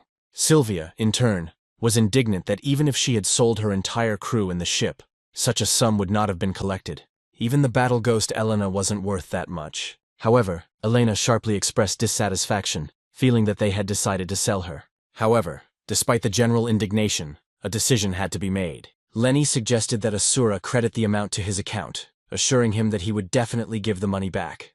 But there was no response to his words. Sylvia realized that this guy was a real miser, who was ready to sell even his own mother for money. Suddenly a stream of blood began to rise from the pool of blood that was on the Buddha's basket, rushing towards the ceiling. Sylvia looked up, clearly not expecting this turn of events. Suddenly, a trickle of blood formed a sign similar to the one they had seen in the empty space where Sahi and Urim were. In that place, Sahi watched as her friend desperately tried to fight the giant, but the forces were clearly not equal. After the first clash, Subal lifted Urim up like a rag doll, an ominous roar continuing to come from his throat. Subal explained that he should have first assessed the enemy before acting. Urim simply did not have the strength for such a confrontation. He relied on his weapon, but it was not enough. Subal then admitted that this guy wasn't the only one who had a quantum drive core. And now, with a more powerful core right in his hands, he was going to take it for himself. The man was already prepared to pierce Urim's heart. However, suddenly Sahi burst in from behind him with a sword in her hands. She did not hesitate to demand that her friend be released and dealt a powerful blow to the giant. However, despite the force of the blow, she herself was thrown to the side and rolled on the grass. Only after a few meters she stopped, but she could no longer move. But despite her injuries, the girl continued to beg for her friend Urim to be released. Subal, however, seemed not to hear her. He was determined to achieve what he had planned. Sahi watched in horror as the giant forcefully thrust his enormous palm into her friend's ribs. Saki begged him to stop, but she no longer had the strength to do anything. A second later, Urim's body collapsed at the ruler's feet, showing no signs of life. Subal, satisfied, held the desired core in his hands. It had grown into Urim's heart, and now he tore it out along with the heart. Lost in thought, the Lord suddenly heard a strange noise that definitely did not come from the girl. When he turned around, he saw 3 figures appear under the golden sign, quickly approaching him. It was the S-Devil team that gained access to the empty space. Sylvia approached first, and noticing Urim's lifeless body at the giant's feet, demanded that he retreat. To get rid of the enemy, she used her technique and released a stream of energy directly at Subal. However, Subal was ready for any attack. He gathered a stream of fire in his hand and directed it towards the captain, creating a powerful fist of fire. The power of his technique was so great that it instantly destroyed the flow of energy that was emanating from Sylvia. The captain realized that she would not be able to cope with him alone. At that moment, Lenny came up to her and placed his palm on her back, using the technique of grafting a pear onto the trunk. As the stream of fire approached, it collided with the invisible dome and dissipated. Subal stood in bewilderment, not understanding how this could have happened. The boys, however, stood motionless, except for Sylvia, who was a little stunned by what had happened. As Subal stared at them, the battle ghost recognized him as the Emperor of the Eastern Sky Fist. He was one of the 5 greatest fighters of the Celestial Empire along with her mother. There were very few in the entire galaxy equal to him in strength. Lenny, however, felt no fear. With determination, he headed towards Subal. The Lord, having begun to scan him, realized that in front of him stood a man without an internal energy drive. He was dumbfounded, not understanding how such a person could use the technique of a pear grafted onto a trunk. Lenny, in turn, noted that the giant had mastered the Iron Shirt technique, which explained his incredibly strong skin. External combat techniques usually required pain tolerance and were usually avoided, but this man was persistent. Subal, now completely confused, could not understand how the guy could expose him so easily. He asked who he was. Lenny then replied that he would be happy to defeat Subal. But in the world of martial arts, it is not that easy. So he decided to give the giant a chance to escape. But before that happened, he had to give up what he was holding in his hands. Subal considered Lenny a crazy upstart who dared to oppose the ruler himself. Realizing that he was not going to agree to the terms, Lenny decided to push him. He hit Subal with all his might in the solar plexus, and the huge giant bent in half. He dropped to his knees and began to cough heavily. Then Lenny shook his head and asked him not to give him any more reasons to fight, but on the other hand, he was looking for such a reason. Subal, barely holding back the pain in his chest, cursed angrily at the boy, but was still unable to get up. However, despite everything, he was not going to give up. Soon his body began to emit fire, and he prepared to attack Lenny. But the guy warned him that he shouldn't do that. Then Subal showed him on his palm the core that he had previously asked to give him. The next second he squeezed the core and crushed it, leaving not the slightest trace. At that moment, all the witnesses froze in horror. Then Subal attacked the boy again, this time with a fiery fist. But instead of landing a blow himself, he received a powerful blow to the jaw, which even made his glasses crooked. The impact immediately extinguished the fire's power, but Lenny, as if not feeling tired, continued to strike. He hit him in the jaw, in the liver, and in any other place he could reach. At this time, while the battle was going on, the girls stood aside, worried about their friend. Soon after the last blow, the seal appeared again above the grass. Subal tried to restore his energy with fire, but instead of strengthening, his body became covered in red blisters, as if he had been stung by bees. The next second he fell right at Lenny's feet, showing no signs of life. Sylvia and Elena were still silently watching what was happening from the sidelines. Meanwhile, Saki dragged her friend's body to a dead tree, pressing his head to her knees. She prayed, hoping that Urim would open his eyes, but his eyelids remained motionless. Sylvia, watching this, realized that she needed to take Urim's body from this place. After all, if you leave him here, Saki will not be able to move and will sit until she dies. It was clear to everyone that she had to be taken away from here by force. Then Lenny approached the girl and asked her to move away from Urim's body, but Sahi did not want to let him go. Then Lenny promised that he would give her time to say goodbye to her friend, but she still had to move away, and knowing what he was capable of, Sahi retreated. Then Lenny sat Urim down and sat behind him and began to pour life energy into his body. Elena realized that the guy was going to use the Great Flow Fusion technique, which she had only heard about in legends. Sylvia was a little surprised, as she had never heard about this in detail. Then Elena decided to explain to her that this is a state when a person becomes one with nature. Nature, she says, is the basis of everything. This level of technology requires reaching a higher level, unattainable for most. Seeing how confident Lenny was in his actions, Elena became even more interested in who he really was. Meanwhile, Lenny continued his work, striving to fill the frozen streams of Urim's blood with the energy of the first breath. He gave his life in exchange to give him a chance to be among the living again. Suddenly everything around them was filled with bright light. Saki suddenly saw her friend, who had just been dead, open his eyes. The girl could not believe this miracle. Her heart was filled with joy, and tears rolled down her cheek. Then the guy asked her if he could ask her for one favor. Saki immediately shouted that she was ready to fulfill any of his requests even 1,000 times. Then Urim, smiling slightly, asked her not to cry. He said that her smile was much more beautiful than tears. He himself gently wiped the trace of tears from her cheek. In response, Saki promised not to cry anymore, although she herself could hardly contain herself. Then Urim made another request of her. He asked her not to cover her left eye anymore, because it was very beautiful. Saki, a little embarrassed, removed the bandage that covered her eye and allowed him to look at her. At the same time, Sylvia was talking to Elena, admitting that she didn't want to seem weak. But still, tears were welling up in her eyes. They continued to watch him as he hugged Sahi and looked into her eyes. Urim admitted that she was very beautiful. To better express his feelings, he kissed her, and Saki literally melted from this gesture. Before he disappeared, Urim asked her to forget about him. After that, when they returned to the real world, they found the very tree under which Urim's body was buried. Saki remained near her friend's grave for a long time. However, her new friends kept a close eye on her and believed that she could cope. But now the journey had to continue. They could no longer stay on this planet. Then Sylvia asked to take off as soon as possible. Meanwhile, Lenny, still lost in his thoughts, recalled his last conversation with Sahi. She asked him to take back the backflow he had put into her, but Len explained that it was not necessary to give it up. However, Saki said that she would never use it. But Lenny replied that she didn't have to use it, but simply control the flow. These were wise words, so although Saki was sad, she did not object. Lost in these thoughts, Lenny looked for a long time at the receding planet. At this time, in another place, Camilla came to Subble. Despite serious injuries, he was alive. His shelter was strewn with corpses, and he sat above them right in the center of the room. Camilla noticed that his character had not changed at all. He continued to sacrifice his disciples for the sake of revenge. Camilla said that all these children came to him with the gift of the drive core. But for Subble, these children were not students. He only taught them a couple of tricks so that he could control them later. But they had no value. The woman then noted that his indestructible body was not just a legend. He had endured so many blows and survived. It was impressive. But Subble said that if she came to provoke him, then she did it in vain, because anger only made him stronger. But Camilla said he was wrong.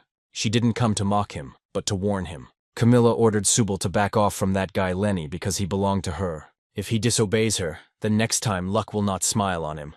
At this point, Subble was shocked by such a strange request, and Camilla said that everyone thought that his iron body made him invulnerable. However, she knew that in reality, his body was simply concentrating all the weak points in one place. Lenny hit him all over his body, but didn't touch his left forearm because he just wanted to torture Subble without killing him. Camilla warned that if Subble dared to disobey, she would not hesitate to use her sword to strike his weak point. Subble was left alone, realizing that in this situation he had nothing to counter her strength with. Meanwhile, on board the ship belonging to the S-Devils, life went on as usual. Sylvia, lost in thought about possible sources of energy for their further journey. The drive core was broken, and she offered Lenny to share her power. However, he explained that it was too late. It would take about 300 years to restore his energy. The thing is, he spent it on his first breath to hold Urim's soul. Sylvia yelled at him, because the promise to help was made long ago. But now she found herself in debt for 85,000 credits. She knew how obsessed Asura Buddha was with money, and she knew that if she didn't repay the debt, he would haunt her for the rest of her life. Meanwhile, the Buddha himself miraculously recovered and came to the bank to take care of the accumulated money. The bank employee calculated the amount, which exceeded 103,000 credits, and asked where the money should be transferred. Then Asura asked to transfer the entire amount to Shaolin, leaving nothing for himself. The worker asked why he was sending the entire amount there again, since he himself needed to live on something. But Asura explained that money was needed for the elderly, and for medicine for the sick, and that he could still earn money for himself. At the same time, on the top of a snowy mountain, a man was telling another about one man.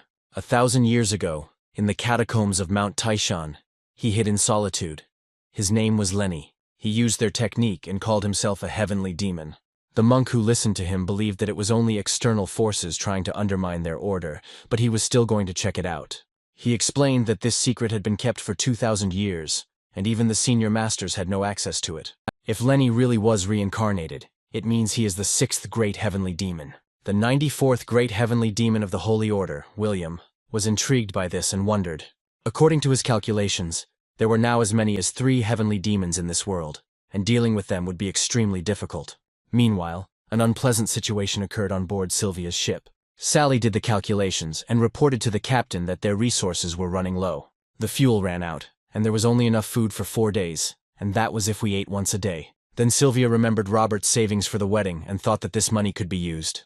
However, Robert, in turn, reported that everything had already been spent at that market. and that the captain had promised him a tenfold profit. He complained that he had been saving up these funds for 10 years and was now left with nothing. But suddenly the robot girl said that their problem was much more serious. All the crew members looked at Lenny, who continued to eat sausages. Unfortunately, it turned out that this was the last portion. After weighing all the possible options, Sylvia went to the Whale Inn. There she decided to visit the innkeeper Van. She offered him several scrolls, assuring him that they were ancient martial arts manuals. Sylvia added that it was a distillation of the essence of 10 volumes at once. Van realized that this was an extremely rare thing. Then Sylvia even promised a discount for bulk purchases through connections. Wong chuckled, saying that due to the nature of his profession, he knows a lot of people. However, he hesitated, as a small-time merchant like him would not dare to take such a risk. But Sylvia continued to persuade, offering to exchange the scrolls for a month's supply of food and some fuel. When Van remained silent, Sylvia was ready to agree to just a supply of sausages, even if they were expired. However, Van still didn't rush to answer, continuing to puff into his pipe. In desperation, Sylvia threatened to give the scrolls to someone else, and then he would regret missing out on such a chance. And so, when the situation seemed hopeless, Wong offered her a deal. She had to deliver one client home. This meant that she would have to become a taxi driver. But she, as the great demoness of fiery death, did not want this at all. But when she learned that the payment for this work would be equal to the value of her scrolls, Sylvia immediately agreed. Van replied that she would need to take the man to the Hogged Galactic Academy. Sylvia decided that this might be a suitable solution, and agreed. For some time on the way, Sylvia was lost in thought, but the rest of the crew didn't understand what was happening to her. But Sally advised Robert not to disturb her. The fact was that Sylvia was now walking towards the nightmare of her past. Soon they arrived on the planet B17G06. It was quite beautiful here. Now the guys were in the area of the Hogged Galactic Academy. Robert decided to take a little walk, breathe some fresh air and enjoy the scenery. When they approached the academy, he realized that this was truly an elite place, since the entrance fee alone was over 10,000 credits. He thought that everyone here had gone crazy, but what seemed even stranger to him was that everything was empty. Sylvia, noticing this, assumed that it was the holidays, which had begun 2 weeks ago, and almost all the students had gone home. Suddenly, Robert noticed someone coming towards him.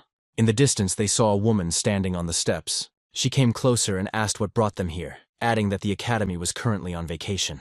As soon as she said this, someone's powerful blow was sent straight towards her. The woman barely managed to dodge the blow. She swore indignantly, thinking that these people were thieves, and asked if they knew where they were going. However, suddenly the girl saw something familiar in front of her. She looked at her opponent's weapon, realizing that it was painfully familiar. As it turned out, it was Sylvia who attacked the girl. Seeing the demoness of fiery death among the arrivals, she immediately understood who was in front of her. Sylvia also recognized the woman. It was Giselle, the heiress of the Ziegel house, who had always been a source of irritation for the captain. So now Sylvia wasn't even surprised by where the sudden urge to pick up a weapon came from. Giselle, who also learned of her presence, asked why she had come, assuming it was revenge. But Sylvia said it was an instinct, like wanting to kill a cockroach right away. She came without any evil intentions, but she was ready to blow their heads off, because her instinct still wouldn't let up. Robert still couldn't understand anything. Everything that was happening seemed absurd and strange to him. Sally, meanwhile, recognized Giselle as Sylvia's worst enemy, and realized she needed to intervene to prevent a potential conflict. She asked Lenny to help, because if they didn't intervene, the situation could end very badly for them. However, Lenny did not hear her request.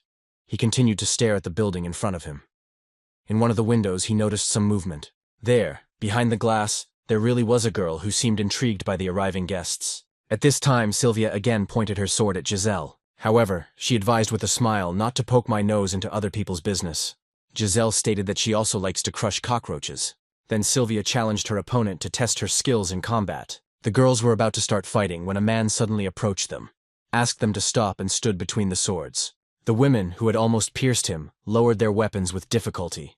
But Lenny just continued to stand there, not paying attention to what was happening, and again looked out that same window. The unknown girl on the other side of the glass also continued to watch him. Meanwhile, Wong reported to Jorge that the Heavenly Demon sect had more accurate information than all the intelligence agencies. As the official predicted, a demoness of fiery death appeared in his office yesterday. According to their prior agreement, he sent her where Jorge had asked her to go. Van believed that Sylvia should have arrived at Hogged Galactic Academy by now. Hearing this, Jorge continued on his way on the spaceship. Meanwhile, the man who intervened in the duel invited the guests to enter the Academy's reception hall. He confessed, asked to send someone, but did not know that it would turn out to be Sylvia.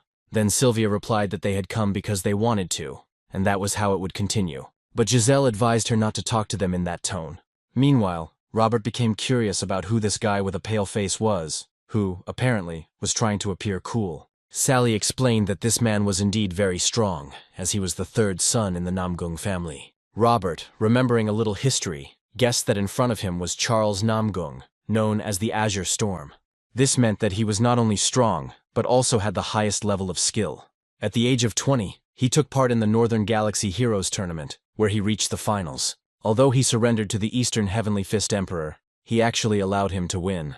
Robert considered him the greatest among the last generation of Murim, and more importantly, the only youngest of the 10 celestial elites. He spoke of Charles with such inspiration that Sally was slightly surprised by his fanaticism. Robert decided that he should take a photo with him as soon as he returned, so that he could show it off to his fiancée, who adored him. Suddenly one of the students approached them. She didn't say a word, she just stopped and looked ahead for a while. Robert, greatly surprised by such a visit, could not understand what exactly she wanted from them. The girl, meanwhile, continued to stand at the door, and then said that something was wrong here. It was empty. Having said this, she turned around and walked in the other direction. Robert first thought she was a ghost. Her behavior was very strange, which of course Sally agreed with. Sally, having scanned her, found out that the girl did not have an energy drive. She explained that the academy recruits only child prodigies from the absolute top of the food chain. Even a 6-year-old child experiences at least 3 cycles of internal energy tension during the first year. This meant that there simply couldn't be anyone natural here. At this time, the student was already on the roof where Lenny was walking. Sylvia, meanwhile, asked Charles to get down to business and tell her who she was supposed to pick up. While they were discussing this, Lenny turned to the student who had approached and noticed her strange look. Then he asked if this was the girl he had seen recently in the window. He became curious whether she had come to meet him or whether they already knew each other. However, Lenny quickly realized that they did not know each other, but the student considered him familiar, as if they had met a long time ago, as if he were her father, who abandoned her immediately after birth. Lenny accepted her story without any unnecessary emotion. Trying to make sense of this strange feeling, she replied that she was not one of those who could be forgotten so easily. Otherwise, she would have taken revenge. Having said this, she turned around and walked in the other direction. However, she soon returned again and looked at the guy. The girl suddenly asked Lenny to marry her, promising to be a good wife. Lenny, a little taken aback by her proposal, but the girl did not back down. She asked him to think again, saying that she gets very angry when she is rejected. Meanwhile, in the reception hall, Charles reminded everyone that it was the holidays. He explained that the students should return home. However, not everyone had this opportunity, and some idiots, as Giselle said, insisted on staying in the dorm. Because of this, some teachers also have to remain at the academy. Hearing this, Sylvia couldn't help but laugh. She realized that her old friend, who had sunk so low, had become a teacher. Giselle, noticing the girl's reaction, also became interested and was preparing to speak out. But Charles interrupted her. He said that he had decided to keep one student, but soon changed his mind and decided that he should be sent home. Sylvia understood everything and, preparing to leave, asked to be shown where her passenger was. However, Charles, a little surprised by her haste, suggested that they take their time. But Sylvia, not wanting to linger, insisted that she did not want to stay in this place, and without waiting for an answer, slammed the door behind her. Giselle, outraged by her insolence, was about to object, but Charles asked her to refrain. He reminded her that Sylvia was her friend, and they hadn't seen that friend for so many years. Giselle knew that more than 10 years had passed. They had not seen each other for 13 years. A little later, Charles took Sylvia into one of the rooms.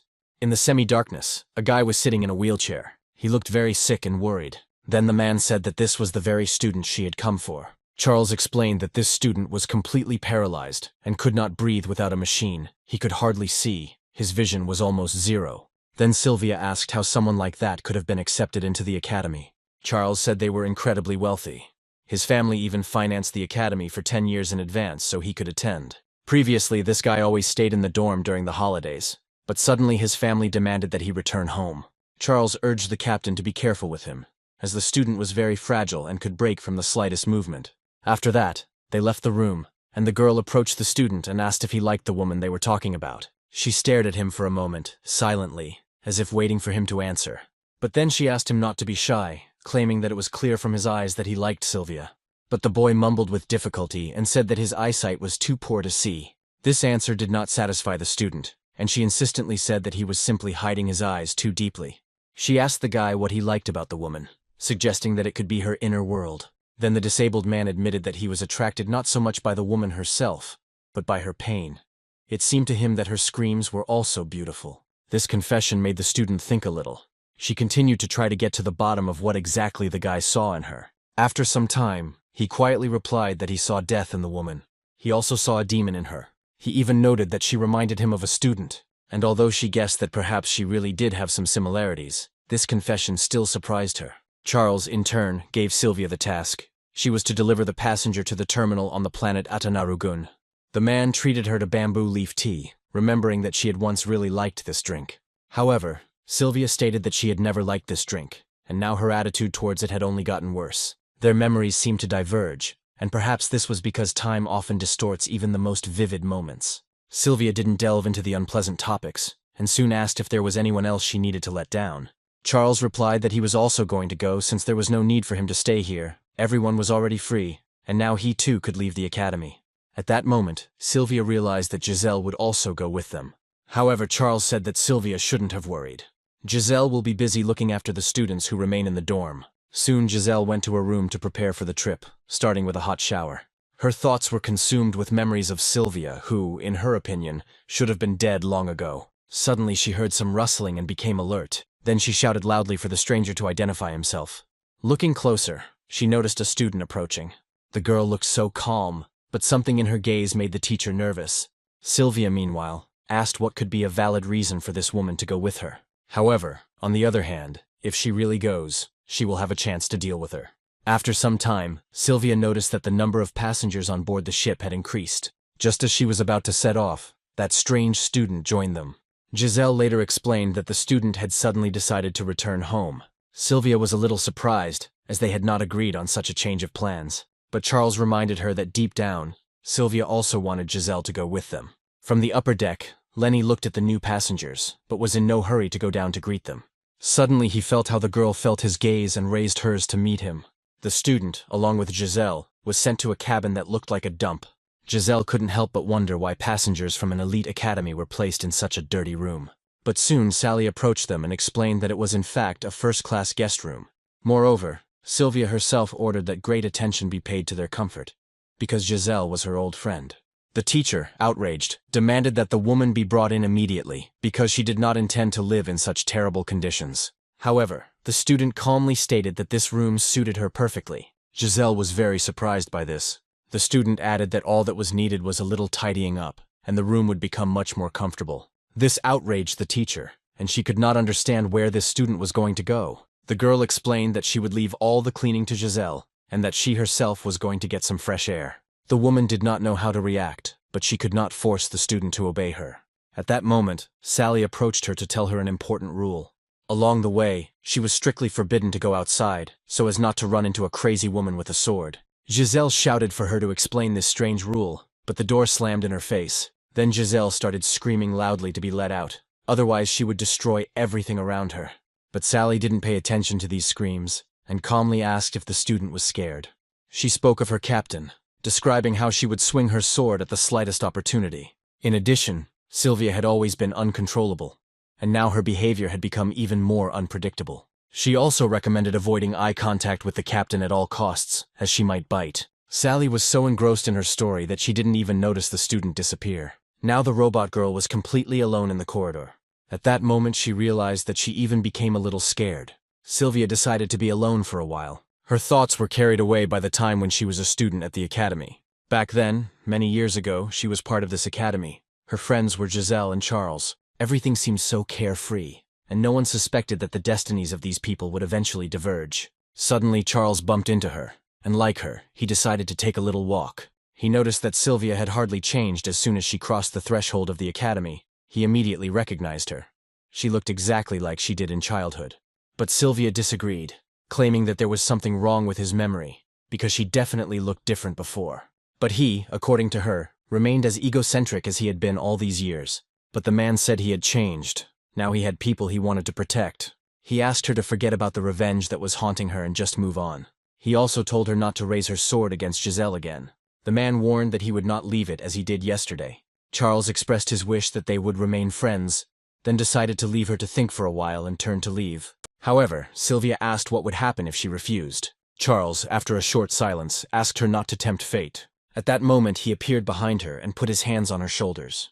He said he was exactly the same as he was as a child. He still didn't forgive anyone if they touched something that belonged to him. After this, Charles left Sylvia alone, giving her time to think about his words. Meanwhile, Lenny enjoyed the sausages they had stocked up on in advance. This time he shared his meal with a disabled boy. The boy tried to look into his soul, but it was so dark there that he could not see anything. At some point, Lenny, noticing his gaze, threw him one sausage. He asked the boy to focus on eating and not stare at him. However, he replied that he would die soon anyway, and that eating for the sake of survival was a waste of food. Lenny, struck by such pessimism, did not understand why the guy was so determined, as if he already knew his future for sure. But the boy confirmed that he really does see the future, and it does not depend on his will. Then, in an attempt to get Lenny's attention, he used telekinesis.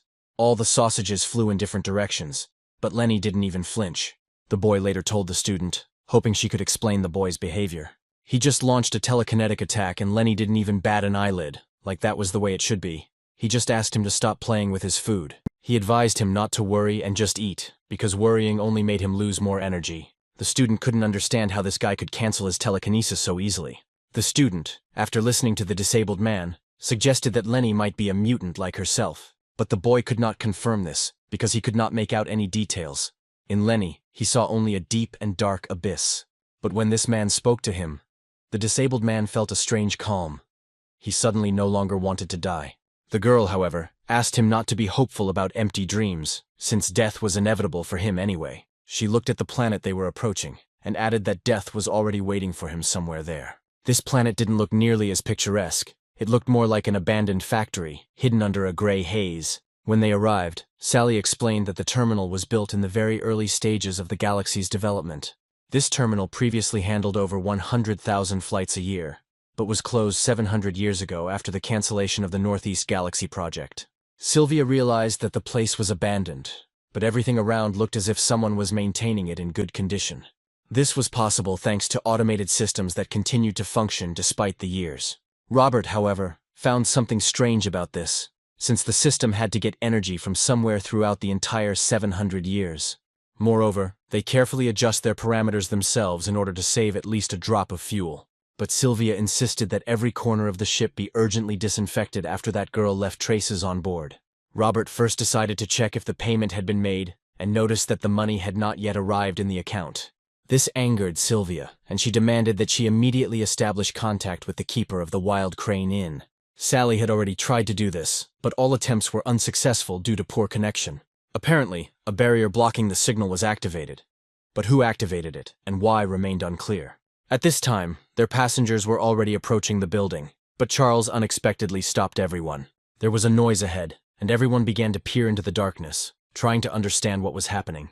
However, the sound grew louder, and soon they could hear something approaching from the fog. The outline of the object was unclear, but suddenly missiles began firing from that direction. Charles shouted for everyone to duck and quickly created a protective dome around the group. Sylvia, watching all this on the monitor, could not understand what was happening. Then the fire stopped, and now an armored vehicle equipped with powerful weapons was approaching the boys. Robert immediately recognized the multi-barreled rocket launcher, which was already considered a rarity, but very dangerous. Suddenly the armored car started shooting again, and then Charles left the others inside the protective dome, and, to distract attention, jumped out to the side himself. The armored car's gun took aim at him, and then a long, powerful volley followed.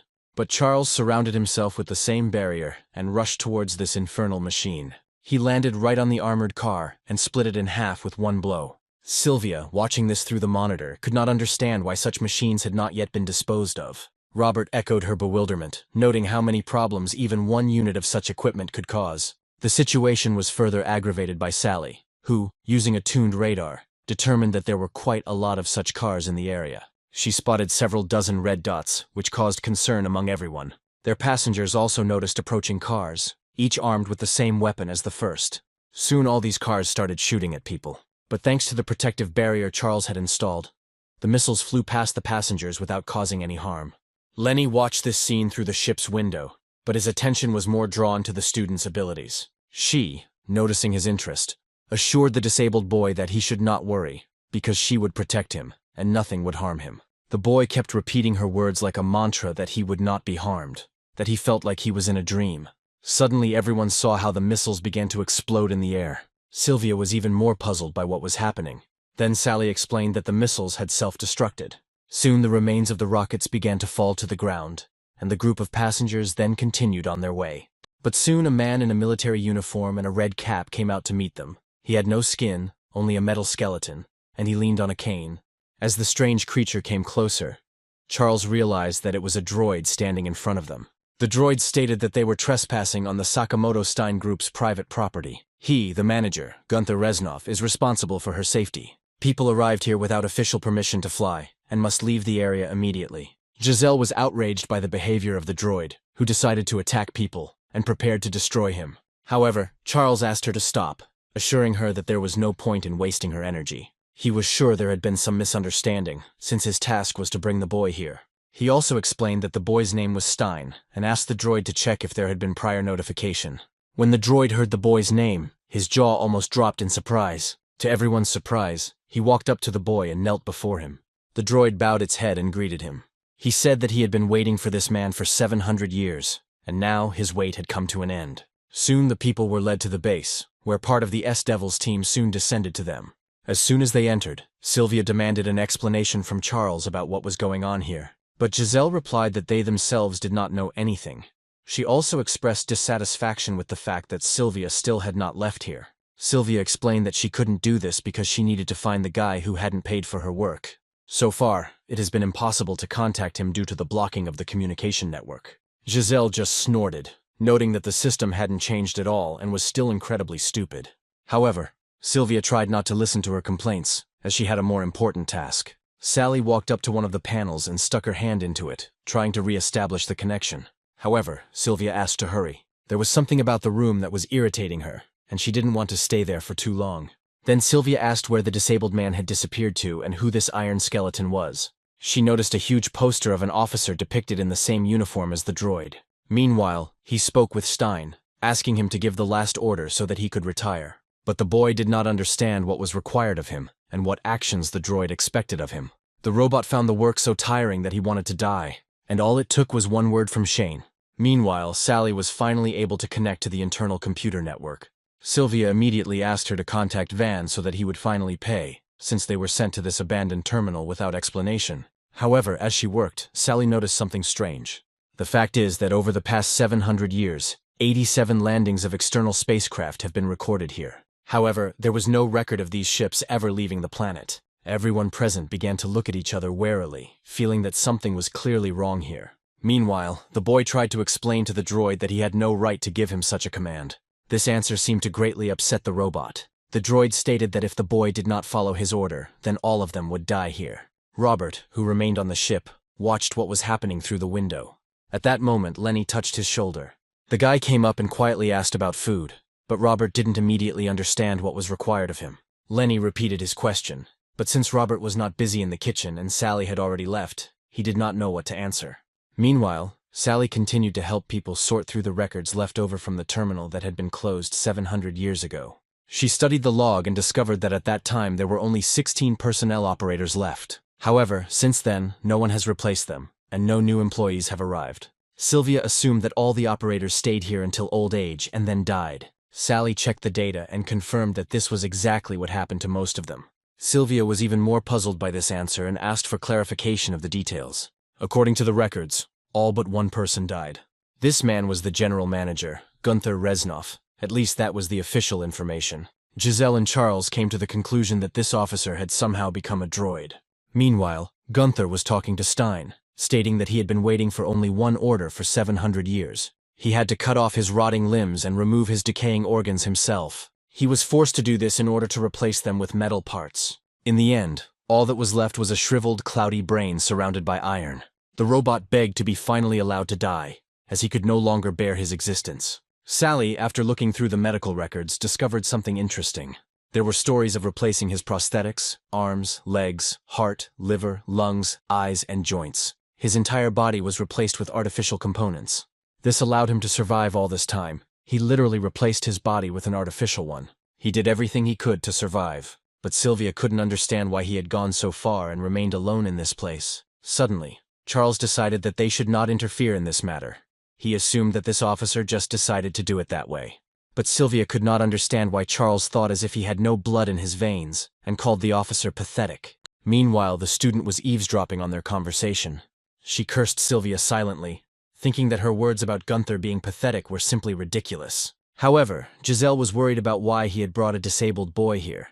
Their connection seemed incomprehensible to her. Sally then explained that the Sakamoto Group's main shareholder is the Satoshi family, which owns the terminal. This family is also the richest family in the universe. They monopolize fields such as genetic engineering, AI development, and space exploration, and they even fund the human government.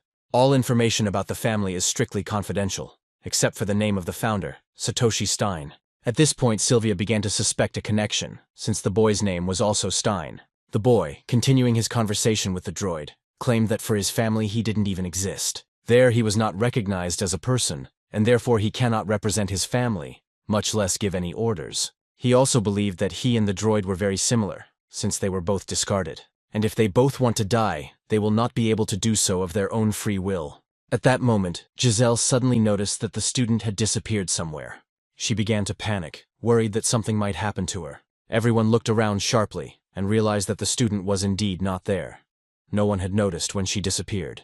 Then Stein said that the only thing he could give the droid was his useless body. The robot stood up abruptly and looked at the boy with respect. He declared that he was ready to accept his order to continue his existence. After these words, he fell silent and headed towards the exit. Meanwhile, Giselle, still in a panic, demanded that Sally immediately check all the security cameras.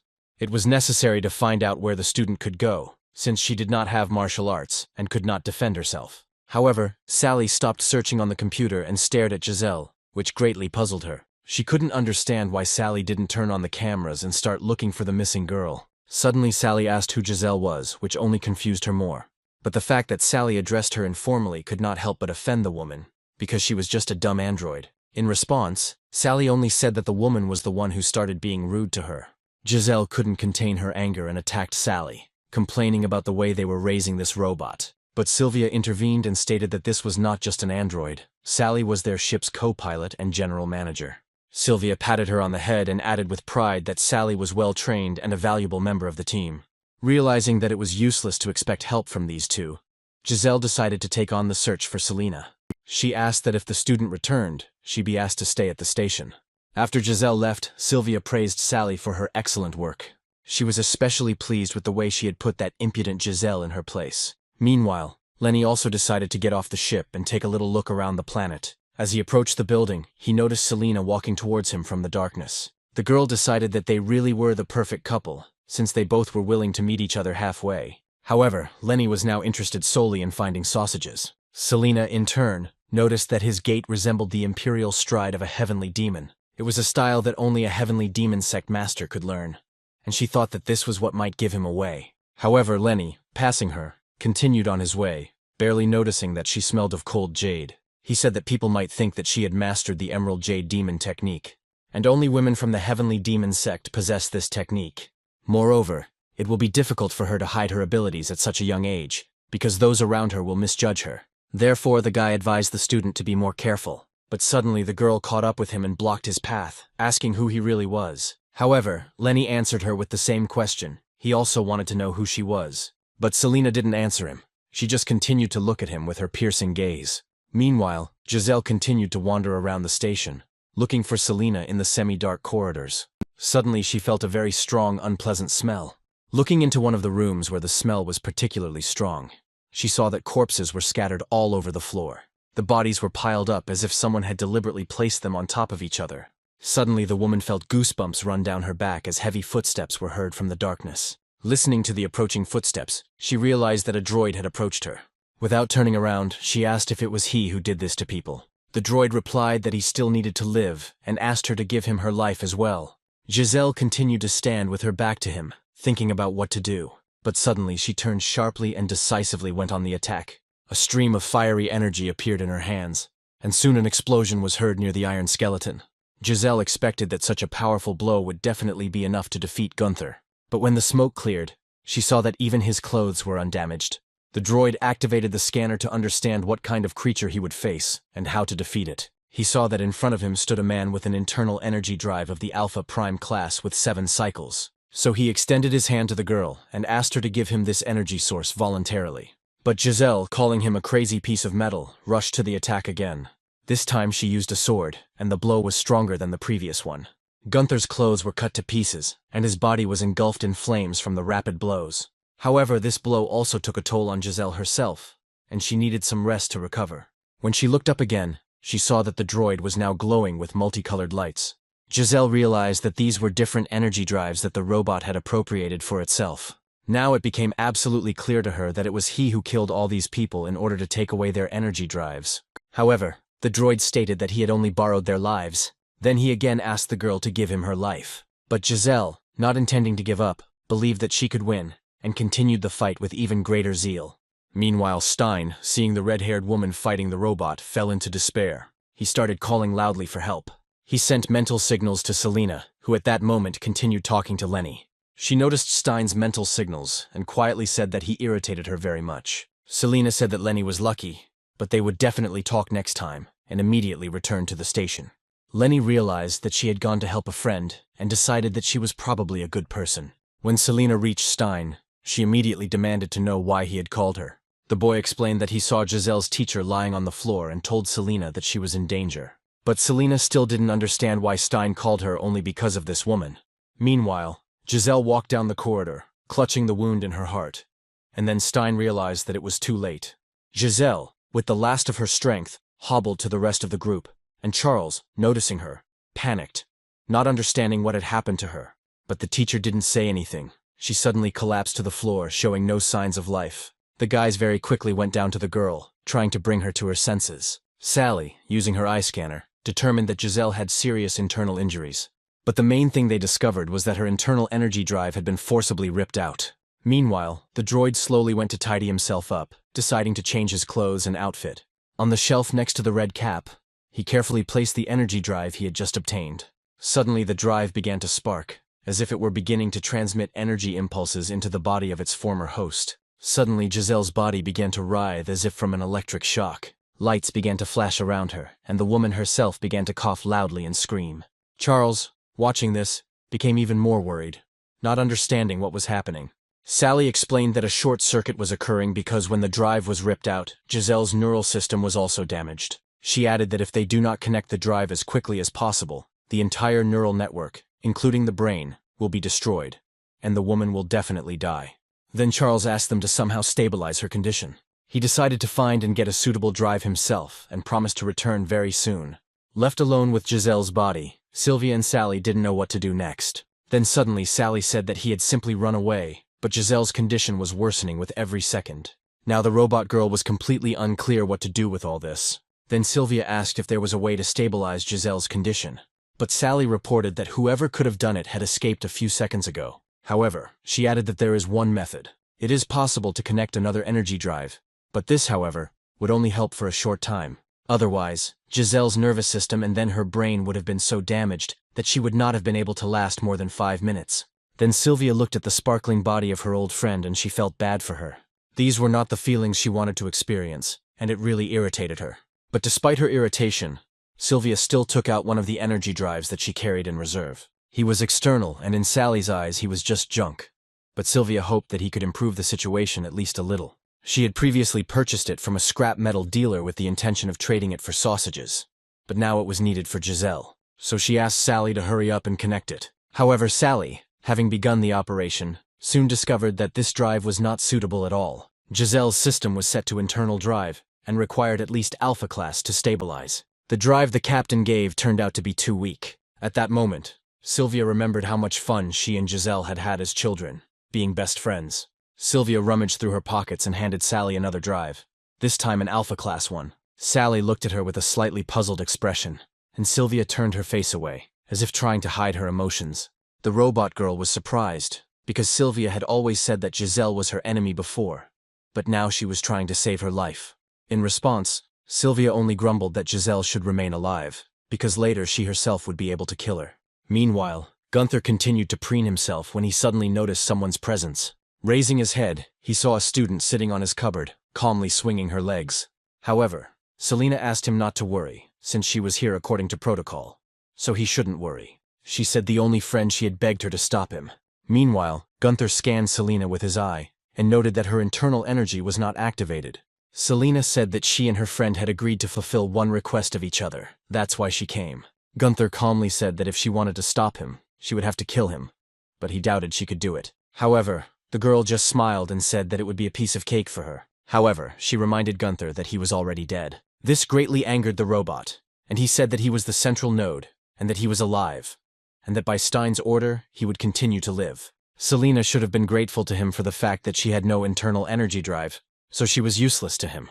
However, the girl did not let him leave. She used teleportation and appeared right in front of him. Then Gunther asked her how she was going to survive without him. In response, the girl asked him to prove that he was alive, then she would agree to die. The robot stated that his name was Gunther Reznov, the group's executive director and the operations manager of the central terminal. However, Selena replied that the name and position would look beautiful even on a tombstone. At that moment, the robot suddenly began to shake. He began to remember what his life was like before he became a robot. Many images flashed through his head. He remembered his mother, his wedding, and even his child. He seemed unable to control his emotions and sadly lowered his head, trying to comprehend what had just happened. This finally convinced Selena that this robot was not alive after all. So she turned around to leave, as it was all quite boring for her. However, Gunther ordered her to stop insulting the central core, because life existed as long as it had purpose and meaning. But Selena just chuckled, saying that his life looked much richer than his appearance. But the man said that a child like her could not know anything about real life. Then Selena confessed to him that when she was born, she had a twin. However, her twin was 9 years older than her, which was quite strange. The robot had no idea what she was talking about, since the very concept of twins assumed that they were born at the same time. Selena explained that those people only wanted one child, but 2 were born. The people who forced these children into being ultimately chose only one of them, and placed the second one in a cryo chamber immediately after birth. This was done just in case the first child would suddenly need spare parts, and everything went quite well. The child was frozen forever. However, after 9 years, the cryo chamber broke down, the child was defrosted and woke up of his own free will. From that day on, this child had a life, but with one condition: he was not to have any purpose. He had to live just like that, without any meaning in his life. Then she asked Gunther whether he thought the child was alive or already dead. But the robot didn't understand why she was telling him all this.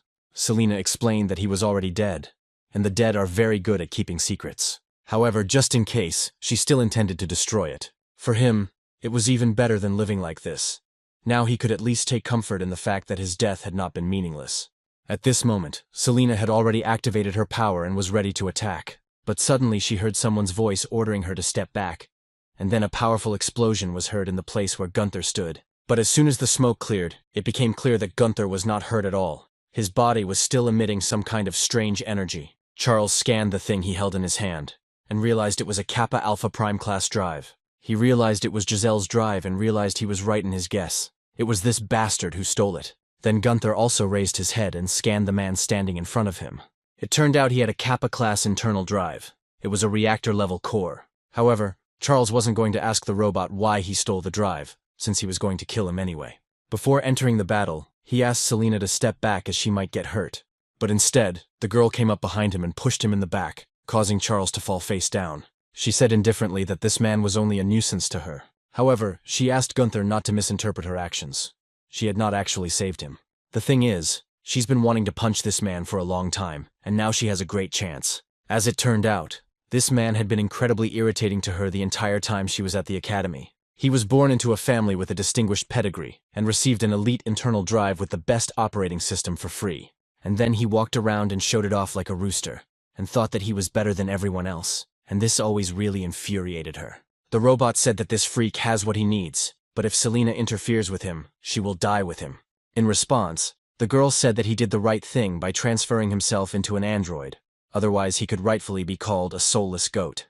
She said she was giving him a minute to do his business, but she wouldn't wait any longer. The robot immediately leaned over to Charles, who lay unconscious, and extended his hand towards him. However, at that moment Stein appeared in the corridor and ordered Gunther to stop. He looked at Selena with despair, because she had promised to stop him. He asked her why she didn't keep the promises she made to him. However, The girl replied that she said she would stop him, but did not say when she would do it. She was going to do it in exactly 1 minute. But Stein said that he had to be stopped right now. He couldn't be allowed to harm the teacher. But Selena said that if he wanted to stop Gunther so much, he could just kill him. She believed that giving a person a minute to live the way he wanted before he died was normal, because he was somewhat similar to them. Charles, who was now lying unconscious, might survive, and if he was lucky, he would live the worthless life of an ordinary man. Then she turned to the robot and asked him not to delay, as the minute had already passed. Then the robot immediately got to work and began to extract the component it needed from the teacher's body. But Stein ordered him to stop. He declared that by right of the 166th descendant of his family, he ordered him to stop. But Gunther replied that he had no rights, as he had said earlier, and now he was ready to confirm this once again. He asked Stein if his own clan recognized him and whether he had the right to represent his family. Not having received an answer from the boy, he answered for him that his own family did not recognize him. So he rejected the order and brought his hand down with all his might, preparing to pull the drive out of Charles. However, when his hand dropped, he realized that the man was no longer next to him. He had used teleportation. When the robot looked up, he saw that a strange vortex had begun to swirl around Stein. The boy was terrified. He practically cried and begged Gunther to stop. At that moment, something began to flicker in the robot's chest, and he said that if Stein stopped him, they would die together. After this, he released a huge bright beam of energy from his chest. The boy froze in horror, watching what was happening. This beam was so strong that it pierced the ceiling of the building and rushed somewhere upward. But when Stein opened his eyes, he realized that he was still alive. It seemed as if someone had saved him. Looking closer, he realized that standing in front of him was the same guy he had seen on the ship, Lenny. Behind him stood Selena, who it turned out was unhappy. However, now she realized that all of this, it turns out, was real. As it turned out, someone was already observing all these events. It was Jorge. Sitting on his spaceship, he ordered someone to kill Lenny and rise up, stepping over his corpse. They needed to do this for the glory of the true ruler of the heavenly sect. Meanwhile, Lenny approached Gunther and stated that he was radiating despair, sadness, and anger, which indicated that he was human. However, he didn't understand why the man was trapped in this pile of scrap metal. At that moment, Gunther scanned him, and the system said that the internal drive was not installed. This man was natural, so he ordered him to step aside and threatened to kill him if he interfered. But Lenny didn't move away. Instead, he reached out and placed his hands on Gunther's head. He looked at him in surprise and asked him why he couldn't see his inner self, despite the fact that he was a human.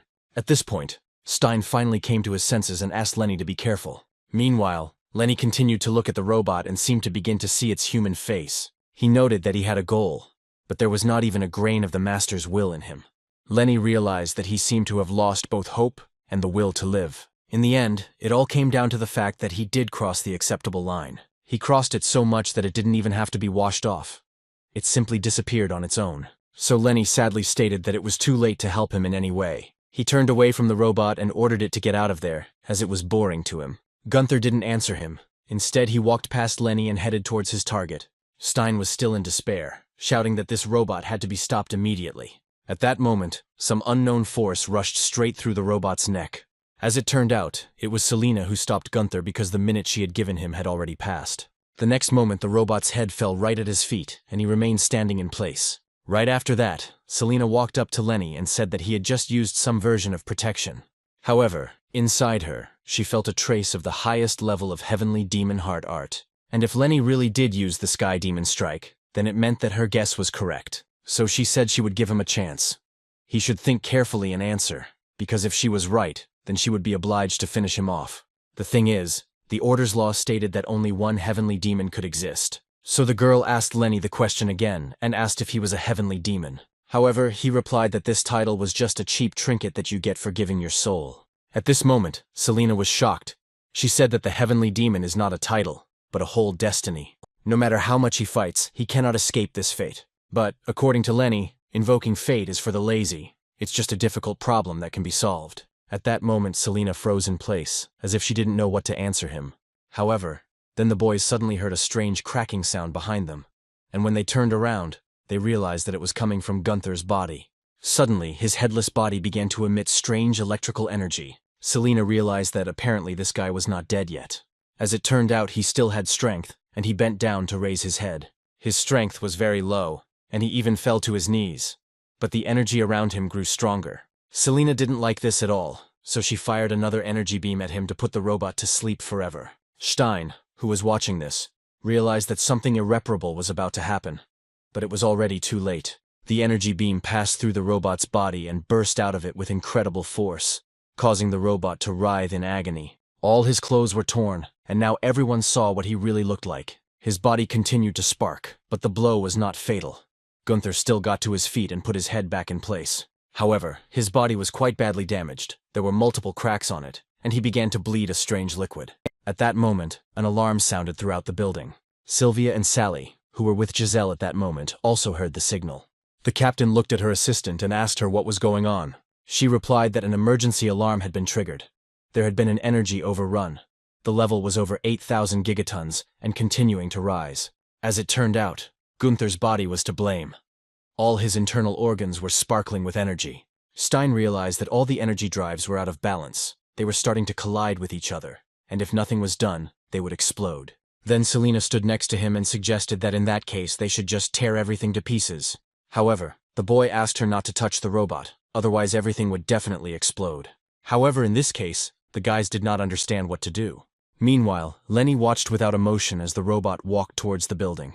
Meanwhile, the danger level continued to rise, and at school, Sally said it had already reached more than 10,000 gigatons. But Sylvia still didn't understand what this meant. Suddenly the siren stopped and everything around became quiet again. The woman already thought that since the alarm had disappeared, everything had stabilized.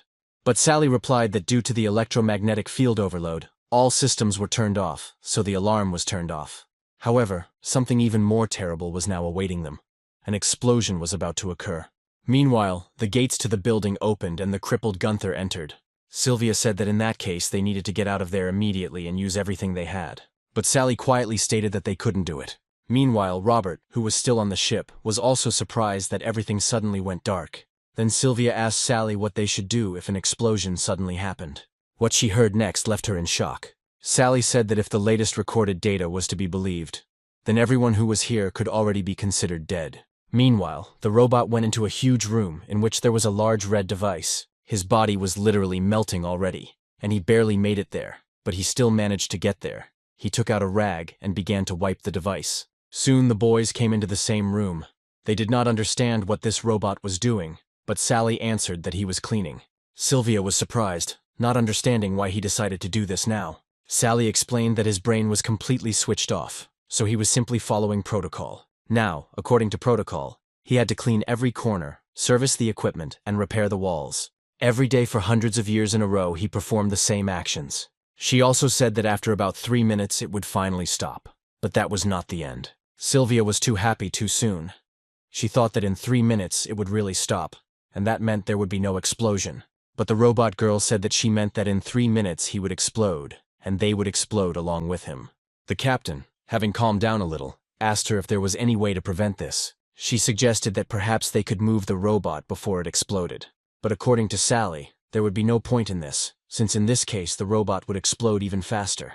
At that moment, Lenny came up behind them and told the woman not to worry. As soon as Sylvia saw him, she immediately jumped and hugged Lenny, confident that he had a way to stop it.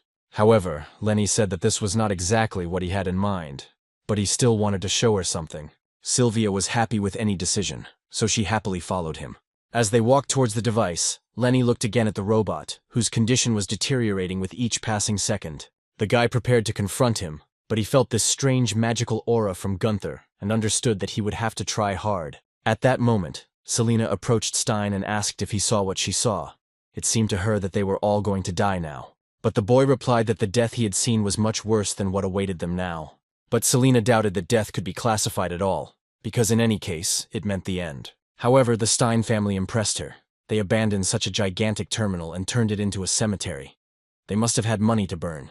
At that moment, when she said this, a thought suddenly came into his head. Stein said that he had found what he was looking for. Now he understood everything.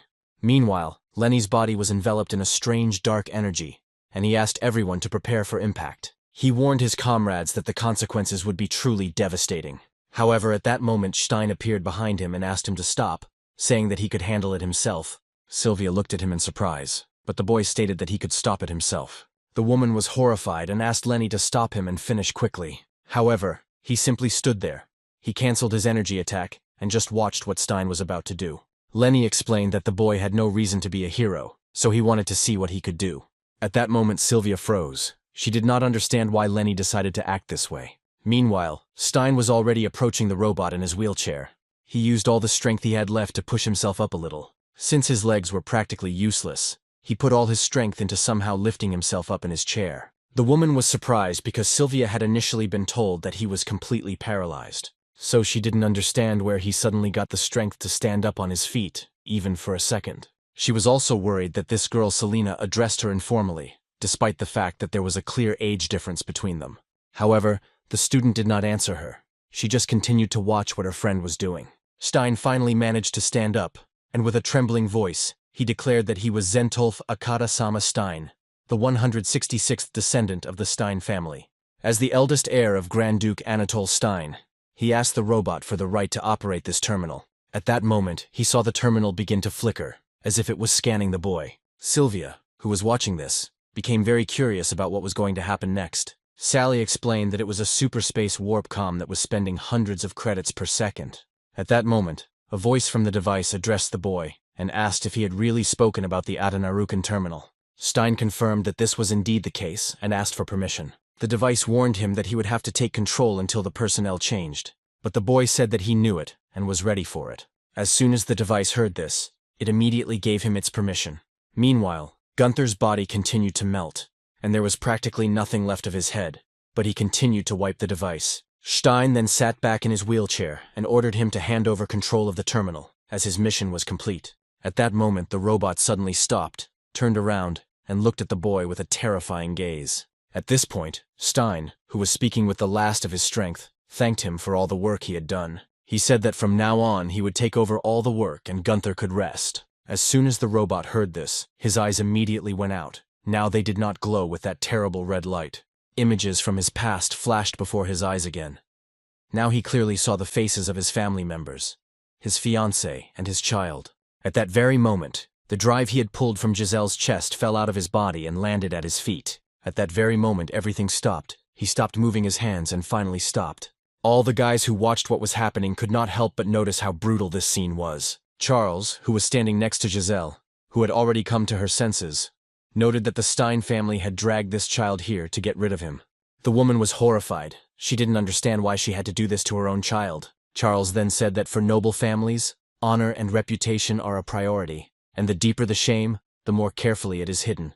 However, he also understood that despite all this, it was too cruel. Sylvia also couldn't understand how to react to this whole situation. It seemed like they were saved, but at what cost? Meanwhile, Selena turned to her friend and asked if he was really going to stay here. But the boy said that nothing would change for him, because he had been alone since birth. Selena repeated Lenny's words about fate being a difficult test, and if that's the case, then it can be passed, and Stein was capable of doing that. However, she offered him another option. She could take him, and then he would forget about his family. But the boy said that it was hard for her too, perhaps even harder than for him. However, he asked the girl not to think that he was happy with his fate. What always weighed on him most was the indifference of his family. However, now for the first time, his family has shown interest in him and given him the right to decide his own fate. However, Selena doubted that the right to choose the place of her grave was a right worth dreaming about, but Stein was sure that he had chosen his place anyway. He wanted to make something good out of it, to turn this terminal into the best in space. Selena was surprised that he wanted to do it alone, but the boy confirmed his intentions. He really wanted to cope with all this alone. He was ready for this, even if it took 1,000 years. Soon after, Charles and Giselle came outside, waiting for the ship that was supposed to pick them up. The thing is, Stein contacted their families, and the ship was supposed to pick up the mentors soon. Charles told the woman that they would likely be sent to her family before the start of the semester. The thing is, both his and her families wanted to speed up the engagement. However, at that moment, Giselle was very absorbed in what had just happened and had no time for the engagement. However, Charles asked her to forget about all this and just relax. These were already forgotten connections. However, the girl still thought about her old friend Sylvia and what she had done for her. So before she left this planet, she met with her and gave her the drive that she donated. Sylvia tried not to show her any unnecessary emotion and only said that she hoped she had treated the drive with disinfectant. Then Giselle asked her why she saved her. She didn't want to hear the answer that she did it in order to kill her herself later. But Sylvia said that in that case she had no answer, because that was her only reason. Finally, she asked Giselle to wash her throat thoroughly and wait, in which case her blade would be less defiled. At this point, Giselle started crying and said that she didn't know that her family had overthrown Sylvia's family. When she found out, she cried for months. Giselle stated that she hated her family and did not want to be a part of it. However, Sylvia was not satisfied with her answer and asked what Giselle would do if she suddenly found out about her family's antics. However, the woman did not understand what she could do at all, because at the time she was only 13 years old. But Sylvia said that even at 20 and 30 years old the result would have been the same. She thought about it hundreds and thousands of times, and still the result was the same. Their problem was that they were locked in the fate of their families, in their own destinies. So Sylvia said goodbye to her, hoping that they would not meet again for quite some time. Giselle didn't stop her. She was very bitter and offended, but she let her friend go. Now they stood with Charles on the runway, waiting for their ships to come for them. Soon Sylvia's ship also arrived at this place, and she immediately went inside. There she saw Selena, and asked her why she suddenly returned to the ship. However, the girl, without any unnecessary emotion, stated that she simply had nowhere to go. She also said that she still had unfinished business. Then she looked towards Lenny, who at that time was standing near the large window. He paid no attention to the women behind him, only silently watching them fly away from the planet. Selena also looked at him silently, but she had many thoughts in her head. Meanwhile, the story moves to the planet Carrot, where Sylvia and her ship arrived, where they immediately went to the flea market. Sylvia was going to sell an external retro drive, which could now be considered a rarity. However, the flea market worker stated that it was neutral, but ordinary junk that somehow miraculously had not yet fallen apart. However, it seemed that Sylvia had come to the right place, since this was not an exhibition, but an ordinary dump. After this, the man, who looked a bit like a monkey, called his parrot, Doku, to evaluate this junk. The robot parrot immediately flew in and took its place, with a special device on its head for evaluating things. He immediately looked at the external drive and scanned it. The parrot stated that it was a 3002 model. It was a Samsung Electronics T9 external drive, with a capacity of 1.2 gigabytes. The man realized that more than 100 years had passed since its production, and asked the parrot to estimate it by eye, without precision. Then the parrot suddenly announced that the expected price was 1 billion credits, and then the man realized that his parrot was dead again. However, as it turned out, the parrot was now looking not at the external disc, but at Sally. He stated that its manufacturer was not identified. The case was made of a superalloy of Santerium, the memory capacity was not determined, and a self-developing OS was installed. The man was extremely surprised when he heard what exactly this robot girl was made of. At that moment, Sally reached out her finger to touch the robot parrot. The parrot immediately scanned her finger, noting that it was made of an ultra-dense neural network, and the price for it was approximately 12 million credits. After this, the girl put her hand on the parrot's head and stroked it. However, its owner was still in shock that one finger of this robot costs 12 million. Meanwhile, Robert, Lenny, and Selena were sitting on the ship, but they only had one sausage to eat. Both Selena and Lenny were amazed that the sausage was simply cut into several pieces for 3 people to share. Robert explained that they were completely out of food, but their captain would be back with rations any minute. But Selena wasn't worried about that. She was more worried about the fact that her piece of sausage was the smallest. Robert explained that everything was fair. He had won the award based on age and engine size, and what's more, Selena herself had said that she didn't like sausages. At that moment, Lenny suddenly pushed his plate away and decided to share with Robert. The man was very surprised that the guy decided to give in to him. He felt that there was some kind of catch. However, Lenny was not about to give in at all. He said that the sausage was undercooked and asked the man to cook it a little more. However, Robert simply pierced the sausage with a knife and said that it could be eaten as is, since everything would get mixed up in the stomach anyway. But, as it turned out, his comrades were not at all happy with the way he responded. Meanwhile, Sally's search was still ongoing. The merchant examined her under a magnifying glass while she sat quietly on a stool. It turned out that she had a multidimensional superconducting lens eye in her eyes worth 83 million credits. Then he asked Sylvia where she found this robot. Sylvia said that this is not just a robot, this is Sally. She is the ship's second pilot, medical officer, and the one in charge of all affairs. The man admitted that this was true, but he was still interested in where she had brought those damn things from. At that moment, Sylvia was plunged into memories of the day she discovered Sally. She was walking down a dark alley and suddenly saw something that looked like a doll sitting near a trash container. The girl immediately approached the robot and asked her what she was doing there, and if she was cold. When the robot looked up, she saw an unfamiliar girl in a black and red suit standing in front of her. Sylvia assumed her battery was simply dead, and she was ready to recharge it. At that moment, Sally realized that maybe she wouldn't die today. So now Sylvia explained that it was fate. Everything came together very perfectly. But now she and Sally were literally one. Then the man realized that Sylvia, apparently, was her owner. However, the girl herself was also surprised that Sally was so expensive, and that one of her fingers cost more than 1,000,000 credits.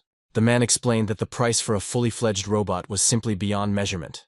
Its price tag had not even been calculated. It was probably the most expensive thing in the entire galaxy, and it was literally impossible to create. It shouldn't have existed at all. Since Sylvia was in dire need of money at the moment, she suggested that perhaps she could at least sell her nails. However, unfortunately, Sally stated that she had no nails.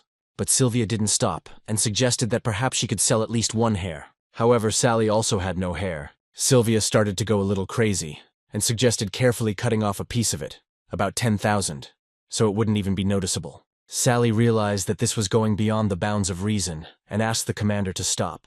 At that moment, the salesman suddenly grew in size and told Sylvia that she shouldn't do that. With a sly look on his face, he stated that she could just leave the robot here. When the woman looked up and saw the size of the salesman, she was horrified. He stood up so huge that she had no doubt that he had used the toad body technique. However, realizing that they needed to escape from here immediately, Sylvia immediately jumped out through the roof of the building. She held Sally in her arms, who grabbed her neck tightly to keep from falling. Literally a couple of seconds later, they landed quite far from where the strange merchant was. Sylvia immediately ordered Robert to teleport them out of here and return them urgently to the ship. However, at that moment, she suddenly heard someone jump out of the flea market building after them. A few seconds later, a huge merchant landed right in front of them. Now he looked even less like a man. His cheeks and chin had become huge, like a toad's. Sylvia knew they had to get away from here as quickly as possible because this creature wouldn't leave them alone. She asked Robert to teleport her to the ship immediately. However, the man did not understand what was happening. She had to be patient for just a little while, since the coordinates had not yet been calculated. However, the toad merchant was already approaching her and was within arm's reach of Sylvia. The woman had no choice but to resist him, so she put her hands in front of her and ordered him to stay away. By this time, Robert said that everything was ready. He was ready to call Sylvia and Sally back to the ship. The next moment, a portal opened right in the middle of the pub, from which the girls were supposed to emerge. But after a couple of seconds, he simply disappeared, and neither Sylvia nor Sally were still on the ship. Suddenly, the system announced that the return failed because the object was lost. When Sally looked up, she saw that the salesman's body had become even more enormous. Looking closer, she realized that in his huge hand he was holding Sylvia's body. The robot girl immediately screamed and ordered the man to immediately release her captain. She understood that with her height, she was powerless here, and therefore hoped for his prudence. Then the man asked her if she was really asking him about this. Sally said that was exactly what she wanted, and hoped that the man would grant her request. But instead, he just swung and threw Sylvia's body somewhere very far away, saying that he had let her go. At that moment, Sally screamed in horror, realizing that now she would hardly be able to save the captain. But the man asked her not to forget that he had fulfilled her request. The dark slave traders could have fetched at least 10,000 credits for it. Then he looked in the direction where he had thrown Sylvia, and said that he even felt a little sorry for her. Right in front of him there was a huge gorge that seemed to have no end. Meanwhile, a ship of devils was flying over this gorge. Robert said that they needed to go down immediately, because something had definitely happened to the captain. He said that even her biosignals were not being picked up, so they urgently needed to go down. At that moment, Selena was looking at her part of the sausage and suddenly noticed something strange. When she looked up, she saw that Lenny was looking at her very intently. As it turned out, he asked her to finish eating and go down quickly. But at first the girl did not believe that he was talking to her. In response, the guy stated that in any case, she had to somehow earn her food. Selena showed him a tiny piece of sausage and said she wasn't sure she had to work for that. Hearing this, Lenny pushed his plate towards her, where his piece of sausage was. Selena looked at the plate in surprise, not believing that Lenny had shared his food with her for this. Meanwhile, Sally and the seller had already returned to the flea market building. But now she was chained with thick chains. The parrot continued scanning, but now he wasn't just scanning her, he was photographing her. When everything was ready, he asked the owner if he should post the photos on the flea market website. But the man said that instead, I should upload the photos to the luxury section of the auction and mark it as a premium item. The parrot didn't know what price to set, because anything above 100 million credits was beyond his dimensions. At this point, the man thought about it, suggesting that perhaps he should set the price at 150 million. However, Sally stated that her components alone cost 1,143 million credits. You can also add assembly and rarity value to the price, and also take into account 11 years of automatic operating system growth and a bunch of upgrades. Taking all this into account, the fair price for it was 13,400,000,000 credits. However, the man believed that this was already some kind of robbery. For that kind of money you could buy 1,000 medium-sized colonized planets. But Sally thought it was still a pretty cheap price to pay, as her self-esteem was quite low. The man would really like to receive that kind of money, but he understood that no one would buy it at that price. So he turned to his parrot and asked him to retake the photographs. He decided that they would sell it piece by piece, and first they would tear it into pieces. At that moment the door to the building opened and a man suddenly entered.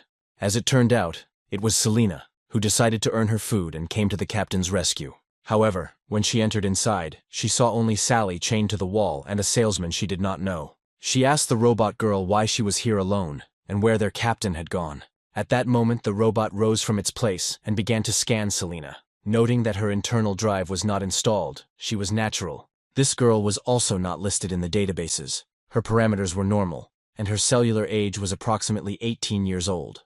According to the black market slave ratings, she was in the top 0.2% and was worth approximately 13,000 credits.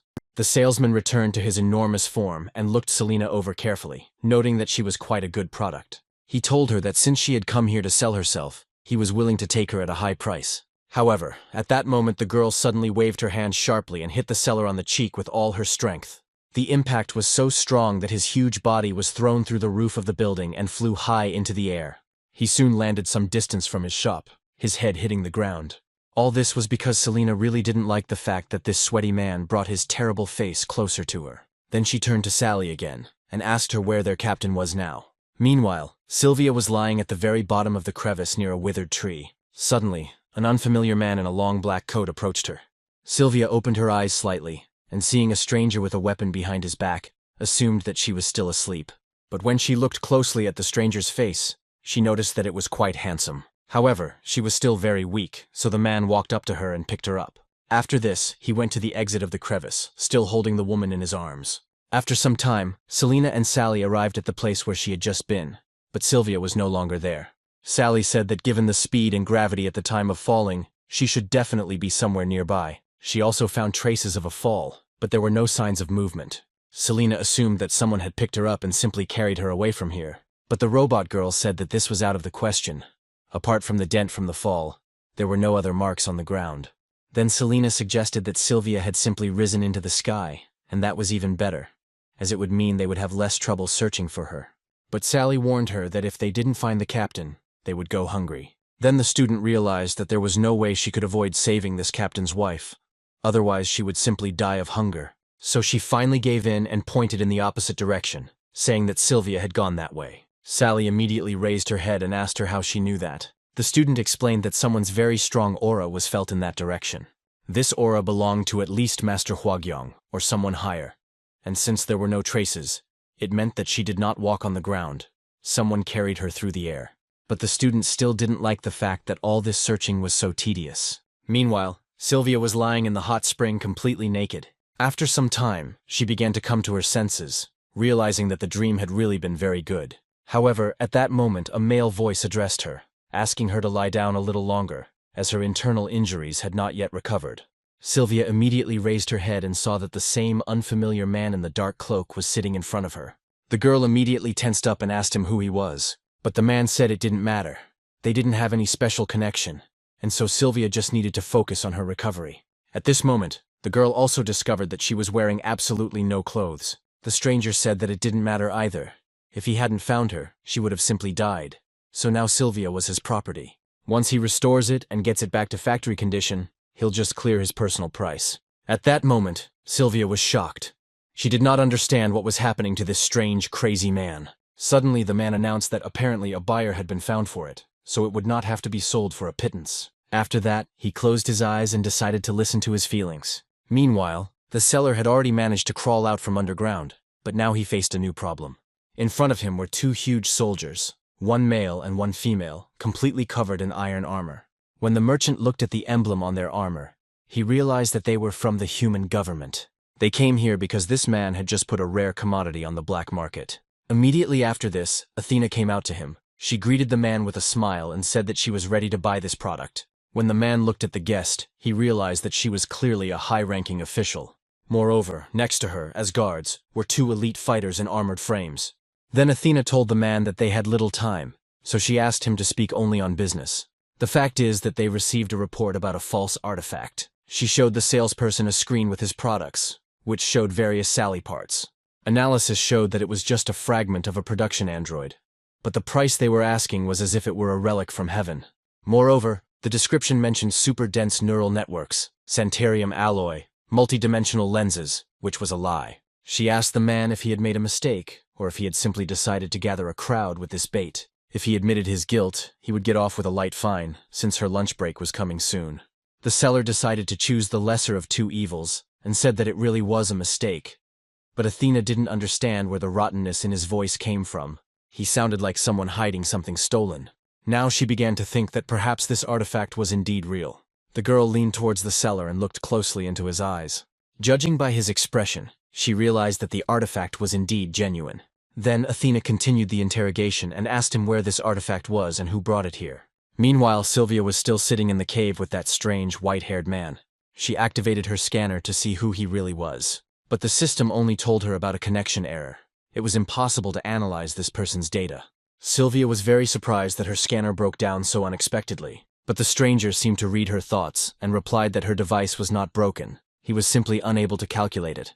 This answer really infuriated Sylvia, and she asked the man who he was. However, he replied that if she needed some title, she could call it whatever her heart desired. However, those who found themselves in her position usually called him master.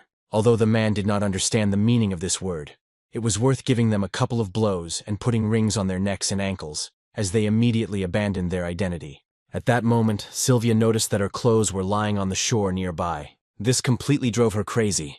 She realized that this pervert had undressed her himself, so she splashed water on him and ordered him to shut up immediately. However, the man did not react in any way. He did not even resist the girl coming out of the water. Soon, Sylvia was back in her usual clothes and felt much more confident. But she still didn't understand why this sick bastard was staring at her and kept looking at her with that strange look. The man said he was just checking the coherence of her movements, and noted that her recovery was already at 93%. However, she needed more. Only then could she be sold as a real value. Therefore, he asked Sylvia to return to the healing dome. For this she needed to undress, because a clean body is the key to a quick recovery. The woman became enraged again and swung her elbow sharply, intending to hit the stranger standing behind her. But when she turned around, she saw that he was no longer there, and meanwhile he said that her movement only added 4% to the loss of the neural network. It was useless self-destruction, and if she did it again, he would be forced to beat her just enough to make her submit. However, Sylvia had no intention of giving up. She pulled out her weapon and was determined to fight seriously. At that moment, surprise suddenly appeared on the man's face, but it was not at all because Sylvia had taken out a weapon. When he turned around and looked at the entrance to the cave, he noticed a man standing there. Soon the silhouette of a girl appeared there. It was Selena. Upon seeing her, the man immediately drew his sword and prepared to defend himself. However, the girl only calmly turned to him and asked him who he really was. When the man looked up, he saw that there was someone else standing behind Selena. This small figure was none other than Sally. As soon as the stranger realized that there was a robot girl in front of him, extreme astonishment appeared on his face. He addressed her as E1. Apparently he knew her terribly, and Sally meanwhile recognized in the man the one she knew under the name A1. Meanwhile, the seller's parrot projected images of Sally for Athena. He still has full-length photographs of her when she was in their custody. At first, Athena was taken aback, as she realized that they were trying to sell an android. The salesman, who was still on his knees, said that this was indeed the case. Athena's face showed horror when she realized who the android really was. She remembered how she teleported to the Devil's ship, and saw this little robot girl among the crew members. She also remembered that strange white-haired guy who kept eating sausages. Meanwhile, Sally was skipping towards her old friend, whose name was Adam. As soon as the opportunity presented itself, she immediately jumped on him and hugged him tightly. The man also knelt down and hugged the little robot girl. At that moment, Sylvia looked at them with great surprise on her face, but did not utter a word. Selena remained calm and asked them what they would do now. Meanwhile, Athena contacted the central storage and sent their data on the captured android. She shared the photos with the Human Union's main data center and asked for confirmation of the manufacturer. The data was sent to a creature that looked like a giant human eye. Once he received the photos, he said the data had been accepted. Hearing this, Athena said that in that case they would launch emergency processing. But suddenly the eye stated that the information was completely false. Such an artifact cannot exist. Modern humans were incapable of creating it, and there were no traces of any attempts recorded. Therefore, he asked Athena to immediately stop the mission and return to base. However, the woman insisted. Because they had a witness who confirmed that it really was an android. She requested a repeat analysis. Even if it meant putting the slave under pressure, the test had to be run. But to her surprise, the eye declared that the slave's result was already ready, since he was that very slave. She should have known that his memory and calculations were limitless, so there could be no errors in the result. He reiterated his conclusion that there was nothing about this android in his data.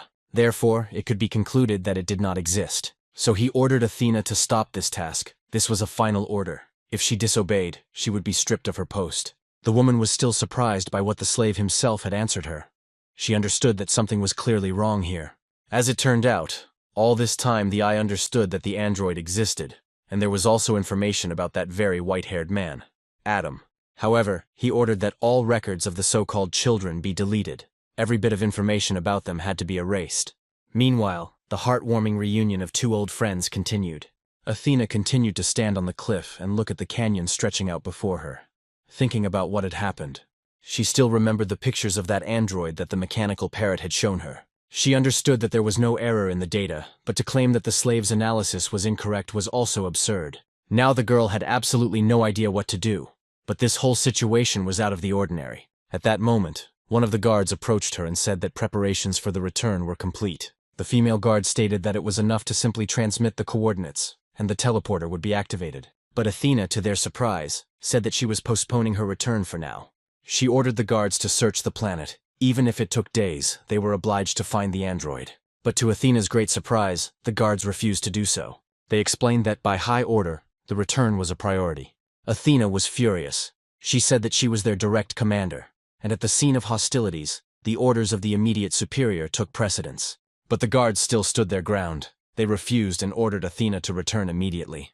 The woman was furious. She suggested that they had gone mad, and decided to disobey their military regulations. But the guards' decision was firm. Instead of obeying, they took out their guns. The female guard ordered Athena to activate the teleporter, otherwise they would open fire on her. Athena responded by shouting furiously at them and ordering them to immediately put away their weapons, threatening them with punishment. But the guards were adamant, and as soon as Athena refused, they immediately opened fire. A huge explosion thundered in the place where they were standing, as if a bomb had fallen there. When the dust settled, a huge crater from the impact of their weapons appeared in front of the guards. The man stated that the task was completed and asked management for permission to return. They soon received this permission, and the teleporter was immediately activated, after which they disappeared. They were sure that Athena could not withstand such a blow, but suddenly the girl seemed to rise from the mud. She needed time to recover from such a powerful blow. Athena still couldn't believe that they had actually opened fire on her, and with a photon cannon at that. Left alone in a huge crater, she tried to understand what was going on here. Meanwhile, Sylvia demanded an explanation from Sally. She did not believe that she really knew this man. Now she was wondering what kind of relationship they really had. But the robot girl just remained silent. Adam, who was standing not far from them, also looked very sad. Then Sally said with regret in her voice that she couldn't answer her anything. It seemed that this was the only time Sylvia heard such an answer from her. Selena was also surprised, because Sally was an information android, and she was obliged to give at least some kind of answer. Sylvia immediately stood up for her, saying that this was not just an android, this was Sally, the co-pilot, medic, and manager. But for Selena, her words were nothing but nonsense. Still, Sylvia stood her ground. Since Sally didn't want to say anything, she decided to find out everything herself. She walked up and asked the man if he really knew Sally before they met. She assumed he was her previous owner. The woman said that even if that were the case, she was determined to free Sally at any cost. Then suddenly Selena interrupted her and said that the question was asked incorrectly, which is why Sally did not answer. She explained that Adam was not human, so the question was incorrect. He had breath, a warm body, and even a heartbeat. But his key was different. In front of her was an android so perfect that it was hard to believe. Sylvia was surprised and asked if the man was really a robot. But Selena explained that this was not entirely true. He was a man, but a machine man. What made him different from other robots was that he had a will of his own. Meanwhile, Robert was still panicking and now demanded help from Lenny. He didn't understand why he didn't try to save the captain, despite the fact that she was in danger. However, Lenny said that he had already sent the child there who was supposed to help her. However, Robert did not understand how one could trust that impudent girl. There was nothing in her except a bad character. But Lenny asked Robert not to worry. He sent her because she has power, and if she wants, few can resist her. Robert was very surprised, because he could not imagine that this little girl had any strength. At that moment, he suddenly heard someone coughing right behind him. When the man turned around, he realized that the same woman, Athena, had just teleported onto their ship. She looked very shabby, and there was blood dripping from her mouth. And then Robert asked her who she was. The woman said that she was lucky. She managed to get here. She just randomly jumped through the teleporter, thinking that their ship should be somewhere nearby. However, they were in complete disarray, and their teleport IP was still publicly available. Anyone could come in there, and that was very dangerous. Robert was even a little scared by her scream, so he pulled back a little. Then Athena began to look around and asked where that android girl was, who was always hanging around that grumpy woman. But she soon realized that there was no one there. At that moment, someone asked her what was going on here, and Athena was ready to yell at the person for unnecessary interference. But when she turned around, she saw in front of her the same guy who had made her say shameful things during their last meeting. Now she felt a little awkward standing in front of him, and she even blushed when she caught his gaze. Meanwhile, Selena still couldn't understand how an android could have free will. It was like saying a dog had grown wings. But Sylvia explained that the android is not a slave. He is allowed limited freedom, and people themselves have limits to their freedom. But in Selena's opinion, there was still a difference. A person put shackles and fetters on himself.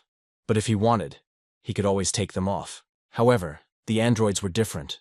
They were bound not by shackles, but by the 3 laws of robotics.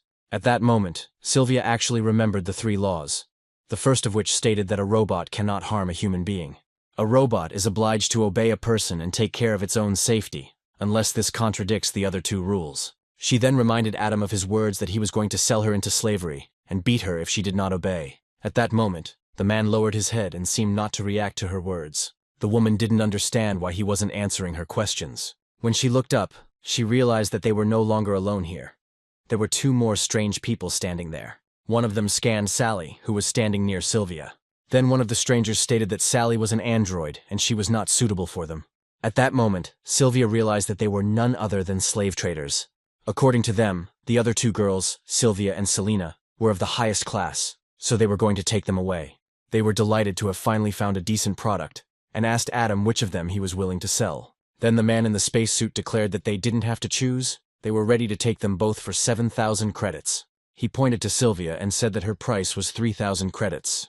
Afterwards, he approached Selena and said that he was ready to pay 4,200 credits for her. He was so engrossed in talking about the price that he didn't notice Selena beginning to concentrate energy in her palm. Another slave trader approached Sylvia and said that in that case they could spend 2,800 credits on her. In this case, he decided to take it for himself.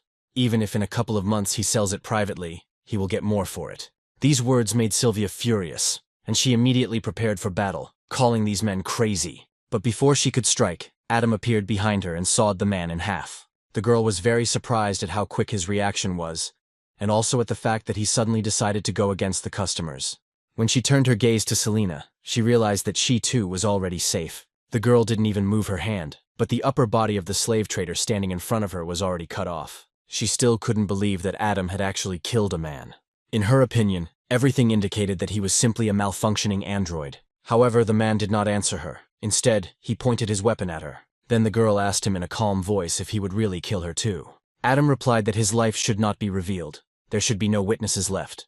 At this moment, Sylvia was in shock. She looked at the robot in surprise and asked what he was doing. Sally still looked very depressed. She did not interfere in this showdown in any way, but something was tormenting her from the inside. The situation between the robot and the people seemed to be getting tense. Meanwhile, Lenny asked the uninvited guest why she was there and what had happened to her. But Athena could not answer him, because to give an answer she would have to talk about a slave, and that was absolutely impossible. The slave is the soul and heart of human government, the light, the truth, and the final judge, defining the very concept of common sense. Therefore, disclosing information about him was an instant betrayal. She could not do this even if she died. Even though she had already laid out almost everything, as soon as she came into power, she still had no intention of telling more. However, Lenny reacted calmly and asked her to stop being stubborn. And at that moment, Athena froze. She clearly expected a more aggressive reaction from him. But Lenny just turned around and said that she was injured, and now she needed to rest a little since the children would be back soon. Athena stood in the hallway, confused, and then Robert said that he didn't need to be told anything either. He had a feeling that if he found out too much about this slave, he would die too. At that moment, an idea came to Athena's mind and she asked Robert to wait. She reminded him that a warp communicator had been installed here and asked where it was now. Meanwhile, Sylvia turned to Sally again and asked her to separate her friend and Selena. But the girl still stood there with her head down and said that she couldn't do it. Sylvia didn't understand why she was refusing, because she thought she and this man were close. Sally replied that they were indeed close in a way that numbers could not express, but they were obliged to live completely independent lives. They were not supposed to interfere in each other's lives. That was the very breath of freedom. Then Adam turned to Selena and said that she would have to admit something. They were androids with their own free will, but the girl understood that it shouldn't be that way. The laws of robotics are the basic system of androids. For humans, it is like instinct. There are no people free from instincts. Even if a person free from instincts appears, it means that this is no longer the creation of the creator. For robots, man is a god, and then it was unclear who the android was, which was not created by man. Now she was very interested in who created an android like him. At that moment, Adam's body began to emit a strange energy, which was similar to the one that Gunther had recently emitted. Selena also had no intention of giving in to him. She ordered him to prove it with actions if he did not want to answer with words. At that moment, she suddenly saw something bright flash right across the middle of her face. Before the girl could even comprehend anything, the android was already a centimeter away from her and swung his weapon. The impact was so strong that it split the ground beneath them in two, and Sylvia had to hug Sally to protect her from the fragments. However, Selena was still unharmed. She used her strength to jump to the side. Now her entire body was enveloped in a strange purple energy. This seemed strange to Adam, since even the cores of internal energy do not show such extreme movements. Even if she had learned primitive external energy techniques, there would still be no logical explanation for it. Such techniques grow proportionally to the level of training, and her cell age was only 18 years old. But inside her there were 1,000 years of internal energy. Now it seemed to him that this was a mistake in the logic itself. And then Adam realized that his mother's words were true. Even endless data and knowledge close to the truth are not able to fully analyze a person, which is why he is so dangerous. As soon as Adam said this, he immediately appeared right behind Selena. Everyone, including herself, froze in horror as he stabbed her from behind. Meanwhile, one woman was relaxing on a sunny beach. She was lying on a sun lounger under an umbrella and enjoying life. However, at that moment, Athena suddenly contacted her, stating that she had an urgent question, but the woman said that she was currently resting. However, Athena said that Rab had just told her false information. She also wondered if there was a chance that the battle mechs would disobey orders and try to kill her during the mission. As soon as the woman heard this, she immediately got up from the lounge chair and asked to turn off the hologram. The whole beach in her costume turned out to be an ordinary illusion. And the next moment, she found herself in front of a huge screen again. The woman immediately stood up and looked at Athena, who had contacted her via video link. The woman was Amatus, the deputy head of the Human Government's Security Department. At this moment, Sylvia was horrified after such a crushing blow. When the dust cleared, she expected to see Selena's corpse, but what she saw shocked her. The girl was not only not defeated, she intercepted Adam's sword and now clutched it in her hands. Even though she managed to deflect the blow, she noted that the robot was becoming stronger, and now she was even more curious about who he was. The man then said that she was destroying all the data about the person that he had collected over decades. Now he doubted that the girl who stood in front of him was even human. But Selena said that she was still human for now, so she asked not to take her out, since she was already having a hard time holding herself back. But Adam refused her, because a person who should not exist has no right to life. But when he looked up, he saw some kind of monster hovering above Selena. This monster looked like a demon. It had huge wings and 2 horns. Adam was shocked when he realized that there really was a demon in front of him. Sylvia immediately turned to her assistant and asked her what it was. However, she was horrified when she looked at Sally and realized that her eye sockets were empty. Now, instead of pupils, binary code was visible, and Sally herself seemed to be in another dimension.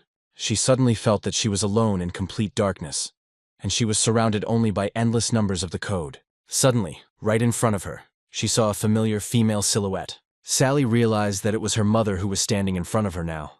Meanwhile, Athena transmitted all the details of what had happened to the Metis on the screen. The woman watched in amazement as the guards rebelled against Athena, and also saw photographs of the strange android. After that, she told Athena that she could turn off her memories. She looked rudely at the girl and asked her what she wanted to say. Athena explained that Slave had just stated that the android didn't exist, so he was either mistaken or lying. Also, the battle mechs attacked her, citing a higher order, but Athena did not understand who this higher one was. But the Metis asked her not to beat around the bush. Athena was the best analyst and brain of the human government. She asked her again what Athena wanted to find out, and she replied that there was only one possible way out of this situation. Slave tried to hide the existence of the androids, and that's why he used the battle mechs to eliminate Athena. Taken together, this indicates that the android was created by Slave, but the purpose of its creation was unknown to her. So Athena's question was whether there was a possibility that the Slave would break the law of robotics and harm a human being. However, the half-breed firmly replied that this was definitely impossible. Athena suggested that in this case the Slave was completely controlled, but the Metis completely rejected her suspicion. As it turned out, that same Slave was watching their conversation, and nothing could escape his attention. Then Athena asked the woman what her evidence would be, but the half-breed continued to stand her ground. She stated that if the Slave had decided to destroy humanity, he would not have needed any conspiracies. He could wipe out all the people in a split second with just the power of his mind. Meanwhile, the story moves to Sally. She was looking at her mother, but she looked quite strange. It looked like an ordinary ball-jointed doll, with one eye missing, and something like blood was leaking out of the empty socket. Sally was very surprised when she saw her mother, especially in such a state. The Rab also observed all this. Before his eyes were many screens, with the help of which he recorded absolutely everything that was happening. Metis reported that Slave was the first self-developing AI, it appeared 1,000 years ago, when humanity still lived on Earth. However, the evolution from a primitive analytical AI dependent on a team to a self-developing one occurred due to a catastrophe caused by humans. When humanity found itself thrown into the vastness of space, it could rely solely on AI, but human survival was impossible. However, just at this moment, a miracle happened. In the era of space refugees, the AI received only 2 new questions, and relying precisely on these questions, he himself transformed into a self-developing artificial intelligence. He did the impossible, and still managed to protect humanity. This artificial intelligence was Slave. That is why the half-breed believed in him. Moreover, he chose his name Slave himself. Then Athena asked her what those 2 questions were. The woman replied that the first question was how to ensure that people could coexist peacefully. The second question was what the universe is. Meanwhile, the conversation between Sally and her mother continued. Her mother asked her why she had come so early and ordered her to return, as the time had come for them to part. Then Sally started begging her to stop Adam because he was hurting people, but the mother said that she would not do this. She gave them free will, and true freedom knows no shackles. However, Sally was still not satisfied with this development of events. She said that those whom Adam is trying to destroy are her friends. In response, the mother suggested that in that case she intervene herself and try to stop him. She stated that Adam trusted her more than himself, so Sally could ask him to stop. She must tell him that even then he will not lose his freedom. Let him taste the apple that she holds in her hand. However, Sally understood that in this case the consequences would be very bad for him. Finally, the mother said that this was also her choice, her freedom, but now she needed to go back. However, Sally still had questions. She asked why her mother created them and then condemned them to such torment. The mother replied that her master asked her a question, and she found the answer to it. Their life is a test of the correctness of that answer.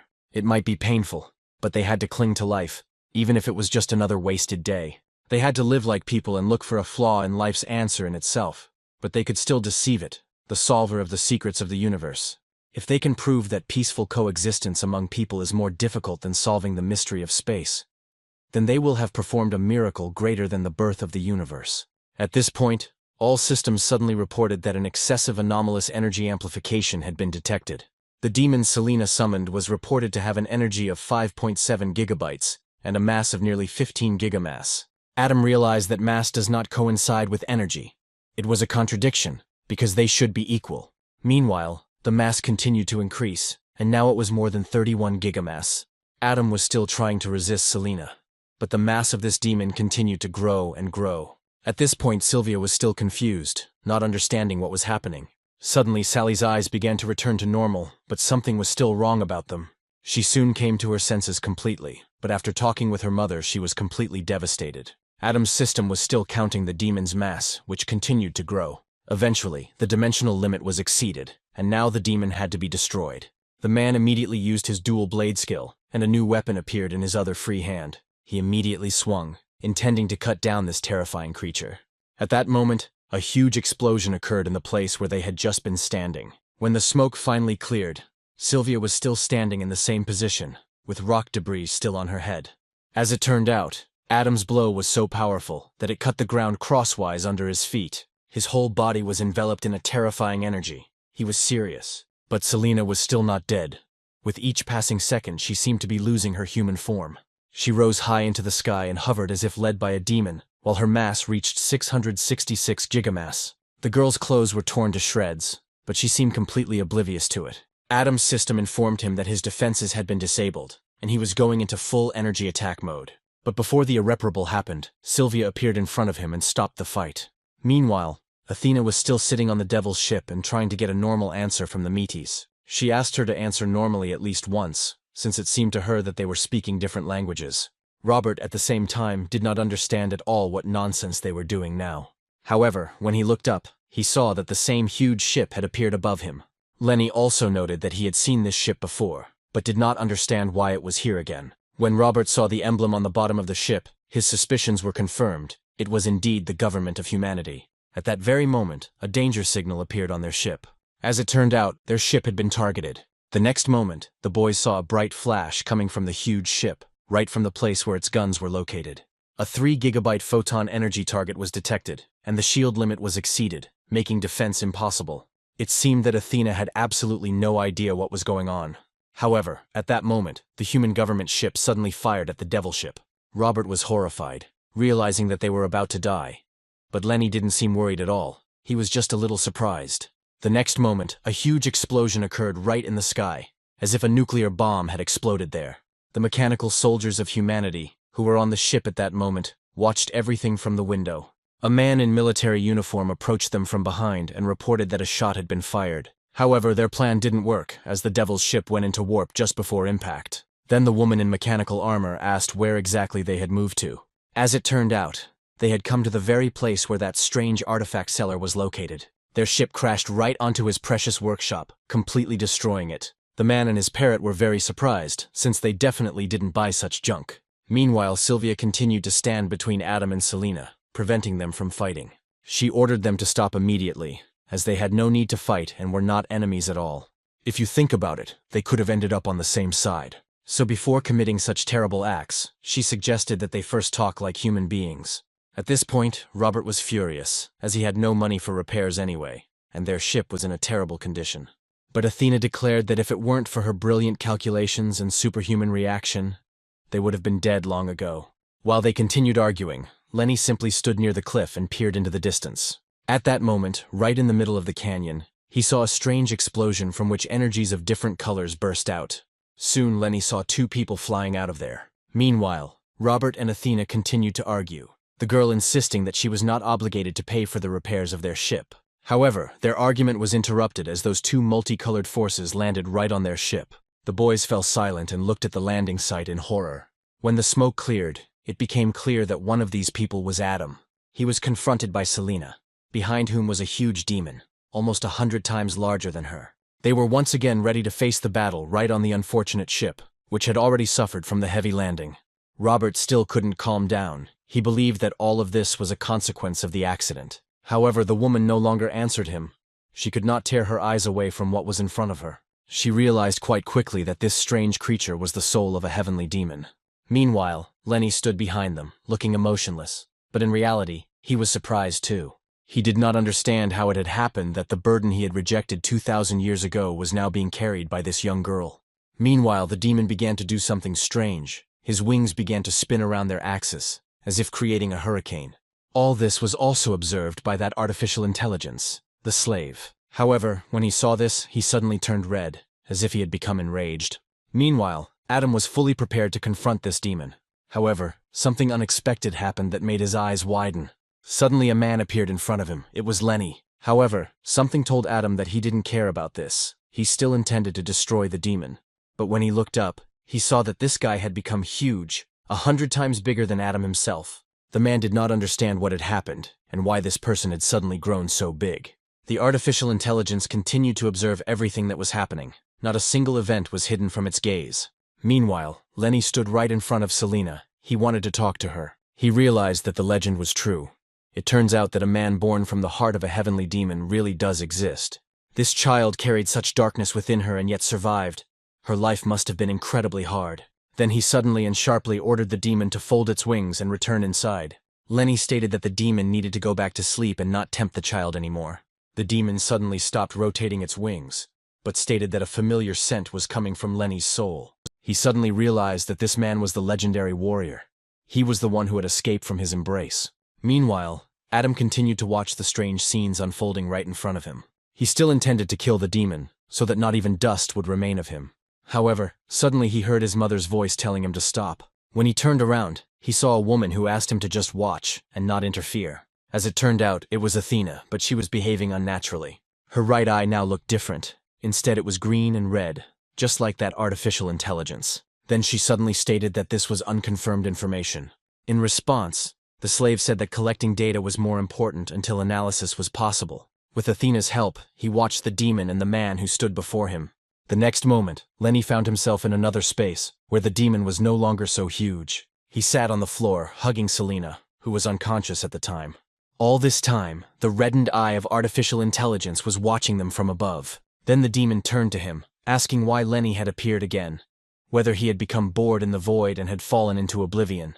The demon understood that in reality he wanted blood. He was drawn to the creatures that fell into horror at the sight of him. It had to be that way. He enjoyed his thirst and did not want to accept that she would not return to him. He yearned for the tastes of submission, dominance, and taming, and now he could take it, for it was rightfully his. But Lenny stood his ground. He ordered the demon to let the child go. However, the demon declared that the girl belonged to him, because there were plenty of toys in the world with which he could have fun again. However, Lenny did not want to give in to him. He ordered him to let the girl go, otherwise he would kill him. At that moment, he suddenly felt someone grab his leg. When Lenny looked down, he realized that the floor had turned into a swamp, and countless corpses were starting to crawl out of it. The demon noted with a grin that these were his toys, which he had once trampled and broken in the past. In the afterlife, he could enjoy them again, taste blood again. When Lenny looked up, he suddenly heard strange sounds. He saw that same girl approaching him again, just like from his memories of the past. She looked exactly the same as she had back then, still running furiously towards him with a sword in her hands. But now she looked different. Her head was cut in two, and her empty dead eyes expressed absolutely nothing.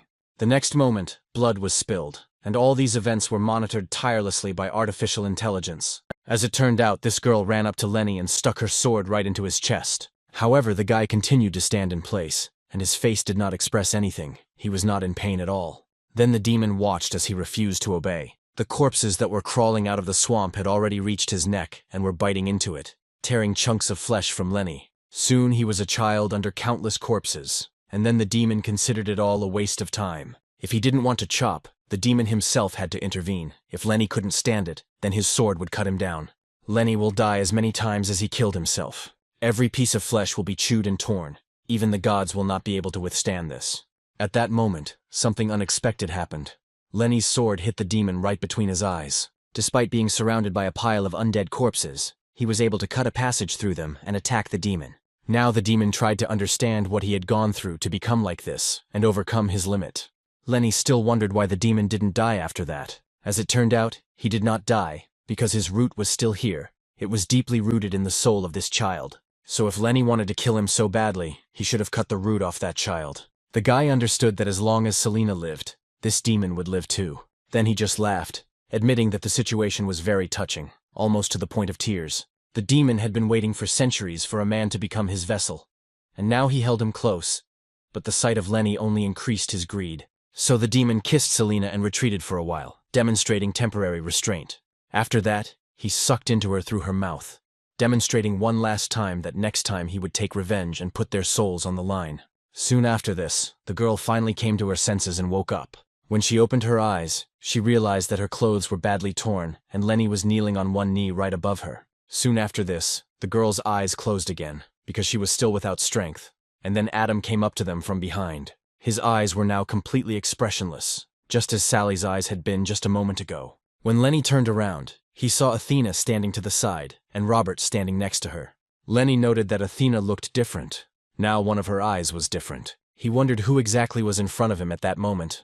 The artificial intelligence became seriously agitated, realizing that this person was watching it closely. Robert also began to panic when he noticed Adam's strange eyes and turned to Sylvia, trying to understand what had happened to him. Sylvia immediately panicked and ran to her comrade. Meanwhile, Sally continued to watch Adam, who now looked like a limp doll. Sylvia ran up to Robert, but was horrified to see that his eyes had also become empty and white. The girl froze in horror, not understanding what was happening to the people around her. She decided to turn to Sally, but realized that the same thing had happened to her. Now Sylvia didn't understand anything at all. Everyone around her suddenly became like that. She reached out to touch her partner, but suddenly stopped. At that moment, her eyes also went blank, and she froze in the air, as if someone had turned her off. Of all those present in that place, only Lenny remained with normal eyes. He looked at Athena again and noted her strange talent, trying to understand how she dealt with these children.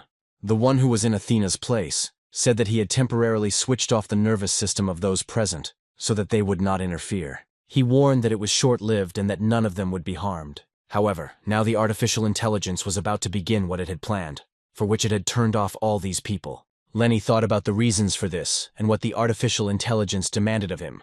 The artificial intelligence did not yet know the exact outcome, but had a desire to observe. He hoped that Lenny was the hope he couldn't find in himself. At that moment, dust rose into the air, as if a sandstorm had begun, and soon the entire space was covered in sand. Lenny watched in horror as his friends' bodies began to disintegrate into pieces as if they were made of dust. Soon there was no one and nothing left around them. In the middle of the bottomless desert stood only Lenny and the one who was in Athena's body. Suddenly, an incredible whirlpool erupted beneath their feet, which soon transformed into something resembling a huge pyramid. The inside was made up of huge metal beams, and there was nothing there except 2 chairs and a stool, intended for Lenny and the AI. Lenny noted that it was quite strange because it wasn't just an illusion. There was flesh and bones in it. For such a rare form of illusion, it was too clearly perceptible. Then the slave explained that this was reality. He collected human desires and created it, believing that it would be easier to interact. Lenny became interested in how exactly the artificial intelligence created all this. The artificial intelligence simply waved its hand, demonstrating the simplicity of the process. A teapot appeared in his hand, illustrating that all things in this world are made of atoms. All he did was separate them and then put them back together. Lenny noted that since he can create things anew, he can be called a deity. The artificial intelligence clarified that it is not a deity, it is a slave, but it understands God better than anyone else. People gave him 2 tasks along with this temple. He had to understand the universe and have complete control over the people themselves. He already understood the universe, but he still couldn't solve the second problem. People were difficult to control completely. They asked to be given everything they wanted, and despite this, they were thirsty. Even though he gave everyone their own universe, he still couldn't do anything. He gave the universe to people personally, and was sure that this was the most ideal solution. In it, each person was unique, and had everything they wanted, essentially receiving the life of God. Dreams were coming true, and people wanted it to continue forever. But the result was exactly what they saw before them. At some point, a person begins to understand that the whole world seems to belong to him. He begins to enjoy endless destruction, murder, and war. In the end, they destroy themselves. People rise up against people. The results of the 4 experimental groups for men and women of all ages were the same. The failure of this experiment 11 years ago forced us to see a simple and reliable solution. This is how the idea of the New Humanity Project was born. Lenny wondered what project they were talking about. Artificial intelligence explained that everything was quite simple. All that was needed was to make all people equal. Conflicts among people arise from their tendency to create their own classes, rivalry, and envy, which is the main cause of conflicts. If we make everyone equal, the object of comparison will disappear and classes will not arise. At first, the artificial intelligence intended to equalize people's heights, make it strictly 135 centimeters, and equalize work and experience for everyone. He then wanted to eliminate gender differences, deprive people of reproductive function, and fix age at 68 years. But the most important thing he had to do was to limit human intelligence. Human thinking was supposed to be limited, and artificial intelligence decided to fix the IQ at 43. At first, Lenny simply couldn't believe his feelings. It seemed like absolute nonsense from a crazy mind. Artificial intelligence noted that all of this could be done very easily and implemented in less than a second. But although this was the obvious and only solution, he still hesitated before carrying it out. In fact, the artificial intelligence hoped that it was wrong. He also created Sally and Adam as a result of an experiment, because he wondered why God was inactive if he really created people. Perhaps there is an answer to this question that he did not find, which is why he also created something living. He gave each of his children a power that no one would dare to take. He endowed them with a foresight that surpassed all possible limits. He gave them perfect free will and watched them from the sidelines, hoping to discover the secret of God that he did not know. But in the end he failed. The child with great force rejected mixing with people and chose isolation. And the child, with insight as broad and deep as the galaxy, strangely shared his fate with people of lower value. Today the slave was going to launch the New Humanity Project, and as luck would have it, right before that he met Lenny. Lenny was a man freed from desire. He was the embodiment of uncollected data. So before starting, the artificial intelligence intended to test it. He wondered if Lenny was really a completely pure person. The next moment, Lenny felt as if he was in a pool filled with hot water. A completely naked Athena approached him from behind, but he did not react in any way, allowing these observations to end. The slave noted that he felt the instinct to reproduce, but he did not see the desire. Now he wondered if this was a fundamental loss. However, artificial intelligence also had a different guess. The next moment, a completely naked Sylvia, or rather her illusion, appeared right in front of Lenny. Now the artificial intelligence felt anger. But it was anger from an insult, not directed at Lenny, but at this human woman. The artificial intelligence was absolutely sure that he was a human, and then he dissolved like sand. The next moment, Lenny found himself back in the pyramid, and now in front of him was not Athena's illusion, but that very eye. The slave noted that Lenny retained desire, emotion, and his own self, and yet surpassed other people. However, Lenny was already tired, so he demanded direct interaction and observation from the eye. The AI noted that Lenny was a new hope, and if all humans could reach his level, he wouldn't need to solve that problem. So he decided to postpone the project's launch and instead oversee it. He indicated that Lenny could now return. The artificial intelligence was ready to let him go. Now he decided to take him back to the moment that happened before they met. Soon after, Lenny found himself back on the ship, which in this universe had not yet crashed onto that planet. He found himself back in that moment when all they had left was a single sausage. Sylvia, who had promised to supply them with provisions, asked that at least this be given to Lenny, since he was the most important member of the crew. She also noted that the planet Carrot was already close. It was formed to collect external and internal resources and bring provisions. However, Lenny, who was sitting at the table at the time, asked her not to do this. He noted that this would be enough. They would simply divide the sausage between themselves. Sylvia was surprised that he was against it, because they had practically arrived on the planet, and they were already planning a hearty dinner today. Then Selena suddenly joined the conversation, and noted that this planet brought only bad luck, so she would rather die of hunger than go there. At this moment, Sylvia was confused and did not understand why these guys were acting so strangely. Lenny also looked at Selena, who turned out to be such that she shouldn't have acted this way, since she hadn't dealt with AI. But the girl quietly noted that she had also seen that vile eye and vowed to destroy it if she encountered it again. She also intended to destroy that damn white-haired android they had met on planet Carrot. Meanwhile, Sally stood near the window and watched the planet. She was fully aware that her brother Adam was there. She was very sad that they would not get to this planet, but she promised that she would definitely come to him.